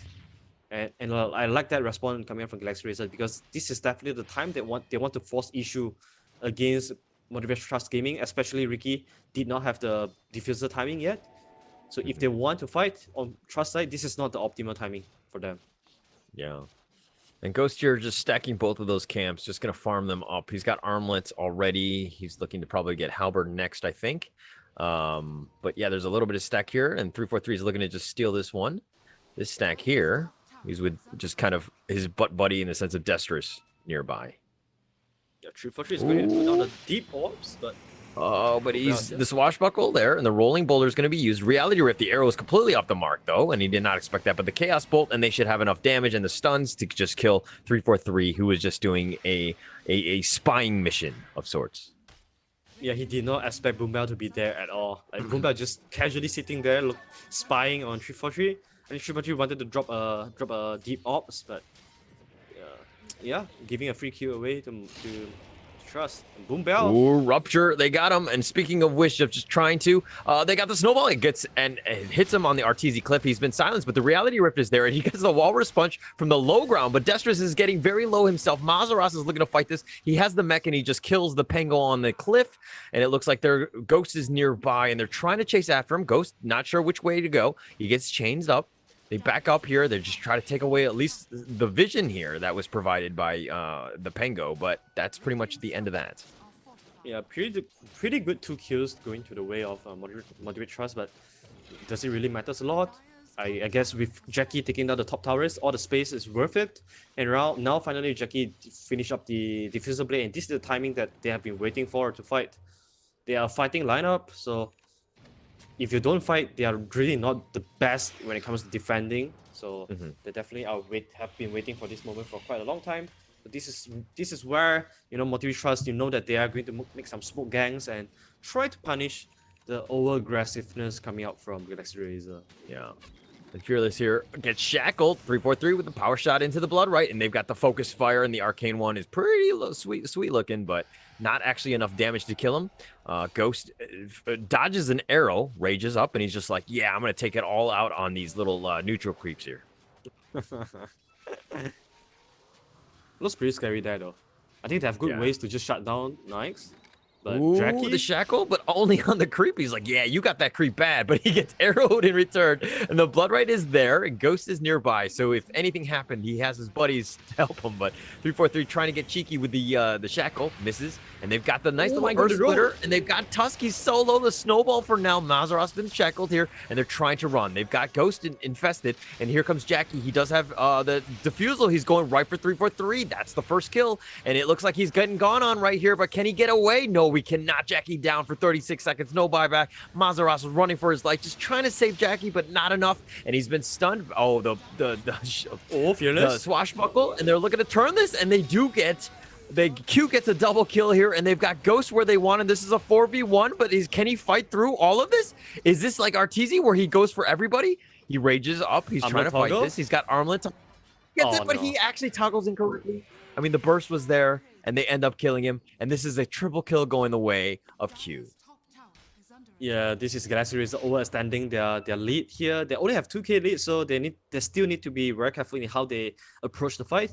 But Q definitely coming in with the very clutch arrow just to bring down Lashrak. Lashrak was about to kill Fearless, but he got arrow, so his Split Edge didn't land. So that was a really clutch play coming out from Q. Once again, Jackie top lane. Going right for 343, and that's just the target. It's just going to keep happening over and over and over. That's like one of the easy prays. Yep. There's no 4-star from anyone just yet from Galaxy Razor side, so Ricky still have a lot of windows to get solo kills like that, but Galaxy Razor, I assume that, you know, the dual supports want to stick around with each other so that they can provide the protection for one and another, and you definitely want to buy more sentry right now to just bait the Ricky to go into the sentry range. I think they just got to litter the map with sentries. Just make sure that they don't get cut off like this, because again, Jackie's, you know, not just going to farm creeps, he's going to farm heroes at this point. So you got to be super careful here. And it looks like they're trying to make their way. Their target number 1 right now is Alacrity. I mean, that's a pretty big target if they can get another kill on him. Wow, Alacrity gets one of the best neutral items as well, the Philosopher's Stone. You know, this hero already is a naturally farming pretty fast hero, and on top of that, he has a Philosopher's Stone. That's going to help him get to his BKB timing so well. So I assume if he doesn't die now, he'll have like a 20 minutes BKB timing, and that's going to be so crucial. Looking at MTG Trust lineup, you know, you have this rage from Lifestealer, you have BKB from Lashrak. You'll be able to mitigate most of the spells coming out from the Radiant side. And if we're looking at it, I mean, Galaxy Racer had a pretty huge advantage, right? They started off the game pretty strong. They were doing it. But if we're looking at it now, it's 11-10. It's a 1K net worth lead, you know, which is, you know, definitely within reason, and it's nothing to worry about. It's pretty much a coin flip here. So MTG need to kind of put the pressure on. You've gotten a pretty big power spike with Diffusal. You need to make heroes pay, and you need to start ganking people. You need to ensure that, you know, this Life Stealer doesn't get that next big level or the next big item, which is going to be MKB. Oh yeah, definitely. Yeah, I think Motivate Trust, they have a lot of good tools to really catch someone and just burst the guy down. But it's all about execution now, and that's why we are seeing two teams. They are going to run into each other. Ooh, they have the Infest. KYXY is trying to bait them out with a rune. He's been chained, and he gets the rolling boulder. That's the start, and the Infest bomb has happened. Alacrity's there. He's got the tricks of the trade, and they were kind of slowing him down. The snowball is there. It's going to be targeted onto Q. The mech Greaves, I believe, has been used, but they actually didn't find him. Alacrity gets solo. He's Yules just to defensively keep himself alive. The tricks of the trade, but the arrow is there. Q has been on point, and they've gotten two heroes, and all at the cost of Mazaros. They've got the other two heroes chained up. They're going to focus on Ghost here, and they're going to try to fight this, but Ghost again just trying to armlet tackle through all of this. He ends up killing Boombell again. Is this the RTZ Lifestealer? He's been able to armlet tackle through all of that, and he completely turns this around. He thinks that he's at a disadvantage being outnumbered, but no, he's actually the strongest one, as they've gotten 3 kills versus 1. That was a 4 versus 1. You know, I mean, of course, I'm excluding the Wind Ranger, but that was a 4 versus 1 situation, and then he just turned and then fight. The 2-man striker coming up from 343 was crucial as well, just stopping the two heroes from Trust to just pumping in the damage onto Nyx. That definitely helps Nyx to buy some little bit of time to just turn that around. But yeah, it started well for Motivate Trust. You know, just to take down Alacrity really quickly. You can really tell that Alacrity, this Last Strike hero, is so squishy without plate meal, without the BKB. He still dies to all the magic bursts coming out from MTG. So Last Strike, he really needs to, you know, just chill for a little bit, wait for the BKB to pay up, and then go into team fight after it. Because right now he doesn't get to pump in all the damage because he just dies so fast. Mm-hmm. Yeah, I mean, he has the money for it. He just bought out. He doesn't have buyback or anything, but he has BKB, so it's going to definitely help him in the next fight. But if we're talking about from where he started to where he is now, right? He had a great lane. You know, he was dominating. He was level 7 versus the Ember 4. I mean, he was just completely owning. He was taking towers all over the place, but then he hit a brick wall. Like, he's really suffered. He's really slowed down. If we're looking at even in the net worth, KYXY has actually overcome him. Yeah, I mean, you know, Last Strike is a snowballing hero, but MTG, they also have pretty good heroes against Last Strike, you know, with all the early magic bursts. That's why Last Strike feels like, even though he has an early lead, it feels like he's still very killable when it comes to mid-game without a BKB. And this is why he has been a bit reluctant in extending himself more aggressively on the map. And I think that's a smart choice as well. But this is of course not optimal because it also gives Jackie a lot of time on the Ricky to farm out his item. And this is MTG another time making a smoke into a smoke, and it instantly got popped, and they realized that they're at the high ground. They got the chains, and they've got the nice little smoke screen into the Infest bomb. The split earth is there, the power shot, and Alacrity turns off his BKB, and that's the reveal. The snowball is going to go forward. The leap to the low ground. Oh no, just Boombell just going to swashbuckle back. Q then leaps to the ground, and they've lost 2 for 1, but they killed Jackie in return for both of the supports. Oh, that went better than I thought it would be. That's the first BKB appearance, and they only dropped Jackie. They got 2 support kills as well. I think that's acceptable for Trust, because that was the 10-second BKB charge from Last Strike, and getting only 1 kill, they're definitely not satisfied with that. Yeah, definitely not as much. But to be honest, going, you know what I mean, like, you smoked on the low ground, right? And then, you know what I mean? Like, it's super dangerous. Like, those are the moments where you're kind of thinking, we need to have smoked on the high ground or someplace a little bit safer. And then, you know what I mean? Because, like, instantly it was revealed. And that could have been a disaster. Oh, yeah, that could have been so bad. You know, that was the choke point as well for Pangolier to just come in with the perfect Rolling Thunder. But thankfully, you know, they got the Rupture onto Ricky, and they panicked a little bit, and they had to retreat a little bit. So that didn't turn out too bad for Galaxy Razor. Just the 2 supports dying, that's okay for both sides, I think. Of course, not the optimal one, but acceptable. So this is down to, you know, MTG they just used 2 smoke gang. It went well for them, and this is where they just chill down a little bit and try to farm up. But I feel like Galaxy Razor, this is the time that they want to do something though. I feel like the game is a little bit too slow for the Last Strike to play right now. Yeah, like, you know, this is like, okay, he's like kind of like a Pugna to me, right? Yeah, he's pushing towers. Yeah, he can create all this chaos and just like dominate in the early lane, but like he falls off, right? And that's kind of my struggle with these type of heroes, is that like you have to play perfectly. When you have your advantage and you know you're going to fall off, you need to ensure that you win that phase, right? You need to win the game in that time that you have that window. And if that window closes, you're just pretty much a position 4, position 5 at this point, and you're really not contributing much. Oh yeah, exactly. This is what Neon has been struggling, and this is kind of the strength of Trust, right? Because they always seems to have a good understanding of the pick of the enemy hero, and they always have ways to just stop the enemy from reaching their pick. So I feel like this is definitely Trust playing to their strength, and Galaxy Razor playing into Trust strength as well. So yeah, all right, this is gonna be tough. They need to look for these opportunities, these windows for them to advance the game, to get into Roshan, to get into towers. This is MKB completed on Nyx, so this is where Nyx is the strongest right now. 14k gold lead. He's 3k ahead of the highest on Trust side, which is Masaros, ironically. So this is where they should get comfortable in at least taking down some towers. All right, Jackie, though, he's had Diffusal for quite some time, but he just picked up the Manta, and he's going to be going BKB. Is he ready to fight Ghost at this point? I don't know. I feel like if you're talking about man fight, you are fighting into Last Strike, into the Nyx, still not good, but that's why you need to play your team fight well. Yeah. Oh, rolling boulder. Here we go. The blood right. The arrow is going to be just deferred with the BKB there, and they're just looking to focus Mazaras, who's taking a ton of damage. He goes down. He's down with no buyback, and they're looking to turn this up. The Pulse Nova is ticking up on Boombell. He swashbuckles, but he doesn't really have the next cooldown on the splitter. This is actually going to connect onto him. He's going to try to keep himself alive, just hide in the corner, but the Moonlight not doing enough, and he ends up getting killed there. And it looks like they're going to turn their sights onto Jackie, and they get a nice shackle, and they're going to look to turn this up. The splitter just there, just in case, but they've secured that. It's a 3-1. Yeah, I mean, there's no for Trust, it's very hard for them to just go 5-on-5. They have to play this smart. They have to play their team fight 3-for-3. Oh, he's so low, but he's been infested and he heals up, and that's one way to get back into it. Q, he's been wounded, but he's just gonna back away. He should be fine. But oh man, that was not a great fight for MTG. Yeah, I mean, once Alacrity popped the BKB, he would just be running around freely. There's really no threats when Alacrity pops the BKB. There's nothing that goes through BKB, so really no answer for Alacrity just yet. What they needed to do is probably just catch Alacrity off guard and try to finish him off before he gets to open the BKB.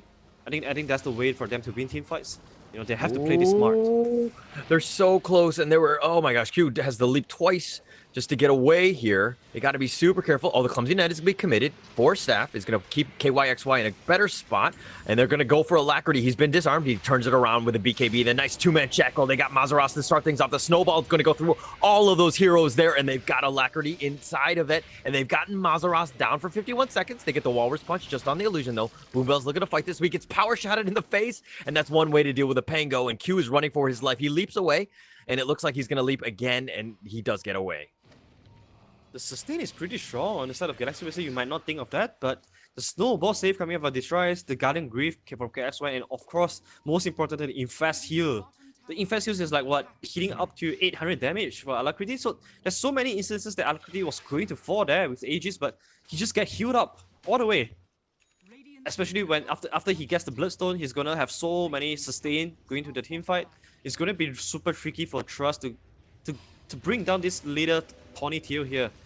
Not to mention you have Nyx that is pretty crazy out there, just constantly hitting you. Yeah, I mean it's super rough. It's difficult because I mean Ghost is so on point, and he's just turning it up. He's just gonna go run after him, but the shards, he gets forced to staff a little bit to the side here, but they're just gonna turn their sights on this T2 mid here. Yep, Basher up now on Lifestealer, so no way for Ricky to just man fight Lifestealer.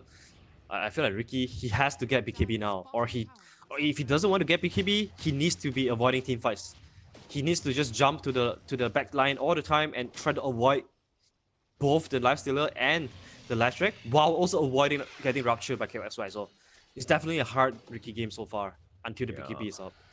I mean, he's got Basher. I'm talking Lifestealer. He's got Basher already, MKB, Armlet. This guy is a beast. And this is why they picked it first phase, because they realized that this hero is super strong once he gets his items. And, I mean, they've been having a great game throughout. I mean, can GXR close out this game? Yeah, that's the question that we are all asking ourselves. You know, it seems like GXR, they are having a pretty decent lead right now. At least the item might, you know, it's only 3k gold lead, but if you talk about team fight, it feels like there's no way Trust can just out team fight Galaxy Razor unless they play this really fantastically, because of the hero, the nature of the hero, the BKB timings as well. They're moving around. They're going to move to the 30-minute mark. The Bloodright is going to be Oh, the open rage with the swashbuckle. And, oh, man, he's been ruptured. So he just kind of stood there. And this is kind of why, you know, Pangolators are extinct. Or endangered, excuse me. Yeah, but at least he has a Lotus up, you know. He's not as poor as I would imagine him to be. He's actually above both Ranger and the Tusk. So really thanks to the ability for him to show off waves.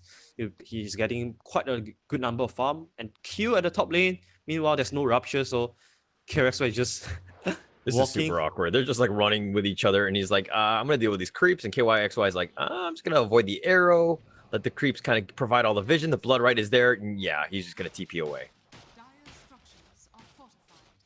And Ghost is just one recipe away from completing the Abyssal Blade, so no more running away from Lifestealer anymore. This is going to be a pretty scary Lifestealer, and you know, this time around, Trust, they don't have like a really hard carry to deal with the Lifestealer. They don't have a TB, they don't have a Faceless Void or Swan, so I don't know when is the best timing for them to really take a fight. It seems like taking fight team fights, it should be out of the option. And maybe, you know, just picking off side lane heroes will be something that they should be looking for. And bottom lane, last track.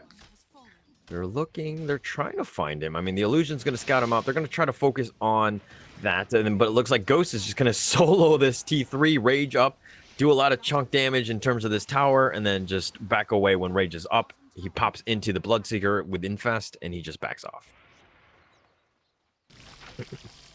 This is a patient game now. Like Galaxy Razor, they have to learn from the first game versus a droid. You know, like this is the do or die game. You don't afford to make mistakes because the game is so close. Even though it feels like Galaxy Razor are having most of the control of the game, but still the net worth lead, they didn't get to enlarge it too much because of the skilling ability from all three cores of Trust side. Yeah, I mean, like I feel like they're trying to do what they can, NTG. That is, I mean, if you're looking at Mazaros, he's pushing the bottom lane, just trying to create a little bit of space, but not even able to get that T1 tower. I mean, Alacrity is just kind of stonewalling there and just completely defending it. There's really not much space or room for Ricky to get anything going. This is a tough game for MTG to find any sort of farm. Yeah, it's tough. The amount of farm they need to get is, you know, super risky. They need to go all the way outside of their base, like what Fearless is doing right now. But that's going to be super risky though. But at least if you die, you are able to create some sort of place, I guess. But Galaxy Razor say, you know, enough is enough. No more split pushing. We are going to group up now and try to just screen the map and force you out of your jungle. And this is why the entire team of Trust is just mass TPing top. They're just playing hide and seek right now. I mean, there's not much you can do. Like, you saw Boombell just take back the outpost and just, you know, TP away because he knew he wasn't safe. And they were just completely moving in Galaxy Racer, that is, and just rotating bottom and just retaking it. Like, they can't take any fight right now. Oh, Yules, they did find Fearless, and he's going to remnant back. He should be fine. Alacrity, a little bit of mistime with the split earth there, but power shot here, and the shards, they'll just kill some illusions. Aegis got reclaimed from Alacrity, so they kind of missed out the Aegis timing though. They didn't get to siege high ground, but they still managed to get all the outer towers. But is that enough though? Is this enough? Because it feels like, you know, the goal lead that they have is slowly getting smaller and smaller. Yeah, Q and Jackie and, you know, even Fearless right now, they're just pushing all of the other lanes, realizing that they really can't fight. I mean, they're starting to TP back now, but Glyph has been committed, and it'll push back at least Alacrity. Ghost doesn't care, and he goes with the Abyssal. He goes right in for Q, and Q getting very low. He's going to use the mech, but he does get killed by Alacrity. He snipes him out with a little the Pulse Nova, and then he's going to back up here. He's been infested, so they have a little bit of speed. That Disco Pony is super fast. Boom Bell is trying to find them, but the Rolling Boulder, he's not going to fully commit to this, especially since it's going to expire. Infest Bomb right back out. Buyback from Q. Smokescreen just slowing him down, trying to do what they can. They get the Chaos Bolt. The arrow is actually just going to hit the creep, MVP creep. And they get the T3, and there we go. That's going to be the Phantasm. This is the CK ult with the Ags, and they pull him back. They found 343. They do get the stun, but he runs all the way to the high ground with the wind run, and they've got the Walrus Punch. And they're all fighting throughout. Alacrity's there. He's got the BKB. He's turning it up. He's going for Mazaros. They do have Moonlight, though, so they should back off here. But they've gotten Ember, and he has to buy back. He goes right back in, and he's trying to find something. He's remnants it forward. He's trying to kill Alacrity, who's been forced in chains, but he's gone too far and Fearless, and that's a die back there. And they did not kill a single hero. The arrow is going to connect onto at least Wind Ranger. They've got the snowballs in Mazaroff. They did find somebody, but it's only 343. And at what cost was this? Jackie's there. He tries to fight. He gets the smoke screen. He blinks back, and it looks like Ghost doesn't care as he's going to focus on these racks. And he gets in, and Boom Bell back with the rolling boulder. And Jackie here, he does get. Oh, he's going to get low, and he does get killed. Is the back too? Back, and this is looking bad. Boom Bell swashbuckles away. He's trying to keep himself alive. Heal back up, but it looks like they're just going to take the racks, and they're going to go systematic from bottom to the middle, and then probably the top. This team fight is so beautiful to watch. You know, there's so many saves coming out from these tries, the 4-star save as well. All the heals coming in, the infest bombs, and all the shackles are like, this is why, you know, Wind Ranger can be on the post 5 shackle, because as long as you hit one crucial shackle, it doesn't who cares what post position you are on, right? As long as you hit those really crucial shackle, that, you know, Ember Spirit is so tough for Ember Spirit to dodge all the shackles, and one shackle that hits on you, 3 seconds done, that's all it takes to kill down, to bring down such elusive heroes. So this is most likely going to be Mega for Galaxy Razor, and this might be the opening that they are looking for to just end the game and take the championship home. Like, the Blood Right is there, so you can't even go near them, right? And they completely zoned you out, and they just focused on they got every single racks. They went from bottom, middle to top, and they got all three, no symbol, like no issues, no fighting involved, right? They just they couldn't fight, right? They didn't have any of the heroes now, and I don't even think MTG can deal with mega creeps. I don't think so. There's no Battle Fury. I don't know if there's Maelstrom, because I don't see it on Ember so far. And we talked about, you know, we asked this question: will Ricky go for the Battle Fury? He didn't. He went for the Manta. And honestly, after that, I don't even see what are the items that he has, because he has never joined teamfight at all. Like, for the past 20 minutes, they have all they have been doing is just to split push. It's just to buy time.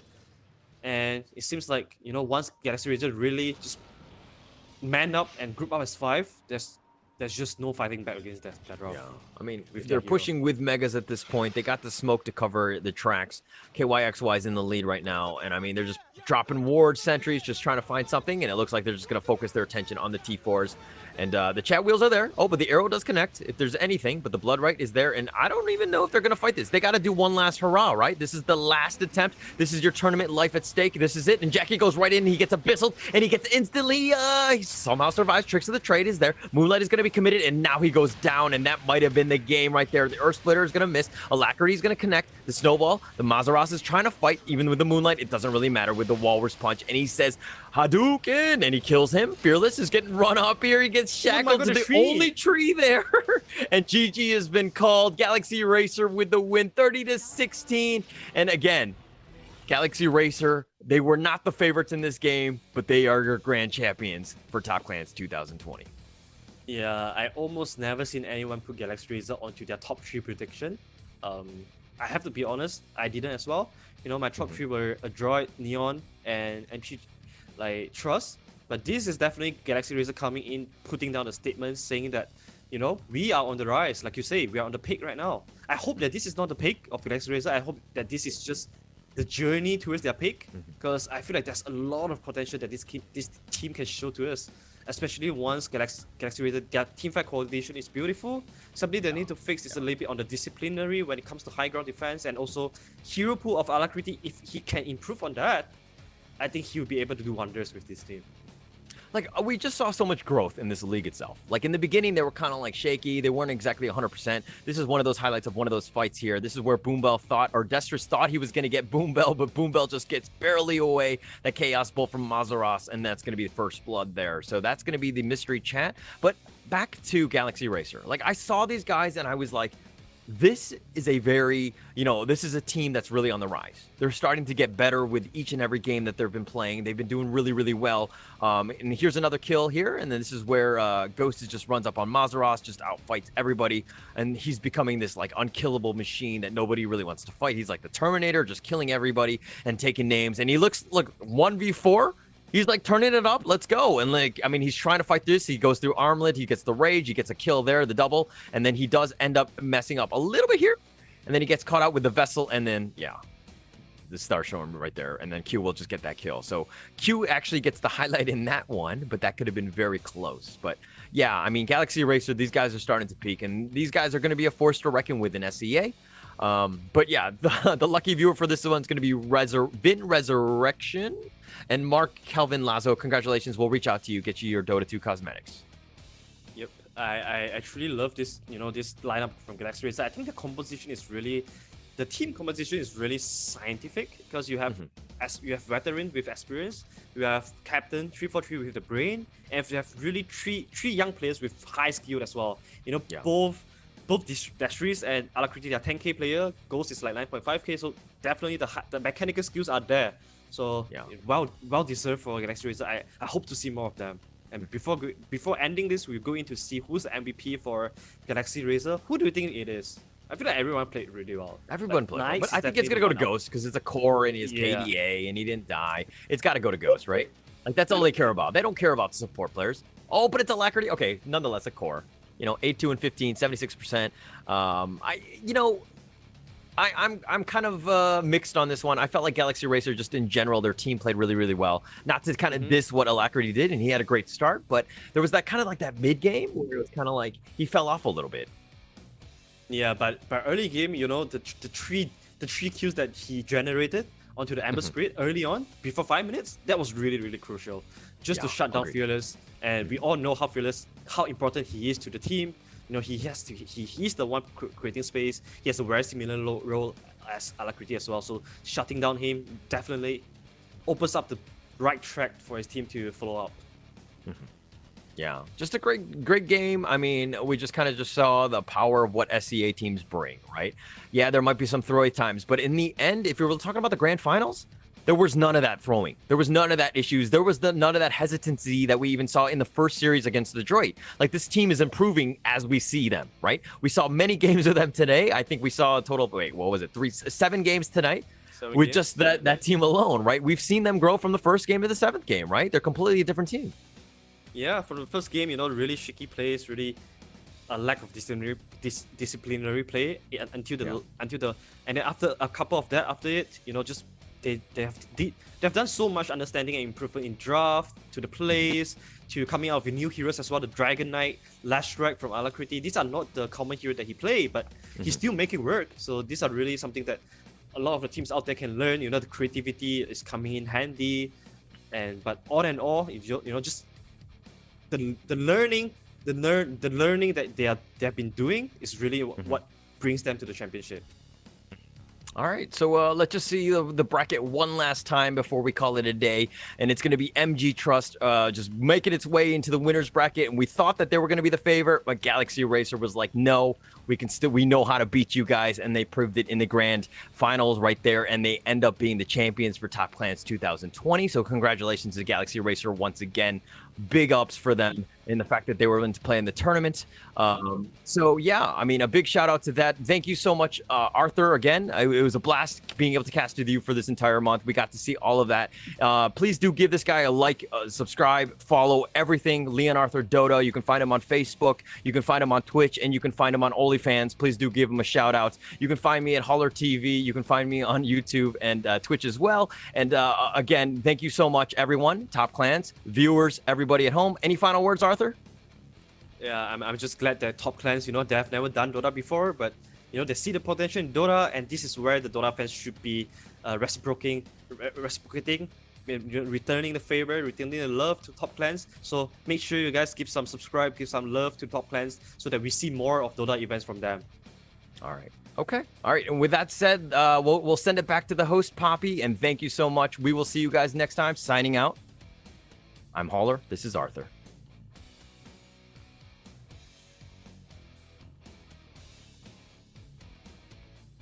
Thank you, casters, for bringing us such a wonderful game today and for the past few weeks. At the end, we would like to thank the support from all our partners, EGG Network, AIS Play, Kumu, Lazada and Lazalive, Likey, Nemo TV, Twitch, TikTok. For local productions supported by InstaFeed, Asian Galaxy, Revival TV, Systec, V Esports. Our telco partner, Cellcard Play Game, and network support by UU Game Booster. Again, don't forget to follow our official Facebook, YouTube, and Twitch TV channels for all Top Clan 2020's news and surprises. Thank you all for watching today. We'll see you guys next time at Top Clans. Don't forget to tune in. Goodbye.